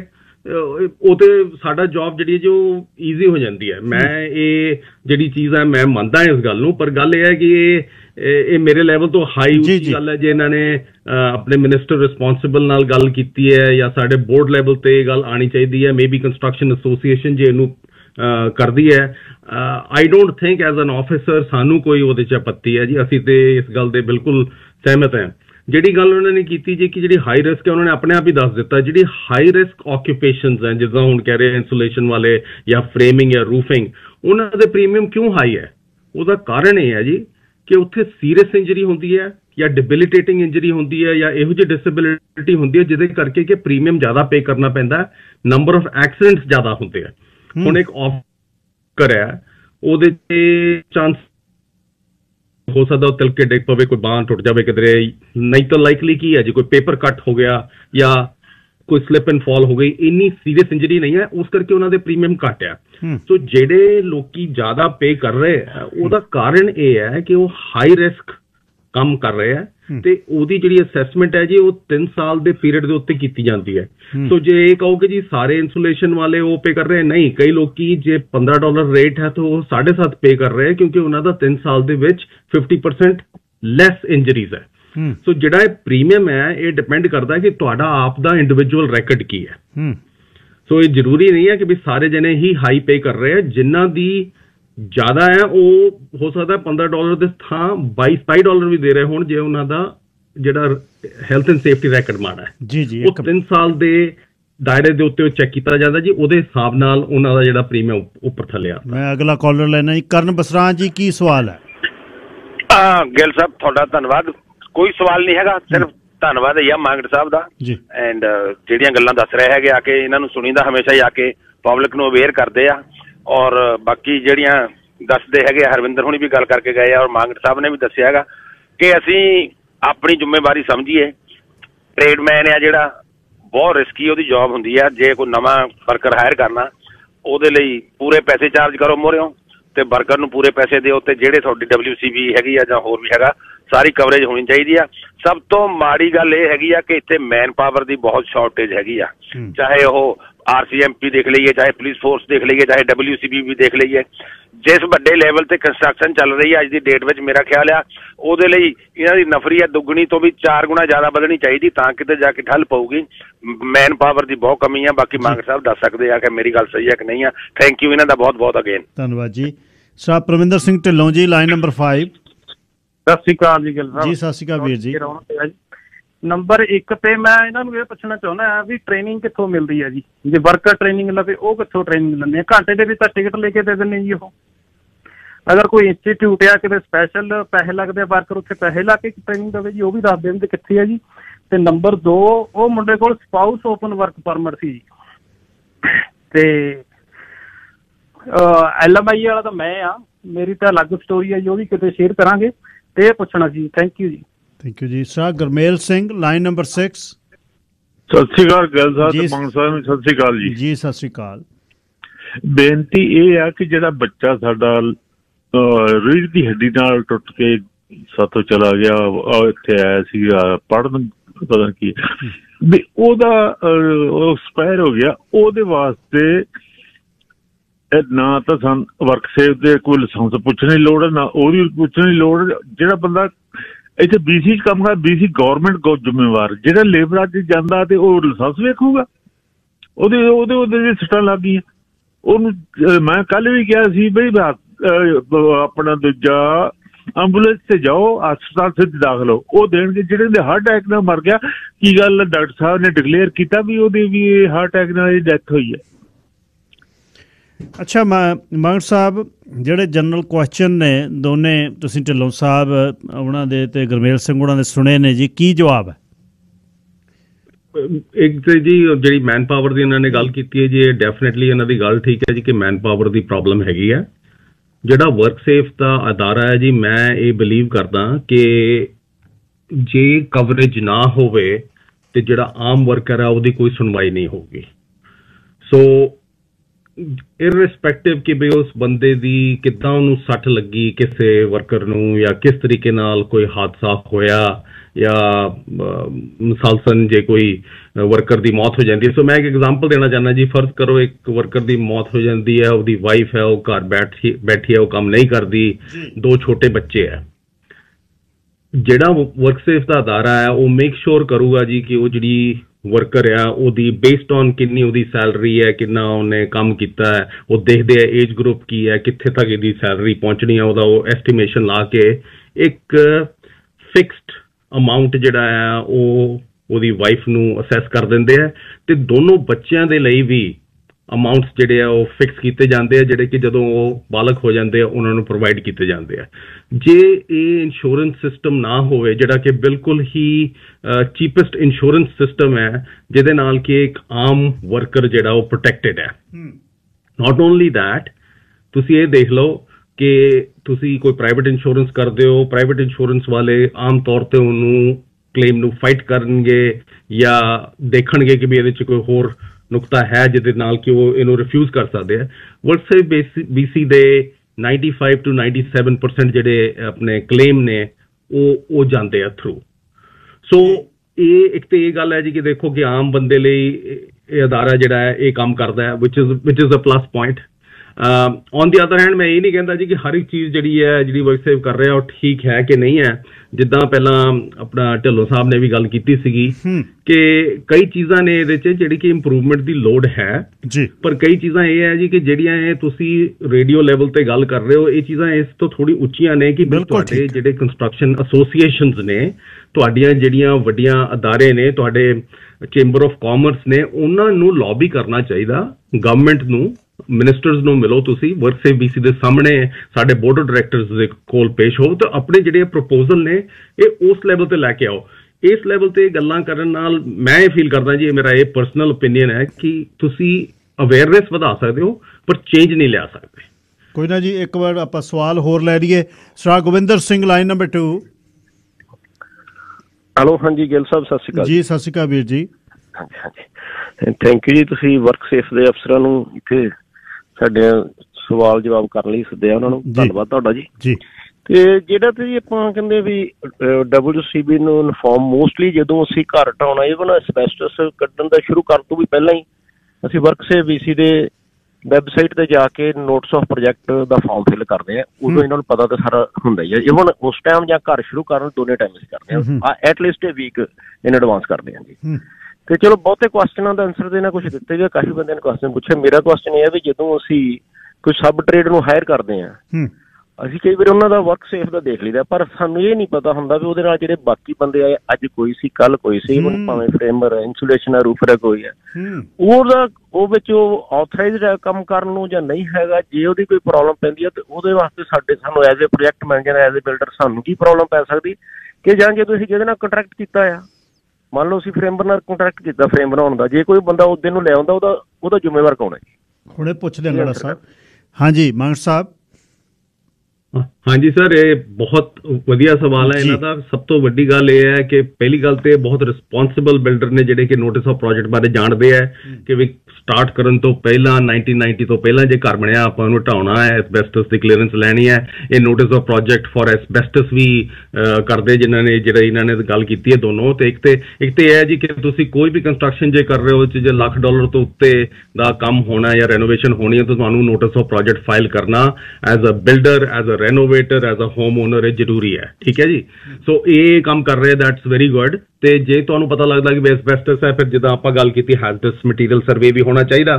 ਜਿਹੜਾ ਇਹਨਾਂ ਦਾ ਸਵਾਲ ਹੈ ਜੀ ਕਿ ਐਜ਼ ਅ ਜਨਰਲ ਕੰਟਰੈਕਟਰ ਜਾਂ ਐਜ਼ ਅ ਹੋਮ ਓਨਰ ਇਹਨਾਂ ਨੇ ਸਬ ਕੰਟਰੈਕਟਰ ਨਾਲ ਇਹ ਦੇਖ ਲਿਆ ਕਿ ਵੀ ਇਹਦੀ ਵਰਕਸੇਫ ਕਵਰੇਜ ਹੈ ਕਿ ਨਹੀਂ ਹੈ। ਸੋ ਪਹਿਲੀ ਗੱਲ ਮੈਂ ਇਹ ਗੱਲ ਕਹੂੰਗਾ ਜੀ ਕਿ ਗੱਲਾਂ ਚੇਂਜ ਹੋ ਜਾਂਦੀਆਂ, ਆਪਾਂ ਜਿਹੜੀ ਗੱਲਬਾਤ ਕਰਦੇ ਹਾਂ ਮੂੰਹ ਜ਼ਬਾਨੀ ਉਹ ਹੋਰ ਗੱਲ ਹੈ। ਸੋ ਲਿਖਤੀ ਤੌਰ ਤੇ ਮੇਕ ਸ਼ੋਰ ਕਰੋ ਕਿ ਵੀ ਤੁਹਾਡੇ ਕੋਲ ਉਹ ਕੰਟਰੈਕਟ ਹੈਗਾ। ਮੇਕ ਸ਼ੋਰ ਕਰੋ ਕਿ ਤੁਹਾਡੇ ਕੋਲ ਉਹ ਕਵਰੇਜ ਜਿਹੜੀ ਉਹ ਲੈ ਕੇ ਆਉਂਦਾ ਉਹ ਕਰੰਟ ਕਵਰੇਜ ਹੈਗੀ ਹੈ ਤੇ ਹੀ ਇਜ਼ ਇਨ ਗੁੱਡ ਸਟੈਂਡਿੰਗ। ਇਸ ਤੋਂ ਇਲਾਵਾ ਤੁਸੀਂ ਉਹ ਤੋਂ ਜਨਰਲ ਲਿਸਟ ਲੈ ਸਕਦੇ ਹੋ ਕਿ ਵੀ ਇੱਥੇ ਇਸ ਕੰਮ ਦੇ ਉੱਤੇ, ਪ੍ਰੋਜੈਕਟ ਦੇ ਉੱਤੇ ਕਿਹੜੇ ਬੰਦੇ ਕੰਮ ਕਰਨਗੇ। ਠੀਕ ਹੈ। ਤੇ ਜੇ ਉਹ ਆਪਣੇ ਵੱਲੋਂ, ਜੇ ਤੁਸੀਂ ਇਹ ਆਪਣੇ ਵੱਲੋਂ ਡਿਊ ਡਿਲੀਜੈਂਸ ਕੀਤੀ ਹੈ, ਤੁਸੀਂ ਚੈੱਕ ਕੀਤਾ ਹੈ ਕਿ ਬਈ ਇਹ ਬੰਦਾ 5 ਬੰਦਿਆਂ ਲਈ ਕਵਰਡ ਹੈ, ਉਹ ਕਿੰਨੂੰ ਲੈ ਕੇ ਆਂਦਾ ਨਹੀਂ ਲੈ ਕੇ ਆਂਦਾ ਉਹਦੀ ਰਿਸਪੌਂਸਿਬਿਲਿਟੀ ਹੈ। ਤੁਸੀਂ ਆਪਣੀ ਡਿਊ ਡਿਲੀਜੈਂਸ ਕੀਤੀ ਹੈ, ਤੁਸੀਂ ਆਪਣਾ ਕੰਟਰੈਕਟ ਉਹਦੇ ਨਾਲ ਸਾਈਨ ਕੀਤਾ ਹੈ, ਯੂ ਆਰ ਕਵਰਡ। ਇੱਕ ਮਿੰਟ ਜੀ, ਮੈਂ ਇਕੱਠੇ ਸਵਾਲ 3 ਲੈ ਲਵਾਂ ਤੇ ਕਿਉਂਕਿ ਆਪਣੇ ਕੋਲ 3 ਮਿੰਟ ਰਹਿੰਦੇ ਨੇ। ਇਕਬਾਲ ਜੀ ਕੀ ਸਵਾਲ ਹੈ ਗਿੱਲ ਸਾਹਿਬ? ਹਾਂਜੀ ਗਿੱਲ ਸਾਹਿਬ ਸਤਿ ਸ਼੍ਰੀ ਅਕਾਲ ਜੀ। ਸਤਿ ਸ਼੍ਰੀ ਅਕਾਲ ਬਾਈ ਜੀ। ਸਵਾਲ ਆਪਣਾ ਵੈਸੇ ਤਾਂ ਖੈਰ ਕਾਫੀ ਹੈ, ਚਲੋ ਆਪਾਂ ਛੇਤੀ ਨਿਬੇੜਦੇ ਹਾਂ। ਸਵਾਲ ਇਹ ਹੈ ਵੀ ਮੰਨ ਲਓ ਇੱਕ ਬੰਦਾ, ਉਹਦੀ ਕੰਪਨੀ ਹੈ, ਕੰਪਨੀ ਬੇਸ਼ੱਕ ਛੋਟੀ ਹੈ ਵੱਡੀ ਹੈ ਜਿੱਦਾਂ ਦੀ ਵੀ ਹੈ, ਉਹਨੇ ਵਰਕਰ ਨੂੰ ਸਾਰਾ ਪ੍ਰੋਵਾਈਡ ਕੀਤਾ ਇਕਵਿਪਮੈਂਟ ਜੋ ਵੀ ਸੇਫਟੀ ਵਾਲਾ ਸਮਾਨ ਹੈ, ਤੇ ਵਰਕਰ ਨੂੰ ਕੋਲੇ ਖੜ ਕੇ ਸਵੇਰੇ ਉਹਨੇ ਕਹਿਤਾ ਵੀ ਆਹ ਸਮਾਨ ਪਾ ਕੇ ਭਾਈ ਤੁਸੀਂ ਕੰਮ ਸ਼ੁਰੂ ਕਰਨਾ, ਇਸ ਤੋਂ ਬਿਨਾਂ ਨਹੀਂ ਕਰਨਾ। ਸਾਰਾ ਦਿਨ ਤਾਂ ਓਨਰ ਕੋਲੇ ਨਹੀਂ ਖੜ ਸਕਦਾ, ਉਹਨੂੰ ਵਿੱਚ ਦੀ 10 ਮਿੰਟ ਜਾਣਾ ਵੀ ਪੈ ਸਕਦਾ ਜੀ। ਉਹ ਬਾਅਦ ਚ ਵਰਕਰ ਉਹ ਫੇਰ ਲਾ ਦਿੰਦੇ ਨੇ ਸੇਫਟੀ ਵਾਲਾ ਜੋ ਸਮਾਨ ਹੁੰਦਾ ਹੈ, ਉਦੋਂ ਨੂੰ WCB ਵਾਲਾ ਆ ਜਾਂਦਾ ਹੈ। ਉਹਦੇ ਵਿੱਚ ਇਹ ਪੁੱਛੋ ਮਾਰਕਟ ਸਾਹਿਬ ਨੂੰ ਵੀ ਉੱਥੇ ਓਨਰ ਦੀ ਕੀ ਗਲਤੀ ਹੈ, ਤੇ ਉਹਦੇ ਲਈ ਇਹ ਸਿਰਫ ਤੇ ਸਿਰਫ ਓਨਰ ਨੂੰ ਹੀ ਬਲੇਮ ਕਰਦੇ ਆ ਵੀ ਸਾਨੂੰ ਨਹੀਂ ਪਤਾ, ਇਹ ਸਿਰਫ ਭਾਈ ਤੇਰੀ ਜ਼ਿੰਮੇਵਾਰੀ ਸੀ ਵੀ ਸਾਨੂੰ ਨਹੀਂ ਪਤਾ ਉਹਨੇ ਕਿਉਂ ਲਿਆ। ਤੇ ਹਾਲਾਂਕਿ ਵਰਕਰ ਮੰਨਦਾ ਵੀ ਆ ਵੀ ਹਾਂ ਮੇਰੀ ਗਲਤੀ ਹੈ, ਪਰ ਇਹ ਮੰਨਦੇ ਹੀ ਨਹੀਂ ਉਸ ਗੱਲ ਨੂੰ ਇਹ WCB। ਹੁਣੇ ਪੁੱਛਦੇ ਹਾਂ ਜੀ ਗਗਨ ਸਿੰਘ ਕੀ ਸਵਾਲ ਹੈ ਜੀ? ਜੀ ਵੀਰ ਜੀ ਜਿਹੜਾ ਰਿਕਵਰੀ ਦਾ ਸਿਸਟਮ ਹੈ ਨਾ ਜੀ, ਮੈਂ ਕੋਈ ਕਿਸੇ ਦੀ ਇਨਫੋਰਮੇਸ਼ਨ ਨਹੀਂ ਦੇ ਰਿਹਾ, ਮੈਂ ਆਪਣੇ ਨਾਲ ਜੋ ਹੋਇਆ ਉਹ ਦੱਸਦਾ। ਉਹ ਸਿਸਟਮ ਇੰਨਾ ਕੁ ਇਸ ਲੈਵਲ ਦੇ ਨਾਲ ਮੈਂਟਲੀ ਟਾਰਚਰ ਕਰਦਾ ਆ ਬਈ ਆਪਾਂ ਇੰਨੇ ਸਾਲਾਂ ਤੋਂ ਮਿਲਦੇ ਆ। ਕਈ ਵਾਰੀ ਇਸ ਲੈਵਲ ਨਾਲ ਹੁੰਦਾ ਸੀ ਵੀ ਕੇਸ ਮੈਨੇਜਰ ਨੂੰ, ਮੈਂ ਔਨ 에ਅਰ ਕਹਿਣ ਲੱਗਿਆ ਇਹ ਗੱਲ, ਕੇਸ ਮੈਨੇਜਰ ਨੂੰ ਗਾਲਾਂ ਤੱਕ ਕੱਢਣੀਆਂ ਪੈਂਦੀਆਂ ਸੀ, ਇਸ ਢੰਗ ਦੇ ਥ੍ਰੈਟ ਕਰਦੇ ਸੀ ਉਹ।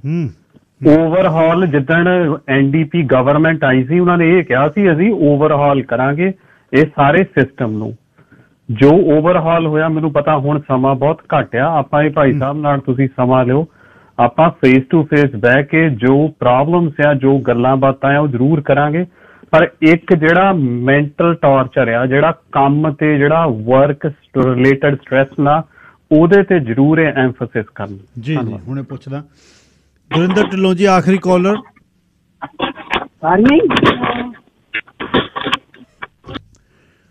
ਅੱਛਾ ਮਾਨ ਸਾਹਿਬ, 2 ਸਵਾਲ। ਇੱਕ ਤਾਂ ਵੀ ਵਰਕਰ ਨੈਗਲੀਜੈਂਸੀ ਕਰੇ ਜਦ ਓਨਰ ਕੋਲ ਪਰਾਂ ਚਲੇ ਜਾਂਦਾ, ਤੇ ਰਿਕਵਰੀ ਦੇ ਬਾਰੇ ਵੀ ਰਿਕਵਰੀ ਕਿਉਂ ਔਖੀ ਹੁੰਦੀ ਹੈ? ਦੋਨੇ ਸਵਾਲਾਂ ਦਾ ਜਵਾਬ ਅਖੀਰ 'ਚ ਦੇ ਦਿਓ। ਹਾਂਜੀ, ਸੋ ਫਸਟ ਆਫ ਆਲ ਜਿਹੜੀ ਗੱਲ ਉਹਨਾਂ ਨੇ ਦੱਸੀ ਜੀ ਕਿ ਤੁਸੀਂ ਵਰਕਰ ਆਂਦਾ ਹੈ, ਅਸੀਂ ਉਹਨੂੰ ਟ੍ਰੇਨ ਕਰਦੇ ਹਾਂ, ਪਹਿਲੀ ਗੱਲ ਤੇ ਉਹ ਲਿਖਤੀ ਤੌਰ ਤੇ ਕਰੋ ਜੀ। ਅਸੀਂ ਬਾਰ-ਬਾਰ ਇਹ ਗੱਲ ਕਰਦੇ ਹਾਂ, ਮੈਂ ਵੀ ਜਦੋਂ ਵੀ ਇੰਸਪੈਕਸ਼ਨ ਕਰਦਾ, new and young worker orientation ਦਾ ਫਾਰਮ ਹੈ ਜਿਹਦੇ 'ਚ 13 ਲੀਗਲ ਟੌਪਿਕਸ ਨੇ ਜਿਹੜੇ ਕਵਰ ਕਰਨੇ ਬਹੁਤ ਜ਼ਰੂਰੀ ਹੈ। ਐਮਪਲੋਇਰ ਦਾ ਨਾਂ, ਸੁਪਰਵਾਈਜ਼ਰ ਦਾ ਨਾਂ, ਵਰਕਰ ਦਾ ਨਾਂ, ਓਨਰ ਦਾ ਨਾਂ, ਕੀ ਤੁਸੀਂ ਡਿਸਕਸ ਕੀਤਾ ਉਹ ਤੁਸੀਂ ਪ੍ਰੋਪਰਲੀ ਇਨੀਸ਼ੀਅਲ ਕਰੋ। ਸਿਰਫ ਉਹਨੂੰ ਇਦਾਂ ਹੀ ਤੁਸੀਂ ਕਾਗਜ਼ੀ ਕਾਰਵਾਈ ਕਰਕੇ ਵੀ ਕੋਈ ਮਾਰ ਕੇ ਕਿ ਵੀ ਹੋ ਗਿਆ, ਉਹਦੇ ਬਾਅਦ ਜਦੋਂ ਪ੍ਰੋਬਲਮ ਆਉਂਦੀ ਹੈ ਜਾਂ ਕੋਈ ਐਕਸੀਡੈਂਟ ਹੁੰਦਾ, ਫਿਰ ਇਹ ਕਹਿੰਦੇ ਜੀ ਕਿ ਅਸੀਂ ਤਾਂ ਉਹਨੂੰ ਮੂੰਹ ਜ਼ਬਾਨੀ ਦੱਸਿਆ ਸੀ। ਮੂੰਹ ਜ਼ਬਾਨੀ ਦੇ ਵੇਲੇ ਵਰਕਰ ਮੁੱਕਰ ਜਾਂਦਾ ਹੈ ਜਾਂ ਐਮਪਲੋਇਰ ਮੁੱਕਰ ਜਾਂਦਾ ਹੈ। So it has to be done in writing, number 1। ਦੂਸਰੀ ਗੱਲ, ਤੁਹਾਡੀ ਜ਼ਿੰਮੇਵਾਰੀ ਸਿਰਫ ਉਹਨੂੰ ਜਿਹੜਾ ਆਪਣਾ ਪ੍ਰੋਟੈਕਟਿਵ ਇਕਵਿਪਮੈਂਟ ਹੈ, ਠੀਕ ਹੈ ਨਾ, ਤੁਸੀਂ ਉਹਨੂੰ ਇਕਵਿਪਮੈਂਟ ਦੇਤਾ ਤੇ ਪ੍ਰੋਟੈਕਟਿਵ ਇਕਵਿਪਮੈਂਟ ਦੇਤਾ ਤੇ ਉਹਨੂੰ ਕਿਹਾ ਕਿ ਵੀ ਤੂੰ ਪਾ ਲੈ, ਉੱਥੇ ਤੁਹਾਡੀ ਰਿਸਪੌਂਸਿਬਿਲਿਟੀ ਨਹੀਂ ਮੁੱਕ ਜਾਂਦੀ। ਇਹ ਐਮਪਲੋਇਰ ਦੀ, ਓਨਰ ਦੀ ਰਿਸਪੌਂਸਿਬਿਲਿਟੀ ਹੈ, ਜਾਂ ਤੇ ਉਹ ਉੱਥੇ ਔਨ ਸਾਈਟ ਹੋਣ, ਨਹੀਂ ਹੈ ਤੇ ਅਸਾਈਨਡ ਸੁਪਰਵਾਈਜ਼ਰ ਹੋਵੇ ਜਿਹਦਾ ਇਹ ਰੋਲ ਹੋਵੇ ਕਿ ਉਹ ਮੇਕ ਸ਼ੋਰ ਕਰੇ ਕਿ ਵਰਕਰ ਜਿਹੜੇ ਹੈ ਉਹ ਇਹ ਜਿਹੜੀ ਆਪਣੀ ਹਿਫਾਜ਼ਤੀ ਵਰਦੀ ਆ ਉਹ ਪਾਉਂਦੇ ਹੈ। ਜੇ ਰੂਫਿੰਗ ਦਾ ਕੰਮ ਕਰ ਰਹੇ ਹੈ ਤੇ ਕੀ ਗੇਅਰ ਪਾਉਣਾ ਹੈ, ਜੇ ਉਹਨਾਂ ਨੇ ਹੀਅਰਿੰਗ ਪ੍ਰੋਟੈਕਸ਼ਨ ਪਾਉਣੀ ਹੈ, ਆਈ ਪ੍ਰੋਟੈਕਸ਼ਨ ਪਾਉਣੀ ਹੈ, ਸੇਫਟੀ ਬੂਟਸ ਪਾਉਣੇ ਹੈ, ਜਾਂ ਨੇਲ ਗਨ ਜੇ ਯੂਜ਼ ਕਰਨੀ ਹੈ, ਕਿੱਦਾਂ ਉਹਨਾਂ ਨੇ। ਸੋ ਸਾਡਾ ਅਫਸਰ ਆਏਗਾ ਜੀ, ਉਹਨੇ ਪੁੱਛਣਾ ਜੀ ਹਾਂਜੀ ਤੁਸੀਂ ਨੇਲ ਗਨ ਯੂਜ਼ ਕਰ ਰਹੇ ਹੋ, ਤੁਹਾਨੂੰ ਨੇਲ ਗਨ ਆਪਰੇਟ ਕਰਨ ਦੀ ਟ੍ਰੇਨਿੰਗ ਕਿਸੇ ਨੇ ਦਿੱਤੀ ਹੈ? ਤੇ ਜੇ ਉਹ ਕਹਿੰਦੇ ਨਹੀਂ ਜੀ ਸਾਨੂੰ ਦੱਸਿਆ ਕਿ ਵੀ ਇੱਦਾਂ ਚੱਲਦੀ ਹੈ, ਤੇ ਇਹ ਖਤਮ ਹੋ ਗਈ ਗੱਲ, ਮੂੰਹ ਜ਼ਬਾਨੀ। ਪ੍ਰੋਬਲਮ ਉੱਥੇ ਆਉਂਦੀ ਹੈ ਜੀ। ਆਪਣੇ ਲੋਕੀ ਕੀ ਕਰਦੇ ਆ, ਵਰਕ ਸੇ BC ਪੇਪਰ ਟ੍ਰੇਲ ਮੰਗਦੀ ਹੈ ਜੀ। ਬਿਲਕੁਲ ਇਹਨਾਂ ਦੀ ਗੱਲ ਠੀਕ ਹੈ ਕਿ ਅਫਸਰ ਆ ਕੇ ਪੁੱਛਦੇ ਆ, ਕਿਉਂਕਿ ਸਾਡੇ ਕੋਲ ਕੋਈ ਹੋਰ ਤਰੀਕਾ ਨਹੀਂ ਹੈ ਪੇਪਰ ਤੋਂ ਬਿਨਾਂ। ਬਿਲਕੁਲ ਠੀਕ ਹੈ, ਇਹਦੇ ਵਿੱਚ ਸ਼ੱਕ ਕਰਨ ਦਾ ਤਰੀਕਾ ਨਹੀਂ ਹੈ ਜੀ। ਫਿਰ ਕਈ ਵਾਰੀ ਅਸੀਂ ਮਾੜੇ ਬਣਦੇ ਆ, ਪਰ ਪ੍ਰੋਬਲਮ ਇਹ ਹੈ ਕਿ ਸਾਡੀ ਜੌਬ ਸਾਨੂੰ ਇਹ ਕਹਿੰਦੀ ਹੈ ਕਿ ਜੇ ਪੇਪਰ ਟ੍ਰੇਲ ਨਹੀਂ ਹੈ ਤਾਂ ਮਤਲਬ ਕੁਝ ਨਹੀਂ ਹੈ। ਤੇ ਰਿਕਵਰੀ ਦੀ ਗੱਲ ਦੱਸਿਓ ਜੀ ਅਖੀਰ 'ਚ। ਜਿਹੜੀ ਗੱਲ ਇਹਨਾਂ ਨੇ ਕੀਤੀ ਹੈ ਜੀ ਕੇਸ ਮੈਨੇਜਰ ਦੀ ਜਿਹੜੀ ਇਹਨਾਂ ਨੂੰ ਪ੍ਰੋਬਲਮ ਆਈ ਹੈ ਜਾਂ ਇਹ ਹੈ, ਮੈਂ ਮੰਨਦਾ ਜੀ ਦੇਰ ਆਰ ਸਰਟਨ ਕੇਸਿਸ ਜਿੱਥੇ ਕਿ ਕਈ ਵਾਰੀ ਫੈਕਚੁਅਲ ਇਨਫੋਰਮੇਸ਼ਨ ਨਹੀਂ ਕਈ ਵਾਰੀ ਠੀਕ ਤਰੀਕੇ ਨਾਲ ਕਨਵੇ ਹੁੰਦੀ। ਪਰ ਜੇ ਇਹ ਸਟੇਜ ਆ ਰਹੀ ਹੈ ਕਿ ਵੀ ਇਹਨੂੰ ਕੇਸ ਮੈਨੇਜਰ ਦੇ ਨਾਲ ਗਾਲੀ ਗਲੋਚ ਕੱਢਣੀ ਪੈ ਰਹੀ ਹੈ ਕਿਸੇ ਵਰਕਰ ਨੂੰ ਜਾਂ ਕਿਸੇ ਕਲੇਮੈਂਟ ਨੂੰ, ਉਹ ਗੱਲ ਗਲਤ ਹੈ। ਸੋ ਮੈਂ ਇਹੀ ਕਹੂੰਗਾ ਜੀ ਕਿ ਵੀ ਇਹ ਉਸ ਕੇਸ ਦਾ ਪੂਰਾ ਇਨਫੋਰਮੇਸ਼ਨ ਲੈ ਕੇ ਉਹਨਾਂ ਦੇ ਜਿਹੜੇ ਡਿਵੀਜ਼ਨਲ ਹੈਡ ਨੇ, ਜਿਹੜੇ ਡਾਇਰੈਕਟਰ ਨੇ, ਉਹਨਾਂ ਨੂੰ ਅਪਰੋਚ ਕਰਨ, ਦੱਸਣ ਕਿ ਵੀ ਕੀ ਪ੍ਰੋਬਲਮ ਹੈ, ਕਿਉਂ ਇਹ ਗੱਲ ਹੋਈ ਹੈ। ਇਹ ਗੱਲ ਜ਼ਰੂਰ ਹੈ ਜੀ ਕਿ ਇਹ ਬਿਊਰੋਕ੍ਰੇਸੀ ਹੈ, ਪੇਪਰ ਵਰਕ ਬਹੁਤ ਜ਼ਿਆਦਾ ਹੈ, ਤੇ ਮੈਂ ਇਹ ਗੱਲ ਇਹਨਾਂ ਨਾਲ ਮੰਨਦਾ ਕਿ ਆਮ ਬੰਦੇ ਦੇ ਲਈ ਉਹ ਪੇਪਰ ਵਰਕ ਜਿਹੜਾ ਹੈ ਹੈਂਡਲ ਕਰਨਾ, ਉਹਨੂੰ ਪ੍ਰੋਸੈਸ ਕਰਨਾ ਕਈ ਵਾਰੀ ਔਖਾ ਹੋ ਜਾਂਦਾ ਹੈ। ਐਂਡ ਜੇ ਤੁਸੀਂ ਕੰਮ ਦੇ ਉੱਤੇ ਕੰਮ ਕਰ ਰਹੇ ਇਹਨਾਂ ਦੀ ਗੱਲ ਠੀਕ ਹੈ ਜੀ, ਉੱਥੇ ਵਰਕ ਸਟ੍ਰੈਸ ਵੀ ਹੈ ਤੁਹਾਡਾ, ਦੇ ਨਾਲੇ ਤੁਸੀਂ ਇਹ ਚੀਜ਼ ਡੀਲ ਕਰ ਰਹੇ ਹੈ, ਪਰ ਅਨਫੋਰਚੂਨੇਟਲੀ ਉਹ ਜਿਹੜਾ ਸਿਸਟਮ ਹੈ ਉਹੀ ਹੈ, ਮੇਰੇ ਕੰਟਰੋਲ 'ਚ ਨਹੀਂ ਹੈ। ਪਰ ਇਹ ਜ਼ਰੂਰ ਹੈ ਕਿ ਅਸੀਂ ਨਾ ਕਿਸੇ ਦਿਨ, ਮੈਂ ਮੇਰੇ ਖਿਆਲ ਪਹਿਲਾਂ ਵੀ ਗੱਲ ਕੀਤੀ ਸੀ, ਅਸੀਂ ਕੋਈ ਕੇਸ ਮੈਨੇਜਰ ਨੂੰ ਵੀ ਲੈ ਕੇ ਆਵਾਂਗੇ ਜਿਹੜੇ ਕਿ ਜਨਰਲ ਗੱਲ ਕਰ ਸਕਦੇ। ਪਰ ਜਿੱਦਾਂ ਮੈਂ ਤੁਹਾਨੂੰ ਦੱਸਿਆ ਜੀ, ਮੈਂ ਕਿਸੇ ਵੀ ਇੱਕ ਸਪੈਸੀਫਿਕ ਕੇਸ ਬਾਰੇ ਉਹ ਵੀ ਕੇਸ ਮੈਨੇਜਰ ਜਿਹੜੇ ਤੁਹਾਡੇ ਨਾਲ ਗੱਲ ਨਹੀਂ ਕਰ ਸਕਦੇ, ਜਨਰਲ ਤਾਂ ਕਰਨਗੇ ਜੀ, ਹਰ ਇੱਕ ਹਾਂਜੀ ਜਨਰਲ ਇਨਫੋਰਮੇਸ਼ਨ ਦੇ ਸਕਦੇ। ਮੰਗ ਸਾਹਿਬ ਧੰਨਵਾਦ ਬਹੁਤ ਬਹੁਤ ਤੁਹਾਡੇ ਸਮੇਂ ਲਈ। Thank you ji, thank you for having. Sir Sandeep Singh Mangat WorkSafe BC ਤੋਂ ਗੱਲਬਾਤ ਕਰ ਰਹੇ ਸੀ। ਅੱਜ ਦੀ ਖਾਸ ਗੱਲਬਾਤ ਸਰਦਾਰ ਚਾਹਲ ਉਹਨਾਂ ਨਾਲ ਕਰਨੀ ਹੈ। ਉਹਨਾਂ ਦੀ ਕਿਤਾਬ ਜਿਹੜੀ ਪਿਛਲੇ ਦਿਨੀ 1 ਮਹੀਨਾ ਪਹਿਲਾਂ ਮੈਨੂੰ ਮਿਲੀ, ਜਿਹੜੀ ਚੇਤਨਾ ਪ੍ਰਕਾਸ਼ਨ ਤੋਂ ਮੈਂ ਲੈ ਕੇ ਆਇਆ, ਜਿਹੜੀ ਪ੍ਰੀਤ ਪਬਲੀਕੇਸ਼ਨ ਨਾਭਾ ਨੇ ਛਾਪੀ ਹੈ। ਇਟਲੀ ਵਿੱਚ ਸਿੱਖ ਫੌਜੀ ਦੂਜੇ ਸੰਸਾਰ ਯੁੱਧ ਦੇ ਵਿੱਚ ਜਿਹੜੇ ਨੇ ਸ਼ਹੀਦ ਹੋਏ ਇਹਨਾਂ ਯੋਧਿਆਂ ਦੀ ਗੱਲ, ਅਤੇ ਸਰਦਾਰ ਚਾਹਲ ਨੇ ਬਹੁਤ ਜ਼ਿਆਦਾ ਮਿਹਨਤ ਕੀਤੀ ਇਟਲੀ ਦੇ। ਉਹ ਤਾਂ ਸ਼ਹਿਰ ਪੜ੍ਹਨੇ ਔਖੇ ਹੋ ਗਏ ਫੋਟੋਆਂ ਦੇ ਨਾਲ, ਜਿੱਥੇ ਜਿੱਥੇ ਜਾ ਕੇ ਕਬਰਾਂ ਲੱਭੀਆਂ। ਅਤੇ ਸਰਦਾਰ ਭੁਪਿੰਦਰ ਸਿੰਘ ਹਾਲੈਂਡ ਦਾ ਨਾਂ ਤੁਸੀਂ ਸਾਰੇ ਜਾਣਦੇ ਹੋ। ਸਰਦਾਰ ਭੁਪਿੰਦਰ ਸਿੰਘ ਉਹਨਾਂ ਨਾਲ ਵੀ ਆਪਾਂ 2 ਵਾਰ ਗੱਲ ਆਪਣੇ ਪ੍ਰੋਗਰਾਮ 'ਤੇ ਕੀਤੀ ਸੀ। ਸਰਦਾਰ ਸਾਹਿਬ ਉਹ ਹਾਲੈਂਡ ਦੇ ਵਿੱਚ ਉਹਨਾਂ ਨੇ ਵੀ ਬਹੁਤ ਕੰਮ ਕੀਤਾ। ਇਟਲੀ ਵਿੱਚ ਸਰਦਾਰ ਬਲਵਿੰਦਰ ਸਿੰਘ ਚਾਹਲ ਪਹਿਲਾਂ ਰਹਿੰਦੇ ਸਨ, ਅਤੇ ਉਹਨਾਂ ਨਾਲ ਗੱਲ ਸ਼ੁਰੂ ਕਰਨ ਤੋਂ ਪਹਿਲਾਂ ਸਰਦਾਰ ਕੁਲਵੀਰ ਸਿੰਘ ਸੋਹਤਾ ਡਾਂਸੀਵਾਲ ਨੇ ਕੋਈ ਸ਼ਹੀਦ ਦੇ ਬਾਰੇ ਲਿਖ ਕੇ ਭੇਜਿਆ। ਉਹ ਮੌਤ 'ਚੋਂ ਜ਼ਿੰਦਗੀ ਭਾਲਦੇ ਨੇ, ਮਰ ਮਿਟਣ ਦੇ ਜਿਹੜੇ ਮਰੀਦ ਹੁੰਦੇ, ਸੀਨਾ ਪਾੜ ਕੇ ਸਿਰੀਆਂ ਚੱਕ ਲੈਂਦੇ, ਧਰਤੀ ਵਿੱਚ ਜੋ ਅਣਖੀ ਬੀਜ ਹੁੰਦੇ, ਜੋਦੇ ਜ਼ਿੰਦਗੀ ਬਾਹਲੀ ਭੋਗਦੇ ਨਾ, ਇਹ ਮੌਤ ਤੇ ਜ਼ਿਆਦਾ ਕਰੀਬ ਹੁੰਦੇ, ਮੇਲੇ ਲੱਗਦੇ ਬਰਸੀਆਂ ਮੰਨਦੀਆਂ ਨੇ, ਇਹ ਲੋਕਾਂ ਦੇ ਇੰਨੇ ਅਜ਼ੀਜ਼ ਹੁੰਦੇ, ਡਾਂਸੀ ਵਾਲੀਆ ਸਦਾ ਹੀ ਰਹਿਣ ਜਿਉਂਦੇ, ਦੇਸ਼ ਕੌਮ ਦੇ ਜਿਹੜੇ ਸ਼ਹੀਦ ਹੁੰਦੇ। ਸਰਦਾਰ ਕੁਲਵੀਰ ਸਿੰਘ ਸੋਹਤਾ ਡਾਂਸੀਵਾਲ ਨੇ ਲਿਖ ਕੇ ਭੇਜਿਆ। ਅਤੇ ਸਰਦਾਰ ਬਲਵਿੰਦਰ ਸਿੰਘ ਚਾਹਲ ਜੀ ਸਵਾਗਤ, ਸਤਿ ਸ਼੍ਰੀ ਅਕਾਲ ਬਾਈ ਜੀ। ਬਹੁਤ ਬਹੁਤ ਧੰਨਵਾਦ ਗਿੱਲ ਸਾਹਿਬ ਤੁਹਾਡਾ ਤੇ ਸ਼ੇਰੇ ਪੰਜਾਬ ਰੇਡੀਓ ਦੀ ਸਮੁੱਚੀ ਟੀਮ ਦਾ, ਜਿਨ੍ਹਾਂ ਦੇ ਜ਼ਰੀਏ ਅੱਜ ਮੈਂ ਤੁਹਾਡੇ ਸਾਰਿਆਂ ਦੇ, ਤੁਹਾਡੇ ਸਰੋਤਿਆਂ ਦੇ ਤੇ ਤੁਹਾਡੇ ਫੇਸਬੁੱਕ ਦਰਸ਼ਕਾਂ ਦੇ ਰੂਬਰੂ ਹੋਣ ਜਾ ਰਿਹਾ। ਮੇਰੇ ਕੋਲ ਸ਼ਬਦ ਨਹੀਂ ਕਿ ਮੈਂ ਕਿਹਨਾਂ ਸ਼ਬਦਾਂ ਦੇ ਨਾਲ ਤੁਹਾਡਾ ਧੰਨਵਾਦ ਕਰਾਂ।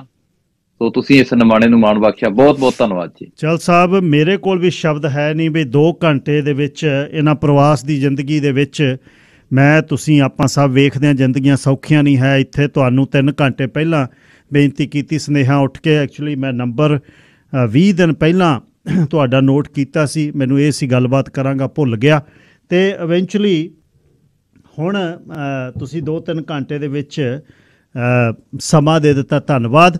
ਅੱਛਾ ਸਰਦਾਰ ਸਾਹਿਬ, ਸਭ ਤੋਂ ਪਹਿਲਾਂ ਇਟਲੀ ਵਿੱਚ ਸਿੱਖ ਫੌਜੀ ਦੂਜੇ ਸੰਸਾਰ ਯੁੱਧ ਦੇ ਵਿੱਚ ਇਹ ਕਿਤਾਬ ਦੇ ਬਾਰੇ ਦੱਸੋ, ਇਹ ਗੱਲ ਕਿਵੇਂ ਚੱਲੀ? ਦੇਖੋ ਜੀ, ਤੁਸੀਂ ਗੱਲ ਸ਼ੁਰੂਆਤ ਵਿੱਚ ਹੀ ਸਰਦਾਰ ਭੁਪਿੰਦਰ ਸਿੰਘ ਹਾਲੈਂਡ ਹੋਣਾ ਦਾ ਜ਼ਿਕਰ ਕੀਤਾ ਸੀ ਜੀ, ਤੇ ਉਹ 2009 ਜਾਂ 10 ਦੇ ਵਿੱਚ ਮੈਨੂੰ ਪਹਿਲੀ ਵਾਰ ਮਿਲਦੇ ਆ, ਜਦੋਂ ਇਟਲੀ ਦੇ ਫੋਰਲੀ ਸ਼ਹਿਰ ਦੇ ਵਿੱਚ ਸਿੱਖ ਫੌਜੀਆਂ ਦੀ ਯਾਦ ਦੇ ਵਿੱਚ ਇੱਕ ਸਮਾਗਮ ਕਰਵਾਇਆ ਜਾ ਰਿਹਾ ਸੀ।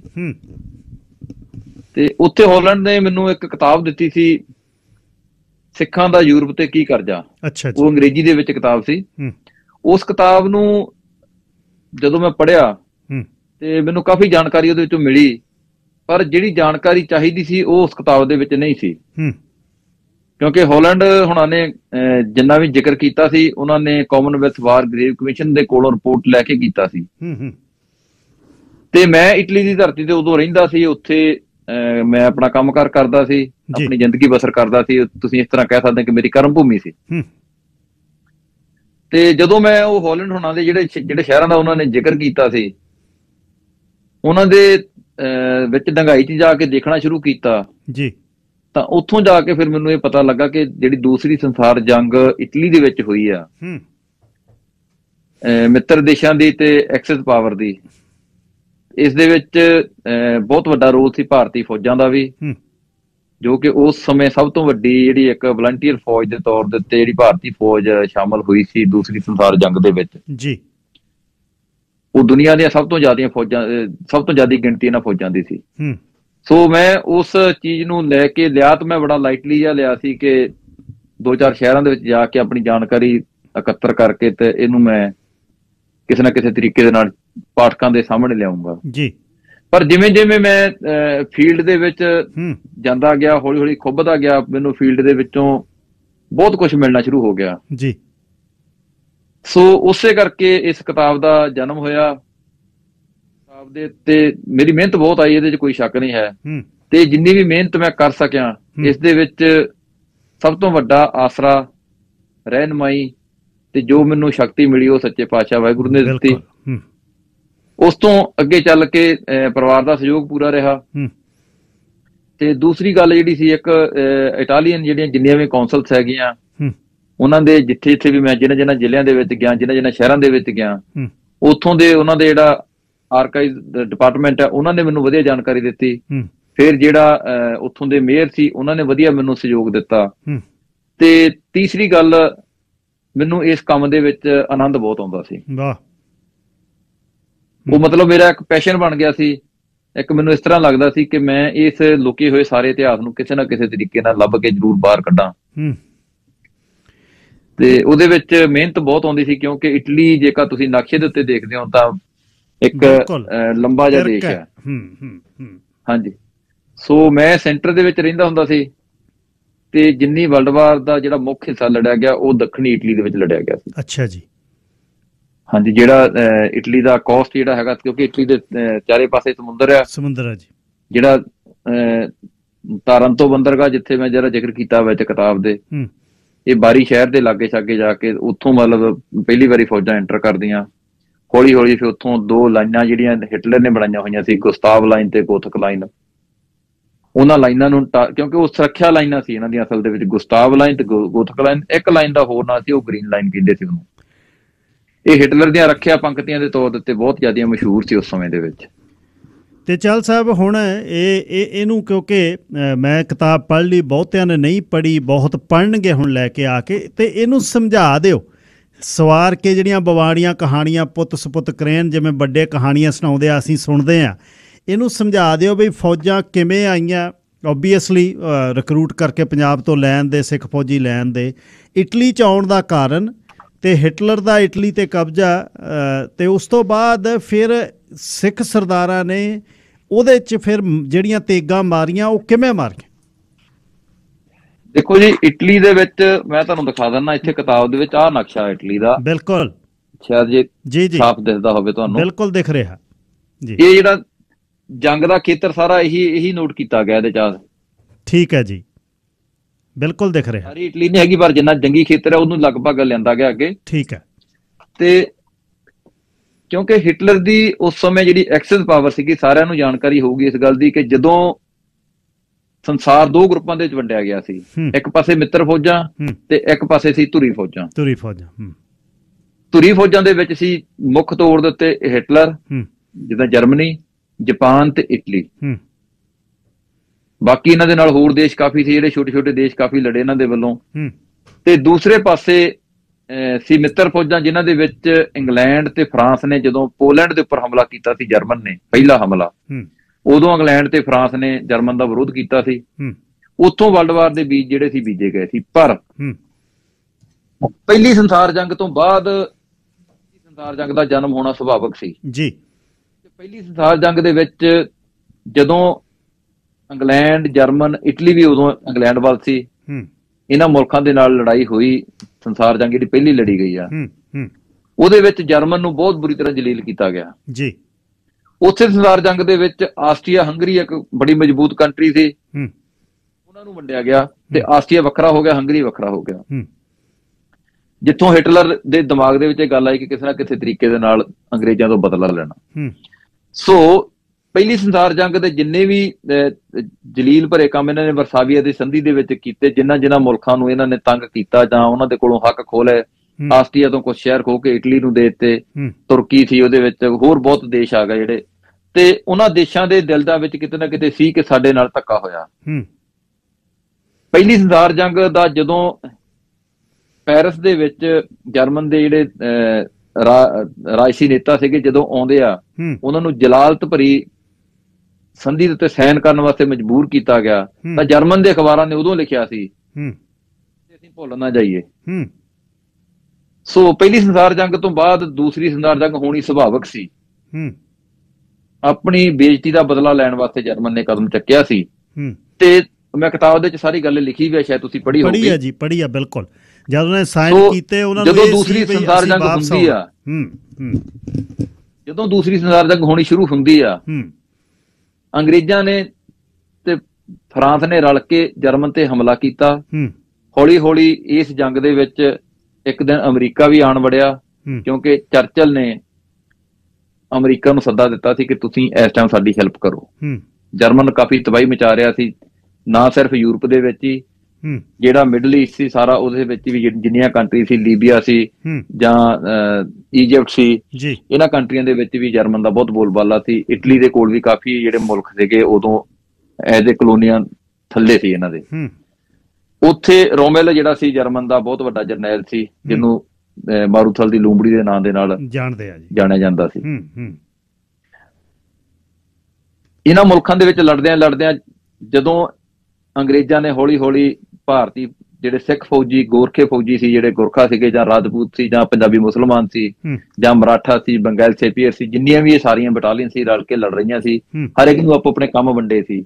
ਬਹਾਦਰੀ ਨਾਲ ਲੜਨ ਵਾਲੇ ਲੋਕਾਂ ਦੇ ਸਭ ਤੋਂ ਮੋਹਰੇ ਸਿੱਖ, ਰਾਜਪੂਤ, ਪੰਜਾਬੀ ਮੁਸਲਮਾਨ ਤੇ ਗੋਰਖੇ ਸੀ। ਜਿਸ ਤਰ੍ਹਾਂ ਬੰਗਾਲ ਸੇਪੀਅਰ ਸੀਗੇ, ਜਾਂ ਉਹ ਮਾਈਨਸ ਦਾ ਕੰਮ ਕਰਦੇ ਸੀ ਜਾਂ ਉਹ ਸਪਲਾਈ ਦਾ ਕੰਮ ਕਰਦੇ ਸੀ। ਇੱਕ ਇਹ ਵੱਖੋ ਵੱਖਰੀਆਂ ਮਰਾਠਾ ਵੀ ਹੈ ਸੀ ਵਿੱਚ ਜੀ। ਜਿਹੜਾ ਹਿਟਲਰ ਸੀ, ਹਿਟਲਰ ਦੀਆਂ ਫੌਜਾਂ ਨੇ ਇਟਲੀ ਦੇ ਵਿੱਚ ਵੀ ਆਪਣਾ ਦਬਦਬਾ ਬਣਾ ਕੇ ਰੱਖਿਆ ਹੋਇਆ ਸੀ। ਅੱਛਾ ਜੀ। ਕਿਉਂਕਿ ਮੁਸੋਲੀਨੀ ਇਟਲੀ ਦਾ ਜਿਹੜਾ ਉਦੋਂ ਇਸ ਟਾਈਮ ਤਾਨਾਸ਼ਾਹ ਸੀਗਾ, ਉਹ ਨਾਲ ਰਲ ਕੇ ਉਹਦੀ ਜਰਮਨ ਦੇ ਨਾਲ ਸੰਧੀ ਸੀ, ਤੇ ਜਰਮਨ ਫੌਜਾਂ ਨੇ ਇਟਲੀ ਦੇ ਵਿੱਚ ਹੀ ਬਹੁਤ ਪਸਾਰਾ ਕੀਤਾ ਸੀ। ਇਟਲੀ ਦੇ ਲੋਕਾਂ ਨੂੰ ਬਹੁਤ ਤੰਗ ਕੀਤਾ ਸੀ, ਜਿਹੜੇ ਇਟਲੀ ਦੇ ਇੱਕ ਪਾਸੇ ਦੇ ਲੋਕ ਸੀ। ਇੱਕ ਪਾਸੇ ਉਹ ਲੋਕ ਸੀ ਜਿਹੜੇ ਮੁਸੋਲੀਨੀ ਦੇ ਸਮਰਥਕ ਸੀ,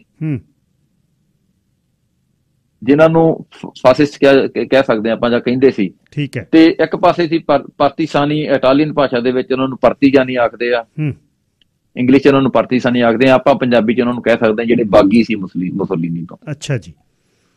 ਉਹਨਾਂ ਸਥਾਨਕ ਲੋਕਾਂ ਦਾ ਇਹਨਾਂ ਨੇ ਵਿਸ਼ਵਾਸ ਜਿੱਤਿਆ ਅੰਗਰੇਜ਼ਾਂ ਨੇ ਤੇ ਅਮਰੀਕਨਾਂ ਨੇ ਰਲ ਕੇ। ਉਹਨਾਂ ਲੋਕਾਂ ਦੀ ਮਦਦ ਦੇ ਨਾਲ ਜਦੋਂ ਉਹਨਾਂ ਲੋਕਾਂ ਨੇ ਕਿਹਾ ਕਿ ਸਾਡੇ ਵੀ ਇੱਥੇ ਤੰਗ ਕਰ ਰਿਹਾ ਬਹੁਤ ਜ਼ਿਆਦਾ, ਹਿਟਲਰ ਦਾ ਲੱਕ ਤੋੜਨ ਵਾਸਤੇ ਸਾਨੂੰ ਇੱਥੇ ਵੀ ਆਉਣਾ ਪਊਗਾ, ਤਾਂ ਕਰਕੇ ਫਿਰ ਇਟਲੀ ਦੇ ਵਿੱਚ ਜਦੋਂ 1943 ਦੇ ਵਿੱਚ ਪਹਿਲੀ ਵਾਰੀ ਤਾਰੰਤੋ ਬੰਦਰਗਾਹ ਉੱਤੋਂ ਭਾਰਤੀ ਫੌਜਾਂ ਰਲਦੀਆਂ ਆ ਕੇ ਲੜਦੀਆਂ, ਉਹਦੇ ਨਾਲ ਜਿਹੜਾ ਸੀ ਅਮਰੀਕਾ ਦੀਆਂ ਫੌਜਾਂ, ਇੰਗਲੈਂਡ ਦੀਆਂ, ਫਰਾਂਸ ਦੀਆਂ, ਇਹ ਸਾਰੀਆਂ ਹੀ ਟਰੁੱਪ ਬਣ ਕੇ ਆਉਂਦੇ ਆ ਸ਼ਿਪਾਂ ਦੇ ਵਿੱਚ, ਜਿਨ੍ਹਾਂ ਦੇ ਵਿੱਚ ਬਹੁਤ ਸਾਰੇ ਭਾਰਤੀ ਫੌਜੀ ਵੀ ਸੀ। ਭਾਰਤੀ ਫੌਜੀਆਂ ਦੇ ਨਾਲ ਜਿਨ੍ਹਾਂ ਦੇ ਵਿੱਚ ਸਿੱਖ, ਗੋਰਖੇ ਤੇ ਸਾਰੇ ਜਿਨ੍ਹਾਂ ਦੀ ਮੈਂ ਪਹਿਲਾਂ ਗੱਲ ਕਰ ਰਿਹਾ। ਅੱਛਾ ਸਰਦਾਰ ਸਾਹਿਬ, ਫਿਰ ਅਗਲੀ ਗੱਲ ਜਦ ਗਏ ਇਹ ਮੋਬਲਾਈਜ਼, ਉਹਨਾਂ ਨੇ ਬਾਗੀਆਂ ਨੂੰ ਕਰ ਦਿੱਤਾ, ਓਬਵੀਅਸਲੀ ਮਿੱਤਰ ਫੌਜਾਂ ਨੇ ਉਹਨਾਂ ਨੂੰ ਚੁੱਪ ਕਰ ਦਿੱਤਾ। ਕੀ ਇਟਾਲੀਅਨ ਜਿਹੜੇ ਬਾਗੀ ਲੋਕ ਸੀ ਉਹ ਵੀ ਇਹ ਫੌਜਾਂ ਨਾਲ ਲੜੇ ਜੀ? ਨਾਲ ਇਹ ਇਹਨਾਂ ਨੇ ਆਪਣੇ ਸਿੱਖ ਸਰਦਾਰਾਂ ਨਾਲ ਜਾਂ ਹੋਰ ਦੇਸ਼ਾਂ ਦੀਆਂ ਫੌਜਾਂ ਦੇ ਨਾਲ ਉਹਨਾਂ ਨੇ ਕਿਵੇਂ ਮਦਦ ਕੀਤੀ? ਨਹੀਂ ਜੀ। ਅੱਛਾ। ਉਹ ਲੋਕ ਸਰਕਾਰ ਤੋਂ ਬਾਗੀ ਜ਼ਰੂਰ ਸੀ, ਸਰਕਾਰ ਦੀਆਂ ਕਾਰਵਾਈਆਂ ਦੇ ਵਿਰੁੱਧ ਹਿੱਸਾ ਜ਼ਰੂਰ ਲੈਂਦੇ ਸੀ, ਪਰ ਉਹ ਹਥਿਆਰਬੰਦ ਲੋਕ ਨਹੀਂ ਸੀਗੇ। ਉਹ ਲੋਕ ਇਹਨਾਂ ਲੋਕਾਂ ਦੀ ਮਦਦ ਕਰਦੇ ਸੀ, ਇਹਨਾਂ ਲੋਕਾਂ ਦੇ ਨਾਲ ਸੰਬੰਧ ਬਣਾਉਂਦੇ ਸੀ ਜਿਹੜੇ ਮਿੱਤਰ ਦੇਸ਼ਾਂ ਦੇ ਫੌਜੀ ਲੜਦੇ ਸੀ ਆ ਕੇ ਜਦੋਂ। ਤੇ ਉਹਨਾਂ ਦੇ ਵਿੱਚ ਸਿੱਖਾਂ ਦੀ ਇੱਕ ਵੱਖਰੀ ਪਛਾਣ ਸੀ, ਇੱਕ ਵੱਖਰੀ ਦਿੱਖ ਸੀ, ਇੱਕ ਵੱਖਰਾ ਪ੍ਰਭਾਵ ਸੀ। ਤੇ ਜਦੋਂ ਸਿੱਖਾਂ ਨੂੰ ਪਹਿਲੀ ਵਾਰ ਉਹਨਾਂ ਲੋਕਾਂ ਨੇ ਦੇਖਿਆ ਤਾਂ ਕਈ ਲੋਕ ਇਹਨਾਂ ਨੂੰ ਕਈ ਤਰ੍ਹਾਂ ਦੇ ਅੰਦਾਜ਼ੇ ਲਾਉਂਦੇ ਸੀ। ਜਦੋਂ ਮੈਂ ਇੰਟਰਵਿਊ ਕੀਤੀਆਂ, ਲੋਕ ਦੱਸਦੇ ਸੀ ਕਿ ਅਸੀਂ ਸੋਚਦੇ ਸੀ ਕਿ ਇਹ ਕਿਸ ਦੁਨੀਆ ਤੋਂ ਲੋਕ ਆ ਗਏ, ਕਿਸ ਪਲਾਨਟ ਤੋਂ ਉੱਤਰ ਕੇ ਲੋਕ ਆ ਗਏ ਇਹ।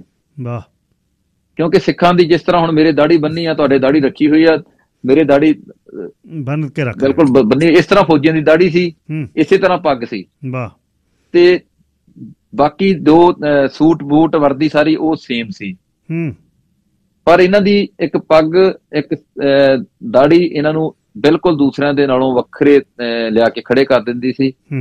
ਪਹਿਲੀ ਵਾਰੀ ਲੋਕ ਇਹਨਾਂ ਤੋਂ ਘਬਰਾਉਂਦੇ ਵੀ ਸੀ, ਪਰ ਜਦੋਂ ਇਹਨਾਂ ਦਾ ਉਹਨਾਂ ਦੇ ਨਾਲ ਮੇਲ ਮਿਲਾਪ ਹੁੰਦਾ ਸੀ, ਇਹਨਾਂ ਦਾ ਕਾਰ ਵਿਹਾਰ ਹੁੰਦਾ ਸੀ, ਲੋਕਾਂ ਨੂੰ ਮਿਲਦੇ ਸੀ, ਲੋਕਾਂ ਦੀ ਮਦਦ ਕਰਦੇ ਸੀ, ਲੋਕਾਂ ਦੇ ਨਾਲ ਵੰਡ ਕੇ ਖਾਂਦੇ ਸੀ, ਲੋਕਾਂ ਦੀਆਂ ਧੀਆਂ ਭੈਣਾਂ ਦੀ ਇੱਜ਼ਤ ਦੀ ਰਾਖੀ ਕਰਦੇ ਸੀ। ਕਿਉਂਕਿ ਜਰਮਨਾਂ ਨੇ ਇਹ ਕੰਮ ਬਿਲਕੁਲ ਇਹਦੇ ਉਲਟ ਕੀਤਾ ਸੀ। ਜਰਮਨਾਂ ਨੇ ਉਹ ਕੰਮ ਕੀਤੇ ਸੀ ਕਿ ਰੇਪ ਤੱਕ ਵੀ ਕੀਤੇ ਸੀ ਕੁੜੀਆਂ ਦੇ, ਜੋ ਵੀ ਉਹਨਾਂ ਦੇ ਹੱਥ 'ਚ ਆਇਆ ਉਹ ਖੋਹ ਕੇ ਲੈ ਗਏ ਲੋਕਾਂ ਦੇ ਕੋਲੋਂ।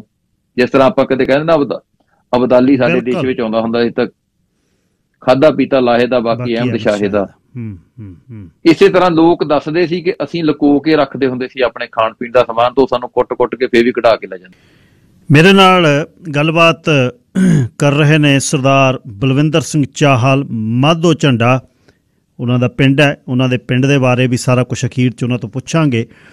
ਅਤੇ ਉਹਨਾਂ ਦੀ ਕਿਤਾਬ ਬਹੁਤ ਮਾਰਕੇ ਦਾ ਕੰਮ ਸਰਦਾਰ ਸਾਹਿਬ ਨੇ ਕੀਤਾ, ਇਟਲੀ ਵਿੱਚ ਸਿੱਖ ਫੌਜੀ, ਇਹਦੇ ਵਿੱਚ ਦੂਜਾ ਵਿਸ਼ਵ ਯੁੱਧ, ਅਤੇ ਪ੍ਰੀਤ ਪਬਲੀਕੇਸ਼ਨ ਨਾਭੇ ਨੇ ਛਾਪੀ ਆ। 2 ਐਡੀਸ਼ਨ ਛਪ ਚੁੱਕੇ ਨੇ, ਫਸਟ ਐਡੀਸ਼ਨ 2017 'ਚ, ਦੂਜਾ 19 'ਚ। ਅਤੇ ਇਹ ਕਿਤਾਬ ਤੁਹਾਡੇ ਘਰ ਦਾ ਸ਼ਿੰਗਾਰ ਚਾਹੀਦੀ ਆ। ਬਹੁਤ ਵੱਡਾ ਇਤਿਹਾਸ ਹੈ ਇਸ ਕਿਤਾਬ ਦੇ ਵਿੱਚ। ਸੋ ਇਸ ਕਿਤਾਬ ਨੂੰ ਜ਼ਰੂਰ ਤੁਸੀਂ, ਕਿਉਂਕਿ ਅੱਜ ਦੇ 1 ਘੰਟੇ ਦੇ ਵਿੱਚ ਇਹ ਗੱਲ ਨਹੀਂ ਹੋ ਸਕਦੀ ਇੰਨੀ ਜਿੰਨੀ ਆਪਾਂ ਕਰੀਏ। ਇਹਦੇ ਕਿਤਾਬ ਦੇ ਵਿੱਚ ਬਹੁਤ ਕੁਝ ਉਹਨਾਂ ਨੇ ਛਾਪਿਆ ਹੋਇਆ, ਫੋਟੋਆਂ ਤੋਂ ਲੈ ਕੇ ਇਨਾਮ ਕੀ ਮਿਲੇ ਨੇ, ਤਮਗੇ ਕਿਹੜੇ ਮਿਲੇ ਨੇ ਸਿੱਖ ਫੌਜੀਆਂ ਨੂੰ। ਬਿਗ ਰਿਗ ਟ੍ਰੇਲਰ ਤੇ ਲੀਜ਼ਿੰਗ 604 908 3100 ਬੈਨਗਾਰਡ ਦੇ BC ਬੈਨਗਾਰਡ BC ਦੇ ਆਥੋਰਾਈਜ਼ਡ ਡੀਲਰ ਨੇ। ਜੇ ਟਰੱਕਿੰਗ ਤੇ ਟ੍ਰੇਲਰ ਇੰਡਸਟਰੀ ਦੇ ਵਿੱਚੋਂ ਤੁਹਾਨੂੰ ਟ੍ਰੇਲਰ ਚਾਹੀਦਾ ਹੈ, ਕੰਟੈਕਟ ਬਿਗ ਰਿਗ ਟ੍ਰੇਲਰ ਤੇ ਲੀਜ਼ਿੰਗ। ਯੂਜ਼ ਟਰੱਕ ਵੀ ਤੁਹਾਨੂੰ ਇਹਨਾਂ ਤੋਂ ਮਿਲ ਸਕਦਾ ਹੈ। ਹਰਪ੍ਰੀਤ 604 908 3100 ਬਿਗ ਰਿਗ ਟ੍ਰੇਲਰ ਤੇ ਲੀਜ਼ਿੰਗ। ਅਤੇ ਸਰਦਾਰ ਗਗਨ ਸਿੰਘ 604 349 1313 ਦਾਅਵਾ ਤੇ ਵਾਅਦਾ ਪੱਕਾ। ਪੰਜਾਬ ਨੂੰ ਡਾਲਰਾਂ ਦਾ ਵਧੀਆ ਰੇਟ, ਰੁਪਈਆਂ ਦੇ ਡਾਲਰ। ਗੱਲ ਜਿਹੜੀ ਕਹਿ ਦਿੱਤੀ ਤੇ ਗੱਲ ਹੋ ਗਈ। 604 349 1313।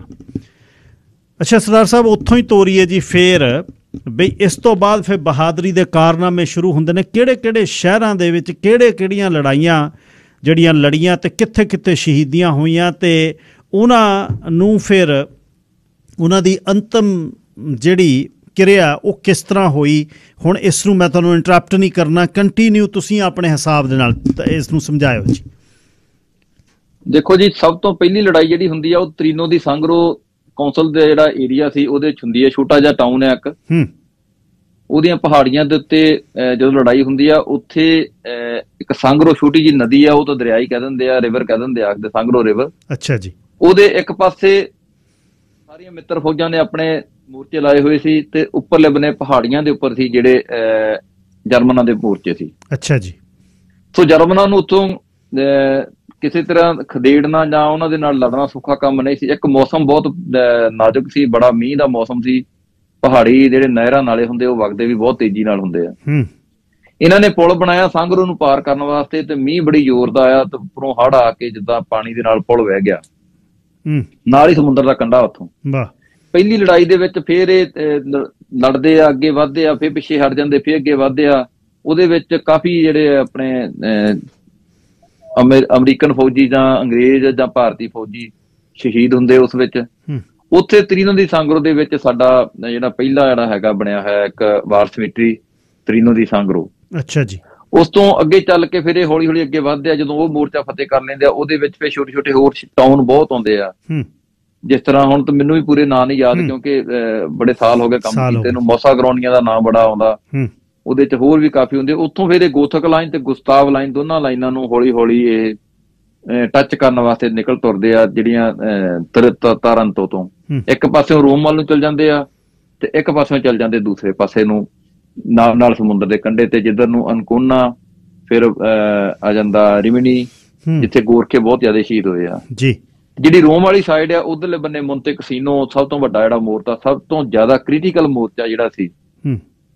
ਦੁਨੀਆ ਦੀਆਂ ਪ੍ਰਮੁੱਖ ਲੜਾਈਆਂ ਦੇ ਵਿੱਚੋਂ ਇੱਕ ਗਿਣਿਆ ਜਾਂਦਾ ਮੋਂਤੇ ਕਸੀਨੋ ਦੇ ਮੋਰਚੇ ਨੂੰ। ਉੱਥੇ ਇੱਕ ਇੱਕ ਦਿਨ ਦੇ ਵਿੱਚ 4-4 ਹਜ਼ਾਰ ਫੌਜੀ ਮਰਦਾ ਰਿਹਾ। ਵਾਹ ਵਾਹ, ਇੰਨਾ ਨਾਜ਼ੁਕ ਮੋਰਚਾ ਸੀ, ਬੜੇ ਮਹੀਨੇ ਚੱਲਦਾ ਰਿਹਾ। ਉਸ ਮੋਰਚੇ ਦੇ ਵਿੱਚ ਗੋਰਖੇ ਫੌਜੀ ਜਿਹੜੇ ਸੀ ਬਹੁਤ ਜ਼ਿਆਦਾ ਸ਼ਹੀਦ ਹੋਏ ਸੀ। ਅੱਛਾ ਜੀ। ਹਾਂਜੀ। ਉਸ ਮੋਰਚੇ ਦੀ ਇੱਕ ਗੱਲ ਉਹ ਵੀ ਬੜੀ ਮਸ਼ਹੂਰ ਸੀ ਕਿ ਉੱਥੇ ਜਦੋਂ ਜਰਮਨਾਂ ਨੇ ਡੇਰਾ ਲਾਇਆ ਹੋਇਆ ਸੀ ਨਾ, ਤੇ ਮਿੱਤਰ ਫੌਜਾਂ ਦਾ ਪੂਰਾ ਵਾਹ ਤਾਣ ਲੱਗਾ ਹੋਇਆ ਸੀ ਵੀ ਕਿਸੇ ਨਾ ਕਿਸੇ ਤਰੀਕੇ ਦੇ ਨਾਲ ਇਸ ਮੋਰਚੇ ਨੂੰ ਤੋੜਿਆ ਜਾਵੇ। ਅੱਛਾ, ਪਰ ਉਹ ਟੁੱਟ ਨਹੀਂ ਰਿਹਾ ਸੀ ਕਿਉਂਕਿ ਬਿਲਕੁਲ ਪਹਾੜੀ ਦੇ ਸਿਖਰ ਦੇ ਉੱਪਰ ਬੈਠੇ ਸੀ। ਇਹ ਥੱਲਿਓਂ ਤਾਂ ਨੂੰ ਜਾਣਾ ਬਹੁਤ ਔਖਾ ਸੀ। ਉਸ ਸਮੇਂ ਹੁਣ ਵਾਂਗ ਇੰਨੀ ਜ਼ਿਆਦਾ ਤਕਨੀਕ ਨਹੀਂ ਸੀ ਹੈਗੀ ਕਿ ਜਿਵੇਂ ਹੁਣ ਮਿਜ਼ਾਈਲਾਂ ਦੇ ਨਾਲ ਮਾਰ ਕੀਤੀ ਜਾਂਦੀ ਹੈ ਜਾਂ ਰਡਾਰਾਂ ਦੇ ਨਾਲ। ਉਸ ਸਮੇਂ ਜਾਂ ਜਹਾਜ਼ ਸੀ ਤੇ ਜਾਂ ਫਿਰ ਨੋਰਮਲ ਜਿਹੜੀਆਂ ਪੈਦਲ ਫੌਜਾਂ ਸੀ, ਆਰਟਿਲਰੀ ਦੇ ਨਾਲ ਕੰਮ ਕੀਤਾ ਜਾਂਦਾ ਸੀ। ਜਿੰਨੀ ਵੀ ਆਰਟਿਲਰੀ ਭੇਜਦੇ ਸੀ ਉੱਥੇ ਮਾਰੀ ਜਾਂਦੀ ਸੀ।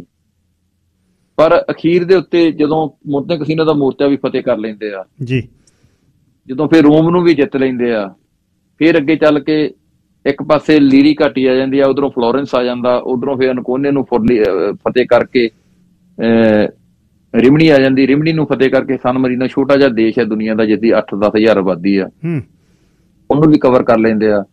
ਉਹਦੇ ਨਾਲ ਹੀ ਫਿਰ ਅੱਗੇ ਚੱਲ ਕੇ ਇਹਨਾਂ ਦੇ ਨਾਲ ਫਲੋਰੈਂਸ ਸ਼ਹਿਰ ਜਿਹੜਾ ਦੁਨੀਆ ਦੇ ਸਭ ਤੋਂ ਸੋਹਣੇ ਸ਼ਹਿਰਾਂ ਦੇ ਗਿਣਿਆ ਜਾਂਦਾ, ਯੂਨੀਵਰਸਿਟੀ ਬਹੁਤ ਵਧੀਆ ਜੀ। ਯੈਸ, ਉੱਥੇ ਉਹ ਵੀ ਇਹ ਕਵਰ ਕਰ ਲੈਂਦੇ ਆ। ਉਹਦੇ ਚ ਵੀ ਸਿੱਖ ਫੌਜਾਂ ਦਾ ਜਾਂ ਭਾਰਤੀ ਫੌਜਾਂ ਦਾ ਕਾਫੀ ਵੱਡਾ ਰੋਲ ਰਹਿੰਦਾ।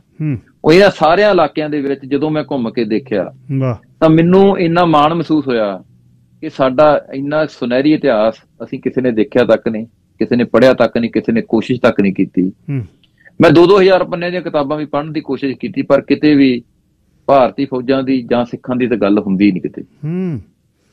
ਜਿਹੜੇ ਵਰਲਡ ਵਾਰ ਦੇ ਉੱਤੇ ਲਿਖੀਆਂ ਪਈਆਂ ਮੇਰੇ ਕੋਲ ਕਿਤਾਬਾਂ ਪਈਆਂ, ਇੱਥੇ ਮੈਂ ਹੁਣੇ ਤੁਹਾਡੇ ਸਾਹਮਣੇ ਕੱਢ ਕੇ ਢੇਰ ਲਗਾ ਸਕਦਾ। ਪਰ ਜਦੋਂ ਅਸੀਂ ਇਟਾਲੀਅਨ ਕਿਸੇ ਦੀ ਕਿਤਾਬ ਦੇਖਦੇ ਹਾਂ ਤਾਂ ਉਹਦਾ ਕਿਤੇ ਨਾ ਕਿਤੇ ਜ਼ਿਕਰ ਆਉਂਦਾ ਵੀ ਸਿੱਖਾਂ ਨੇ ਕੀ ਕੰਮ ਕੀਤਾ, ਸਿੱਖ ਕਿਸ ਤਰ੍ਹਾਂ ਇੱਥੇ ਆਉਂਦੇ ਸੀ, ਕਿਸ ਤਰ੍ਹਾਂ ਨਹੀਂ ਆਉਂਦੇ ਸੀ। ਅੱਛਾ, ਇੱਕ ਮੈਜਿਸਟ੍ਰੇਟ ਸੀ ਉੱਥੋਂ ਦਾ, ਉਹਨੇ ਕਿਤਾਬ ਬੜੀ ਵਧੀਆ ਲਿਖੀ ਸੀ, ਮੇਰੀ ਘਾਟੀ ਦੇ ਵਿੱਚ ਲੜਾਈਆਂ, ਜਿਹੜੀ ਉਹਨੇ ਕਿਤਾਬ ਲਿਖੀ ਸੀ। ਉਹ ਕਿਤਾਬ ਵੀ ਮੇਰੇ ਕੋਲ ਹੈਗੀ ਹੈ, ਮੈਂ ਤੁਹਾਨੂੰ ਦਿਖਾਉਣਾ ਬਾਅਦ ਦੇ ਵਿੱਚ। ਉਹਨੇ ਲੈਫਟੀਨੈਂਟ ਜਗੀਰ ਸਿੰਘ ਦੀ ਫੋਟੋ ਪ੍ਰੋਪਰ ਇੱਕ ਪੂਰਾ ਪੇਜ ਲਾ ਕੇ ਕਿਤਾਬ ਦੇ ਉੱਪਰ ਲਾਈ ਸੀ। ਵਾਹ। ਤੇ ਨਾਲ ਉਹਨੇ ਲਿਖਿਆ ਸੀ ਕਿ ਜਗੀਰ ਸਿੰਘ ਮੇਰੇ ਪਿਓ ਦਾ ਫਰੈਂਡ ਸੀ, ਮੇਰੇ ਘਰ ਇਹਦਾ ਰੋਜ਼ ਆਉਣਾ ਜਾਣਾ ਸੀ, ਰੋਜ਼ ਮੇਰੇ ਘਰ ਆ ਕੇ ਮੇਰੇ ਪਿਓ ਦੇ ਨਾਲ ਖਾਂਦਾ ਪੀਂਦਾ ਸੀ।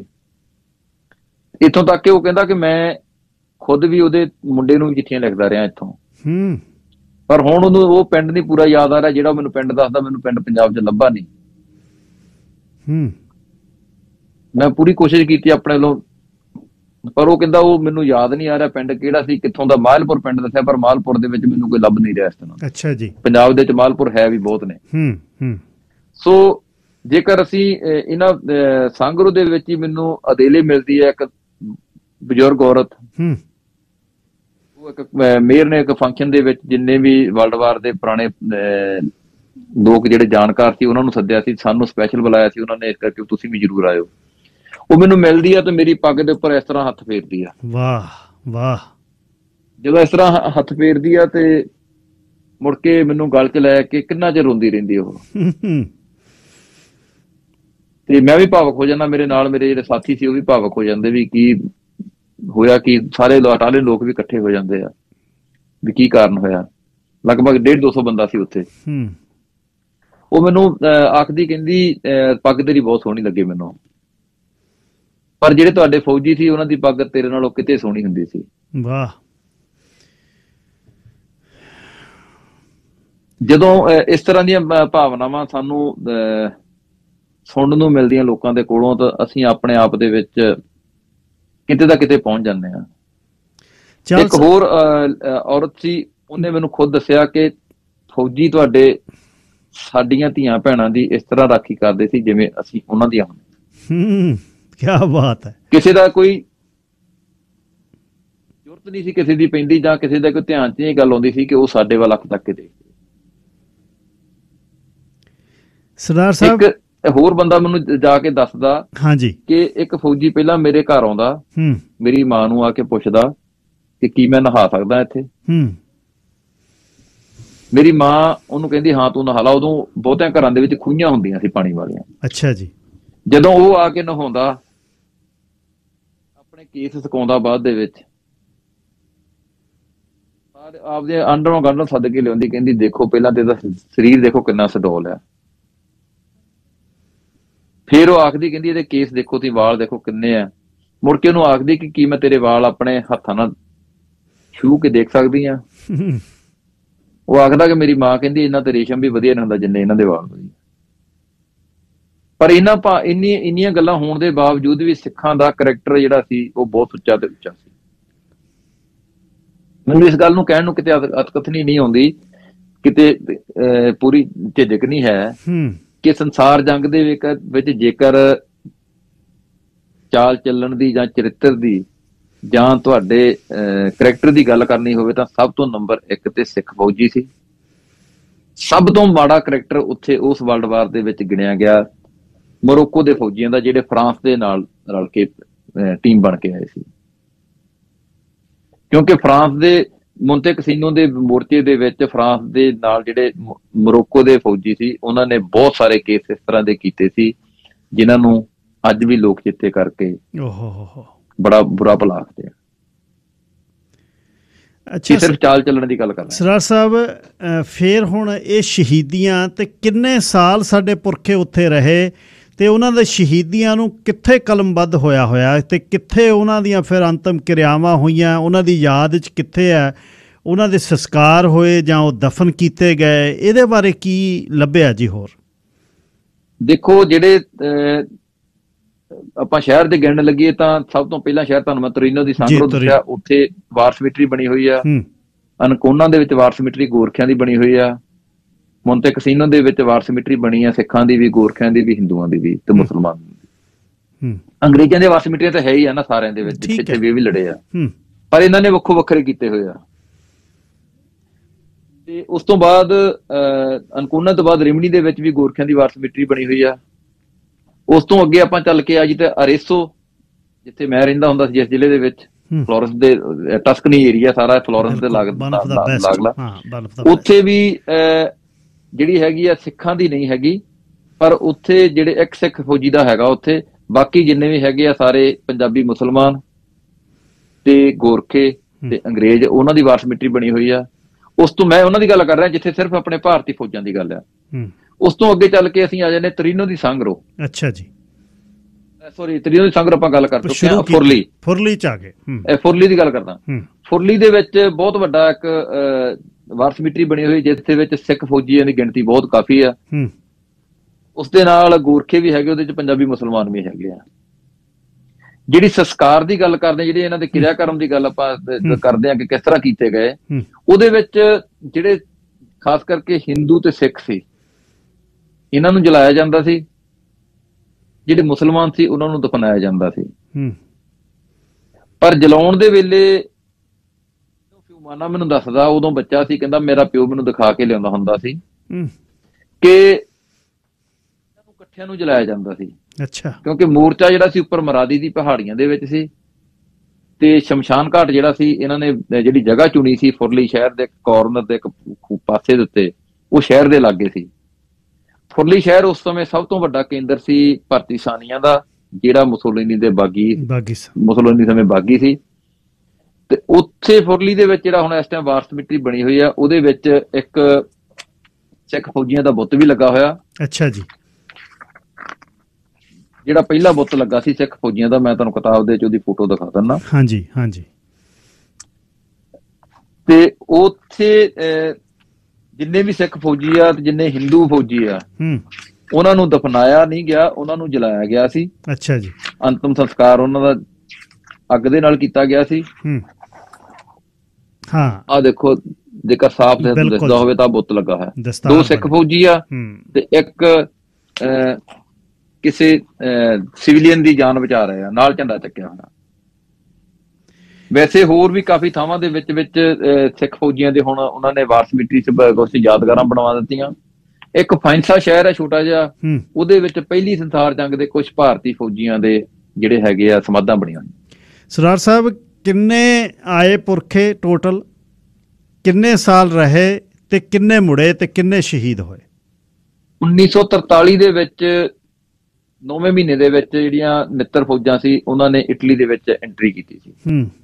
ਖਾਸ ਕਰਕੇ ਜਿਹੜੀ ਭਾਰਤੀ ਫੌਜ ਸੀ 8ਵੀਂ ਬਟਾਲੀਅਨ ਦੇ ਵਿੱਚ ਆਈ ਸੀ ਉਸ ਵੇਲੇ। ਤੇ ਇਹ 1944 ਦੇ ਵਿੱਚ ਜਾ ਕੇ ਇਹਨਾਂ ਨੇ ਸੰਸਾਰ ਜੰਗ ਦਾ ਜਿਹੜਾ ਯੂਰਪ ਦੇ ਵਿੱਚ ਭੋਗ ਪੈ ਗਿਆ ਸੀ। 1945 ਦੇ ਵਿੱਚ ਜਾਪਾਨ ਹਥਿਆਰ ਛੱਡਦਾ ਤੇ ਪਰ ਜਿਹੜਾ ਯੂਰਪ ਦਾ ਸੀ ਇਹਨਾਂ ਨੇ ਪਹਿਲਾਂ ਸਾਰਾ ਕੁਝ ਕਵਰ ਕਰ ਲਿਆ ਸੀ। ਜਦੋਂ ਹਿਟਲਰ ਮਰ ਜਾਂਦਾ, ਮੁਸੋਲਿਨੀ ਫੜਿਆ ਜਾਂਦਾ, ਮੁਸੋਲਿਨੀ ਨੂੰ ਬਾਗੀ ਪੁੱਠਾ ਲਟਕਾ ਕੇ ਮਾਰ ਕੇ ਪੁੱਠਾ ਲਟਕਾ ਦਿੰਦੇ ਮਿਲਾਨ ਸ਼ਹਿਰ ਦੇ ਵਿੱਚ। ਬਟ ਜਿਹੜਾ ਜਾਪਾਨ ਦਾ ਸੀ ਉਹ ਜਾ ਕੇ ਜਦੋਂ ਹੀਰੋਸ਼ੀਮਾ ਤੇ ਨਾਗਾਸਾਕੀ ਦੇ ਉੱਪਰ ਬੰਬ ਸਿੱਟੇ ਜਾਂਦੇ, ਉਦੋਂ ਜਾਪਾਨ ਹਥਿਆਰ ਸੁੱਟਦਾ। ਜਿਹੜੀ ਏਸ਼ੀਆ ਦੀ ਜਿਹੜੀ ਵਰਲਡ ਵਾਰ ਸੀ, ਜਿਹੜੀ ਏਸ਼ੀਆ ਦੇ ਹਿੱਸੇ ਦੇ ਵਿੱਚ ਲੜੀ ਗਈ ਆ, ਜੋ ਆਪਾਂ ਜਿਹਦੀ ਸਭ ਤੋਂ ਵੱਡੀ ਜਿਹੜੀ ਮਸ਼ਹੂਰ ਜੰਗ ਬਰਮਾ ਦੀ ਜੰਗ ਇਹਨੂੰ ਆਪਾਂ ਕਹਿ ਦਿੰਦੇ ਹਾਂ, ਉੱਥੋਂ ਹੀ ਜਿਹੜੀ ਇੰਡੀਅਨ ਨੈਸ਼ਨਲ ਆਰਮੀ ਵੀ ਨਿਕਲੀ ਸੀ, ਜਨਰਲ ਮੋਹਨ ਸਿੰਘ ਹੁਣਾਂ ਨੇ ਜਿਹੜੀ ਗਠਿਤ ਕੀਤੀ ਸੀਗੀ। ਉਹ ਮੈਂ ਕਈ ਵਾਰ ਮੇਰੇ ਨਾਲ ਮੈਂ ਅੱਗੇ ਚੱਲ ਕੇ ਤੁਹਾਡੇ ਨਾਲ ਗੱਲ ਕਰੂੰਗਾ ਇਹਦੇ ਬਾਰੇ। ਸੋ ਰਹੇ ਲਗਭਗ 1.5-2 ਸਾਲ ਦਾ ਸਮਾਂ ਇਹਨਾਂ ਨੇ ਇਟਲੀ ਦੇ ਵਿੱਚ ਗੁਜ਼ਾਰਿਆ। ਉਸ ਤੋਂ ਬਾਅਦ ਫਿਰ ਇਹ ਵਾਪਸ ਚਲ ਜਾਂਦੇ ਆ, ਜਿਸ ਤਰ੍ਹਾਂ ਆਉਂਦੇ ਆ ਫੌਜੀ ਜਹਾਜ਼ਾਂ ਦੇ ਵਿੱਚ, ਸ਼ਿਪਾਂ ਦੇ ਵਿੱਚ, ਉਸੇ ਤਰ੍ਹਾਂ ਹੀ ਇਹਨਾਂ ਨੂੰ ਫਿਰ ਵਾਪਸ ਲਿਜਾਇਆ ਜਾਂਦਾ। ਤੁਹਾਡੇ ਕੈਨੇਡਾ ਤੋਂ ਇੱਕ ਕੈਪਟਨ ਦੌਲਤ ਸਿੰਘ ਸੀ, ਸਾਡੇ ਕਪੂਰਥਲੇ ਜ਼ਿਲ੍ਹੇ ਤੋਂ ਬਨਵਾਲੀਪੁਰ ਪਿੰਡ। ਉਹਨਾਂ ਦੀ ਜਾਣਕਾਰੀ ਮੈਨੂੰ ਇੰਟਰਨੈਟ ਤੋਂ ਮਿਲੀ ਸੀ, ਕਿਸੇ ਵੈਬਸਾਈਟ ਤੋਂ। ਉਹਨਾਂ ਦਾ ਵੀ ਮੈਂ ਜ਼ਿਕਰ ਕੀਤਾ। ਉਹ ਮੁੜ ਕੇ ਕੈਨੇਡਾ ਆ ਕੇ ਰਹੇ ਤੇ ਕੈਨੇਡਾ ਦੇ ਵਿੱਚ ਹੀ ਆ ਕੇ ਉਹਨਾਂ ਦਾ ਫਿਰ ਜਿੱਦਾਂ ਅੰਤਮ ਸਫ਼ਰ ਪੂਰਾ ਹੁੰਦਾ ਉਹਨਾਂ ਦਾ ਜੀ। ਤੇ ਮੇਰੇ ਕੋਲ ਕਾਫੀ ਜਿਹੜੇ ਹੈਗੇ ਆ ਦੌਲਤ ਸਿੰਘ ਦੇ ਬਾਰੇ ਵੀ ਜਾਣਕਾਰੀ ਕਾਫੀ ਮੈਂ ਲਈ ਸੀ, ਮੇਰੇ ਜ਼ਿਲ੍ਹੇ ਦੇ ਵਾਂ। ਆ ਉਹਨਾਂ ਦੀ ਫੋਟੋ ਹੈਗੀ ਇੱਕ ਪੁਰਾਣੀ। ਵਾਹ ਜੀ, ਇਹ ਫਿਰ ਮੁੜ ਕੇ ਆ ਗਏ? ਹਾਂਜੀ, ਇਹ ਮੁੜ ਕੇ ਆ ਗਏ ਸੀ। ਕਰਨੈਲ ਸਿੰਘ ਖਿੜਕੀਆਂ ਕਲਾਂ ਮੁਕਤਸਰ ਦੇ ਵਿੱਚ ਰਹਿੰਦੇ ਸੀ, ਉਹ ਵਾਪਸ ਮੁੜ ਕੇ ਗਏ ਸੀ, ਉਹਨਾਂ ਦੇ ਗੋਲੀ ਲੱਗ ਗਈ ਸੀ। ਫਿਰ ਕਰਤਾਰ ਸਿੰਘ ਆਪਣੇ ਗੁਰਦਾਸਪੁਰ ਤੋਂ ਸੀ, ਉਹ ਮੁੜ ਕੇ ਗਏ। ਉਹ ਜਿਹੜਾ ਦੂਰ ਸੰਚਾਰ ਵਿਭਾਗ ਸੀ ਉਹਦੇ ਵਿੱਚ ਸੀਗੇ, ਵਾਇਰਲੈਸ ਡਿਪਾਰਟਮੈਂਟ ਦੇ ਵਿੱਚ। ਉਹਨਾਂ ਨੂੰ ਮੈਂ ਉੱਥੇ ਜਾ ਕੇ ਮਿਲ ਕੇ ਆਇਆ ਗੁਰਦਾਸਪੁਰ। ਪਰ ਜਦੋਂ ਮੇਰੀ ਇਹ ਕਿਤਾਬ ਛਪ ਕੇ ਆਈ ਆ, ਜਿਹੜੀ ਪੰਜਾਬੀ ਦਾ ਐਡੀਸ਼ਨ, ਤੇ ਮੈਂ ਉਹਨਾਂ ਦੇ ਘਰ ਫੋਨ ਕੀਤਾ ਤੇ ਉਹਨਾਂ ਦੀ ਪੋਤ ਨੂੰ ਉਹਨੇ ਫੋਨ ਚੱਕਿਆ ਤੇ ਮੈਂ ਕਿਹਾ ਵੀ ਭੈਣ ਜੀ ਸਤਿ ਸ੍ਰੀ ਅਕਾਲ, ਮੈਂ ਬਾਪੂ ਜੀ ਨੂੰ ਦੱਸਣਾ ਸੀ, ਮੈਂ ਆ ਰਿਹਾ ਮਿਲਣ ਤੁਹਾਨੂੰ, ਨਾਲੇ ਕਿਤਾਬ ਦੇ ਕੇ ਜਾਣੀ। ਉਹ ਮੈਨੂੰ ਆਖਣ ਲੱਗੇ ਵੀ ਬਾਪੂ ਜੀ ਤੇ 4 ਦਿਨ ਪਹਿਲਾਂ ਪੂਰੇ ਹੋ ਗਏ। ਫਿਰ ਮੈਂ ਉਹਨਾਂ ਦੇ ਭੋਗ ਤੇ ਜ਼ਰੂਰ ਗਿਆ ਸੀ। ਵਾਹ ਸਰਦਾਰ ਸਾਹਿਬ, ਕਿੰਨੇ ਸ਼ਹੀਦ ਹੋਏ ਜੀ ਇਟਲੀ 'ਚ? ਫਿਰ ਇਹ ਸਾਰੇ ਜਿਹੜੇ ਹੈਗੇ ਭਾਰਤੀ ਫੌਜੀ 5783 ਫੌਜੀ ਸ਼ਹੀਦ ਹੋਏ ਜੀ, ਜਿਹਦੇ ਵਿੱਚ 900 ਕੁਛ ਹੈਗੇ ਸਿੱਖ ਫੌਜੀ। ਸਭ ਤੋਂ ਵੱਡੀ ਗਿਣਤੀ ਹੈਗੀ ਆ ਗੋਰਖਿਆਂ ਦੀ, ਉਸ ਤੋਂ ਬਾਅਦ ਪੰਜਾਬੀ ਮੁਸਲਮਾਨ, ਪੰਜਾਬੀ ਹਿੰਦੂ, ਇਹਦੇ ਵਿੱਚ ਕੁਛ ਮਰਾਠੇ ਵੀ ਹੈਗੇ ਆ, ਕੁਛ ਬੰਗਾਲ ਸਾਈਪਰਸ ਦੇ ਬੰਗਾਲੀ ਵੀ ਹੈਗੇ ਆ, ਪਰ ਜਿਹੜੀ ਸਭ ਤੋਂ ਵੱਡੀ ਗਿਣਤੀ ਆ ਉਹ ਆਪਣੇ ਗੋਰਖਿਆਂ ਦੀ ਗਿਣੀ ਜਾਂਦੀ। ਤੇ ਦੋਨੇ ਸੰਸਾਰ ਯੁੱਧ ਚ ਕਿੰਨੇ ਟੋਟਲ ਸ਼ਹੀਦ ਹੋਏ ਜੀ? ਕੋਈ 80,000 ਕਹਿ ਰਿਹਾ, ਕੋਈ 88,000 ਸਿੱਖ ਕਹਿ ਰਿਹਾ। ਲਗਭਗ 99,000 ਜਿਹੜੇ ਹੈਗੇ ਪਗੜੀਧਾਰੀ ਸਿੱਖ ਆ, ਸਿੱਖ। ਤੇ ਇਟਲੀ ਦੇ ਵਿੱਚ ਜਦ ਆਏ ਫਿਰ ਧਾਰਮਿਕ ਰਹੁ ਰੀਤਾਂ ਵੀ ਕਰਦੇ ਰਹੇ, ਗੁਰੂ ਸਾਹਿਬ ਦੇ ਸਰੂਪ ਨਾਲ ਲੈ ਕੇ ਆਏ? ਹਾਂਜੀ, ਹਾਂ ਕਰਦੇ ਰਹੇ ਜੀ। ਉਹ ਆਪਣੇ ਜਿਹੜੀ ਮੈਂ ਗੱਲ ਤੁਹਾਡੇ ਕੋਲ ਮੈਜੈਸਟਿਕ ਦੀ ਪਹਿਲਾਂ ਕੀਤੀ ਨਾ, ਉਹਨਾਂ ਨੇ ਲਿਖਿਆ ਵਿੱਚ, ਉਹਨਾਂ ਨੇ ਈਵਨ ਇੱਥੋਂ ਤੱਕ ਵੀ ਲਿਖਿਆ, ਉਹਨਾਂ ਦਾ ਨਾਂ ਸੀ ਲੂਈਜੀ ਚੇਦਰੇ ਬੋਨਫਾਂਤੇ, ਜਿਹੜਾ ਮੈਜਿਸਟ੍ਰੇਟ ਸੀ। ਆ ਬੈਠਿਆ ਕਿਤਾਬ ਦੇ ਵਿੱਚ, ਆ ਦੇਖੋ ਜਗੀਰ ਸਿੰਘ ਦੀ ਫੋਟੋ ਦਿਖਾ ਰਿਹਾ ਮੈਨੂੰ ਇਹ। ਵਾਹ ਵਾਹ ਵਾਹ ਵਾਹ ਵਾਹ। ਆ ਕਿਤਾਬ ਤੇ ਆਪਣੀ ਚ ਇਹ ਇਹਨਾਂ ਨੇ ਆਪਣੀ ਕਿਤਾਬ ਦੇ ਵਿੱਚ ਲਿਖਿਆ ਕਿ ਸਿੱਖ ਜਦੋਂ ਬੈਠਦੇ ਆ, ਇਹ ਫਿਰ ਰਾਗਾਂ ਦੇ ਵਿੱਚ ਆਪਣੀ ਰਾਗ, ਇਹਨੇ ਸਪੈਸ਼ਲੀ ਲਿਖਿਆ ਕਿ ਰਾਗਾਂ ਦੇ ਵਿੱਚ ਗਾਉਂਦੇ ਸੀ, ਆਪਣਾ ਜੋ ਭਜਨ ਬੰਦਗੀ ਕਰਦੇ ਸੀ, ਇਕੱਠੇ ਬਹਿ ਕੇ ਘੇਰਾ ਬਣਾ ਕੇ ਫਿਰ ਬੈਠ ਜਾਂਦੇ ਸੀ, ਫਿਰ ਇਹ ਆਪਣੇ ਰੱਬ ਨੂੰ ਚੇਤੇ ਕਰਦੇ ਸੀ। ਤੇ ਸਰਦਾਰ ਸਾਹਿਬ ਵੈਸੇ ਵੀ ਸੌਰੀ ਮੇਰੇ ਕੋਲ ਸਮਾਂ ਘਟਦਾ ਜਾਂਦਾ, ਮੈਂ ਥੋੜੇ ਜਿਹੇ ਹੋਰ ਗੱਲਬਾਤ। ਕੋਈ ਗੱਲ ਨਹੀਂ। ਸਰਦਾਰ ਸਾਹਿਬ, ਕਿਵੇਂ ਤੁਸੀਂ ਉੱਥੇ ਪ੍ਰਵਾਸ ਦਾ ਸਫ਼ਰ ਆਪਣਾ ਰੱਖਿਆ? ਤੇ ਹੁਣ ਵੀ ਬਹੁਤ ਲੋਕ ਨੇ ਇਟਲੀ 'ਚ, ਇੱਥੇ ਵੀ ਲੋਕ ਆ ਰਹੇ ਨੇ, ਜਿਵੇਂ ਤੁਸੀਂ ਬਲੈਤ ਚਲੇ ਗਏ। ਸਾਨੂੰ ਇਟਾਲੀਅਨ ਲੋਕ ਕਿਵੇਂ ਯਾਦ ਕਰਦੇ ਆ ਜੀ, ਜਾਂ ਦੇਖਦੇ ਆ ਕਿਸੇ ਸਿੱਖ? ਇਟਾਲੀਅਨ ਲੋਕਾਂ ਦੇ ਵਿੱਚ ਸਾਡੀ ਜਿਹੜੀ ਪਛਾਣ ਬਹੁਤ ਵਧੀਆ, ਵਰਲਡ ਵਾਰ ਕਰਕੇ ਵੀ ਬਹੁਤ ਵਧੀਆ। ਅੱਜ ਵੀ ਜਿਹੜੇ ਸਾਡੇ ਲੋਕਾਂ ਨੂੰ ਬਹੁਤ ਮਿਹਨਤੀ ਗਿਣਿਆ ਜਾਂਦਾ। ਅੱਜ ਸਿੱਖਾਂ ਦੇ ਉੱਪਰ ਡਾਕੂਮੈਂਟਰੀਆਂ ਬਣ ਰਹੀਆਂ, ਕਿਉਂਕਿ ਇਟਲੀ ਦੇ ਵਿੱਚ ਇੱਕ ਭਾਗ ਦੇ ਵਿੱਚ ਤੁਸੀਂ ਦੇਖਿਆ ਹੋਣਾ ਕਿ ਤੁਹਾਡੇ ਕੈਨੇਡਾ ਦੇ ਵਿੱਚ ਵੀ ਇਟਾਲੀਅਨ ਚੀਜ਼ ਦਾ ਬਹੁਤ ਮੰਗ ਆ, ਜਿਹੜੀ ਪੀਜ਼ੇ ਤੇ ਪੈਂਦੀ ਆ ਜਾਂ ਵੈਸੇ ਜੀ। ਅੱਜ ਉੱਥੇ ਇਹ ਕਿਹਾ ਜਾਂਦਾ ਕਿ ਜੇਕਰ ਇਹ ਚੀਜ਼ ਦਾ ਬਿਜ਼ਨਸ ਆ, ਜਿੰਨੇ ਦੁੱਧ ਦੇ ਡੇਅਰੀ ਫਾਰਮ ਆ, ਉਹਨਾਂ ਨੂੰ ਸਭ ਤੋਂ ਵੱਡੀ ਜੇਕਰ ਕਿਸੇ ਨੇ ਥੰਮ ਦੇ ਤੌਰ ਤੇ ਸਾਂਭਿਆ ਤਾਂ ਉਹ ਪੰਜਾਬੀ ਆ। ਪੰਜਾਬੀ ਦੇ ਵਿੱਚ ਸਿਰਫ ਸਿੱਖ ਹੁੰਦੇ ਆ। ਵਾਹ। ਅੱਜ ਸਰਦਾਰ ਭੁਪਿੰਦਰ ਸਿੰਘ ਹੋਣਾ ਦਾ 300-400 ਗਾਂ ਦਾ ਇੱਕ ਵੱਡਾ ਡੈਰੀ ਫਾਰਮ ਵੀ ਹੈਗਾ, ਉਹ 400-500 ਕਿੱਲੇ ਦੀ ਖੇਤੀ ਵੀ ਕਰਦੇ ਆ। ਉਹਨਾਂ ਦਾ ਮੁੰਡਾ ਅੱਜ ਇੱਕ ਕੌਂਸਲਰ ਵੀ ਹੈਗਾ। ਵਾਹ। ਤੇ ਉਹ ਨਾਲ ਚੀਜ਼ ਦਾ ਵੀ ਜਿਹੜਾ ਪ੍ਰੋਡਿਊਸ ਕਰਨ ਦਾ ਬਿਜ਼ਨਸ ਕਰਦੇ ਆ, ਉਹ ਤਾਂ ਆਪਣਾ ਕਰ ਰਹੇ, ਪਰ ਬਹੁਤ ਸਾਰੇ ਲੋਕ ਸਾਡੇ ਜਿਹੜੇ ਪੰਜਾਬੀ ਲੋਕ ਆ, ਉਹ ਲੋਕ ਚੀਜ਼ ਦੇ ਤਿਆਰ ਕਰਨ ਵਿੱਚ ਸਾਰਾ ਰੋਲ ਅਦਾ ਕਰਦੇ ਆ। ਤੇ ਅੱਜ ਇਹਨਾਂ ਤੇ ਡਾਕੂਮੈਂਟਰੀਆਂ ਬਣ ਰਹੀਆਂ ਕਿ ਜੇਕਰ ਇਹ ਲੋਕ ਨਾ ਆਉਂਦੇ ਤਾਂ ਇਟਲੀ ਦੀ ਡੈਰੀ ਫਾਰਮਿੰਗ ਦਾ ਜਿਹੜਾ ਬਿਜ਼ਨਸ ਸੀ ਉਹ ਕਿਤੇ ਵੀ ਥੱਲੇ ਜਾ ਸਕਦਾ ਸੀ। ਅਖੀਰ ਦੇ ਵਿੱਚ ਸਰਦਾਰ ਸਾਹਿਬ ਆਪਾਂ ਫੇਰ ਇਸ ਨੂੰ ਕੰਟੀਨਿਊ ਮੈਂ ਰੱਖੂੰਗਾ, ਕਿਸੇ ਦਿਨ ਫੇਰ ਮੈਂ ਗੱਲ ਤੋਰੂੰਗਾ ਤੁਹਾਡੇ ਨਾਲ, ਤੁਹਾਡੇ ਖੋਜ ਕਾਰਜਾਂ ਤੇ। ਅਖੀਰ 'ਚ ਆਪਣੇ ਬਾਰੇ ਜੀ, ਪਿੰਡ ਦੇ ਬਾਰੇ, ਤੇ ਇਹ ਚੇਟ ਕੀਤਾ ਭੁਪਿੰਦਰ ਸਿੰਘ ਹਾਲੈਂਡ ਹੋਣੀ ਆਏ, ਪਰ ਕੋਈ ਪਰਿਵਾਰ ਦੇ ਵਿੱਚੋਂ ਫੌਜ 'ਚ ਗਿਆ, ਇਹ ਗੱਲ ਕਿਵੇਂ ਤੁਰੀ, ਤੇ ਆਪਣੇ ਪਿੰਡ ਦੇ ਬਾਰੇ ਸਾਰਾ ਕੁਝ ਦੱਸੋ ਜੀ। ਫੌਜ ਪਰਿਵਾਰ ਦੇ ਵਿੱਚੋਂ ਜੀ ਮੇਰੇ ਨਾਨਾ ਜੀ ਰਹੇ ਵਰਲਡ ਵਾਰ ਦੇ ਵਿੱਚ। ਵਾਹ। ਤੇ ਮੇਰੇ ਨਾਨਾ ਜੀ ਆ ਦੂਜੇ ਨੰਬਰ ਤੇ ਫੋਟੋ ਉਹਨਾਂ ਦੀ। ਠੀਕ ਹੈ ਜੀ, ਠੀਕ ਹੈ, ਠੀਕ ਹੈ। ਨਾ ਸੌਰੀ, ਪਹਿਲੇ ਨੰਬਰ ਤੇ, ਦੂਜੇ ਨੰਬਰ ਤੇ ਮੇਰੇ ਦਾਦਾ ਜੀ ਦੇ ਛੋਟੇ ਭਰਾ ਆ। ਅੱਛਾ ਜੀ, ਅੱਛਾ। ਇਹ ਵਰਲਡ ਵਾਰ 'ਚ ਰਹੇ। ਮੇਰੇ ਪੜਨਾਨਾ ਸੀ ਜਿਹੜਾ ਮੇਰਾ, ਉਹ ਵੀ ਕਪੂਰਥਲਾ ਦੀ ਆਰਮੀ 'ਚ ਰਹੇ ਆ। ਤੇ ਮੇਰਾ ਮਾਮਾ 에ਅਰਫੋਰਸ ਵਿੱਚ ਹੁੰਦਾ ਸੀ। ਲਿਖਣ ਦਾ ਸ਼ੌਂਕ ਮੈਨੂੰ ਕਹਿ ਲਓ ਪਰਿਵਾਰ ਦੇ ਵਿੱਚ ਇਸ ਤਰ੍ਹਾਂ ਕਿ ਮੇਰੇ ਮਾਮਾ ਜੀ, ਵੱਡੇ ਮਾਮਾ ਜੀ ਲਿਖਦੇ ਹੁੰਦੇ ਸੀ ਢਾਡੀਆਂ ਵਾਸਤੇ ਵਾਰਾਂ, ਜਾਂ ਉਹਨਾਂ ਤੋਂ ਲਾ ਲਓ, ਜਾਂ ਕਹਿ ਲਓ ਵੀ ਸਾਡੀ ਖੂਨ ਦੇ ਵਿੱਚ ਕਹਿ ਲਓ ਗੱਲ ਹੈਗੀ। ਤੇ ਬਾਕੀ ਘਰ ਦੇ ਵਿੱਚ ਪੜ੍ਹਨ ਲਿਖਣ ਦਾ ਮਾਹੌਲ ਇਸ ਤਰ੍ਹਾਂ ਸੀ ਕਿ ਮੇਰੇ ਮੰਮੀ ਵੀ ਪੜ੍ਹਨ ਨੂੰ ਕਾਫੀ ਤਰਜੀਹ ਦਿੰਦੇ। ਸਾਡੇ ਪਰਿਵਾਰ ਦੇ ਵਿੱਚ ਕਿਤਾਬਾਂ ਨੂੰ ਕਾਫੀ ਅਹਿਮੀਅਤ ਦਿੱਤੀ ਜਾਂਦੀ, ਕੁਦਰਤੀ ਗੱਲ ਹੈ ਇਹ ਜੀ। ਤੇ ਪਿੰਡ ਆਪਣਾ ਮਾਧੋ ਝੰਡਾ ਜੀ ਨਾਂ? ਹਾਂਜੀ, ਪਿੰਡ ਮੇਰਾ ਮਾਧੋ ਝੰਡਾ, ਜ਼ਿਲ੍ਹਾ ਕਪੂਰਥਲਾ ਜੀ। ਤੇ ਨਾਨਕੇ? ਸਾਡੇ ਲਾਗੇ ਵੱਡਾ ਪਿੰਡ ਸੈਦੋਵਾਲ ਹੈ। ਮੇਰੇ ਪਿੰਡ ਦਾ ਮੁੰਡਾ ਗੀਤਕਾਰ ਰਾਣਾ ਮਾਧੋ ਝੰਡੀਆ ਕਾਫੀ ਮਸ਼ਹੂਰ ਆ, ਸ਼ਾਇਦ ਤੁਹਾਡੇ ਜ਼ਿਕਰ ਤੇ ਹੋਵੇ ਕਿਤੇ। ਤੇ ਨਾਨਕੇ? ਨਾਨਕੇ ਪਿੰਡ ਢਪਈ ਜੀ, ਕਪੂਰਥਲਾ ਜ਼ਿਲ੍ਹੇ ਦੇ ਵਿੱਚ ਹੀ ਢਪਈ ਪਿੰਡ ਆ, ਜਿੱਥੇ ਕਿ ਹੁਣ ਸਾਇੰਸ ਸਿਟੀ ਬਣੀ ਬਟਾਲੇ ਦੇ ਲਾਗੇ। ਬਿਲਕੁਲ ਠੀਕ ਹੈ। ਹਾਂਜੀ ਹਾਂਜੀ। ਤੇ ਸਰਦਾਰ ਸਾਹਿਬ ਉਹਨਾਂ ਦੀ ਕਿਤਾਬ ਮੈਂ ਵੀ ਮਾਣ ਦੇ ਨਾਲ ਦਿਖਾ ਦੇਵਾਂ। ਆਹ ਸਰਦਾਰ ਜੀ ਉਹਨਾਂ ਦੀ ਕਿਤਾਬ ਹੈ, ਇਟਲੀ ਵਿੱਚ ਸਿੱਖ। ਧੰਨਵਾਦ ਜੀ, ਬਹੁਤ ਬਹੁਤ। ਹਾਂ, ਤੇ ਮੈਂ ਬੇਨਤੀ ਕਰਾਂਗਾ, ਕਿਤਾਬ ਦਾ ਜੀ ਆ ਦੇਖੋ ਹੁਣ ਇੱਕ ਐਡੀਸ਼ਨ ਹਿੰਦੀ 'ਚ ਆ ਗਿਆ। ਅੱਛਾ ਜੀ, ਅੱਛਾ। ਆ ਪੰਜਾਬੀ ਦਾ ਜਿਹੜਾ ਪਹਿਲਾ ਸੀਗਾ। ਵਾਹ, ਵੈਰੀ ਗੁੱਡ। ਤੇ ਆ ਹੁਣ ਤੀਜਾ ਆਪਣੇ ਇੰਗਲਿਸ਼ ਦਾ ਐਡੀਸ਼ਨ। ਵਾਹ, ਸਿੱਖ ਸੋਲਜਰ ਇਨ ਇਟਲੀ। ਅੰਗਰੇਜ਼ੀ 'ਚ ਵੀ ਛਾਪਤਾ? ਅੰਗਰੇਜ਼ੀ ਤੇ ਪੰਜਾਬੀ ਸੱਤ, ਯੂਪੀ ਪੰਜਾਬੀ ਸੱਤ ਇਹਨਾਂ ਨੇ ਛਾਪੀ ਸੀ, ਸਰਦਾਰ ਬੋਤਾ ਸਿੰਘ ਸਰਾਏ ਹੋਣਾ ਨੇ। ਬਿਲਕੁਲ। ਤੇ ਹਿੰਦੀ ਦੇ ਵਿੱਚ ਸੁਭਾਸ਼ ਭਾਸਕਰ ਹੋਣਾ ਨੇ ਇਹਦੀ ਟ੍ਰਾਂਸਲੇਸ਼ਨ ਕੀਤੀ। ਤੇ ਹੁਣ ਇਟਾਲੀਅਨ ਦੇ ਵਿੱਚ ਪ੍ਰੋਫੈਸਰ ਜਸਪਾਲ ਸਿੰਘ ਤੇ ਪ੍ਰੋਫੈਸਰ ਸੰਦਰੀਨੋ, ਉਹ ਇਟਾਲੀਅਨ ਯੂਨੀਵਰਸਿਟੀ ਦੇ ਵਿੱਚ ਮੈਡੀਕਲ ਯੂਨੀਵਰਸਿਟੀ ਡਾਕਟਰ ਆ, ਉਹ ਦੋਨੋਂ ਰਲ ਕੇ ਕਰ ਰਹੇ ਆ ਦੀ ਟ੍ਰਾਂਸਲੇਸ਼ਨ ਇਟਾਲੀਅਨ ਦੇ ਵਿੱਚ। ਮੇਰਾ ਉੱਥੇ ਟਾਰਗੇਟ ਸੀ ਕਿ ਮੈਂ ਇਹਨੂੰ ਕਿਸੇ ਨਾ ਕਿਸੇ ਤਰੀਕੇ ਨਾਲ ਇਟਾਲੀਅਨ ਪਾਠਕਾਂ ਦੇ ਲਈ ਵੀ ਜ਼ਰੂਰ ਲੈ ਕੇ ਆਵਾਂਗੇ। ਸਰਦਾਰ ਸਾਹਿਬ ਧੰਨਵਾਦ ਤੁਹਾਡੇ ਖੋਜ ਕਾਰਜ ਲਈ। ਧੰਨਵਾਦ ਤੁਹਾਡਾ ਗਿੱਲ ਸਾਹਿਬ। ਨਹੀਂ ਜੀ, ਧੰਨਵਾਦ।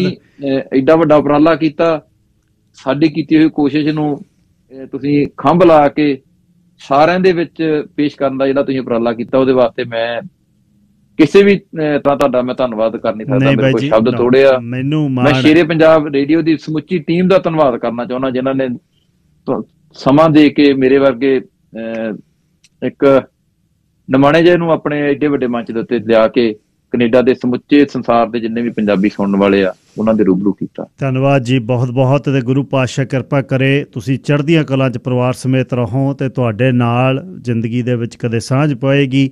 ਆਪ ਨਿੱਜੀ ਤੌਰ 'ਤੇ ਕਿ ਭਰਾ ਵੱਡਾ ਜੱਗੀ ਕੁੱਸਾ ਤੁਹਾਡੇ ਨੇੜੇ ਵਸਦਾ ਹੈ, ਉਹਦੇ ਨਾਲ ਉਹਨਾਂ ਨਾਲ ਜਿੱਦਣ ਮੁਲਾਕਾਤ ਹੋਈ ਤੁਹਾਨੂੰ ਵੀ ਮਿਲਾਂਗਾ, ਤੇ ਆਉਣ ਵਾਲੇ ਦਿਨਾਂ ਦੇ ਫੇਰ ਯਾਦ ਕਰਾਂਗਾ ਤੁਹਾਨੂੰ, ਫੇਰ ਕਿਸੇ ਦਿਨ ਜ਼ਰੂਰ। ਓਕੇ, ਬਹੁਤ ਬਹੁਤ ਧੰਨਵਾਦ ਜੀ, ਬੜੀ ਪਿਆਰ ਭਰੀ ਸਤਿ ਸ੍ਰੀ ਅਕਾਲ। ਕੁਛ ਮੇਰੇ ਕੋਲ ਬੋਲਦੇ ਚੱਲਦੇ ਕੁਝ ਗਲਤ ਲਫ਼ਜ਼ ਨਿਕਲ ਗਏ, ਉਸ ਲਈ ਮੈਂ ਮਾਫੀ ਚਾਹੁੰਦਾ। ਧੰਨਵਾਦ, ਬਹੁਤ ਬਹੁਤ ਥੈਂਕ ਯੂ। ਧੰਨਵਾਦ ਜੀ, ਸਤਿ ਸ੍ਰੀ ਅਕਾਲ। ਸਤਿ ਸ੍ਰੀ ਅਕਾਲ ਜੀ। ਇਹ ਸਨ ਸਰਦਾਰ ਬਲਵਿੰਦਰ ਸਿੰਘ ਚਾਹਲ ਮਾਧੋ ਝੰਡਾ, ਜਿਨ੍ਹਾਂ ਨੇ ਇਟਲੀ ਵਿੱਚ ਸਿੱਖ ਫੌਜੀ ਦੂਜਾ ਵਿਸ਼ਵ ਯੁੱਧ ਇਹ ਕਿਤਾਬ ਲਿਖੀ ਆ। ਤੇ ਮੈਂ ਬੇਨਤੀ ਕਰਾਂਗਾ ਤੇ ਇਹ ਕਿਤਾਬ ਤੁਸੀਂ ਜ਼ਰੂਰ ਆਪਣੇ ਘਰ ਦਾ ਸ਼ਿੰਗਾਰ ਪੇਟੀਆਂ 'ਚ ਵੇਖਿਓ, ਜਿਨ੍ਹਾਂ ਦੇ ਪੁਰਖੇ ਕਦੇ ਇਸ 'ਚ ਵਰਲਡ ਵਾਰ 'ਚ ਲੜੇ ਨੇ।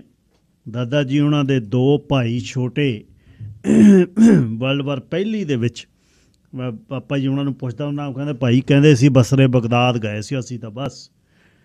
ਅਤੇ ਉਹਨਾਂ ਦੇ ਪਿਛਲੇ ਗੇੜੇ 'ਚ, ਇਸ ਗੇੜੇ 'ਚ ਮੈਂ ਲੱਭਣ ਲੱਗਿਆ ਤਮਗੇ ਲੱਭੇ ਨੌਆਂ ਦੇ ਨਾਲ ਜਿਹੜੇ ਉਹਨਾਂ ਦੇ ਕੈਵਲਰੀ ਦੇ ਵਿੱਚ ਸੀ।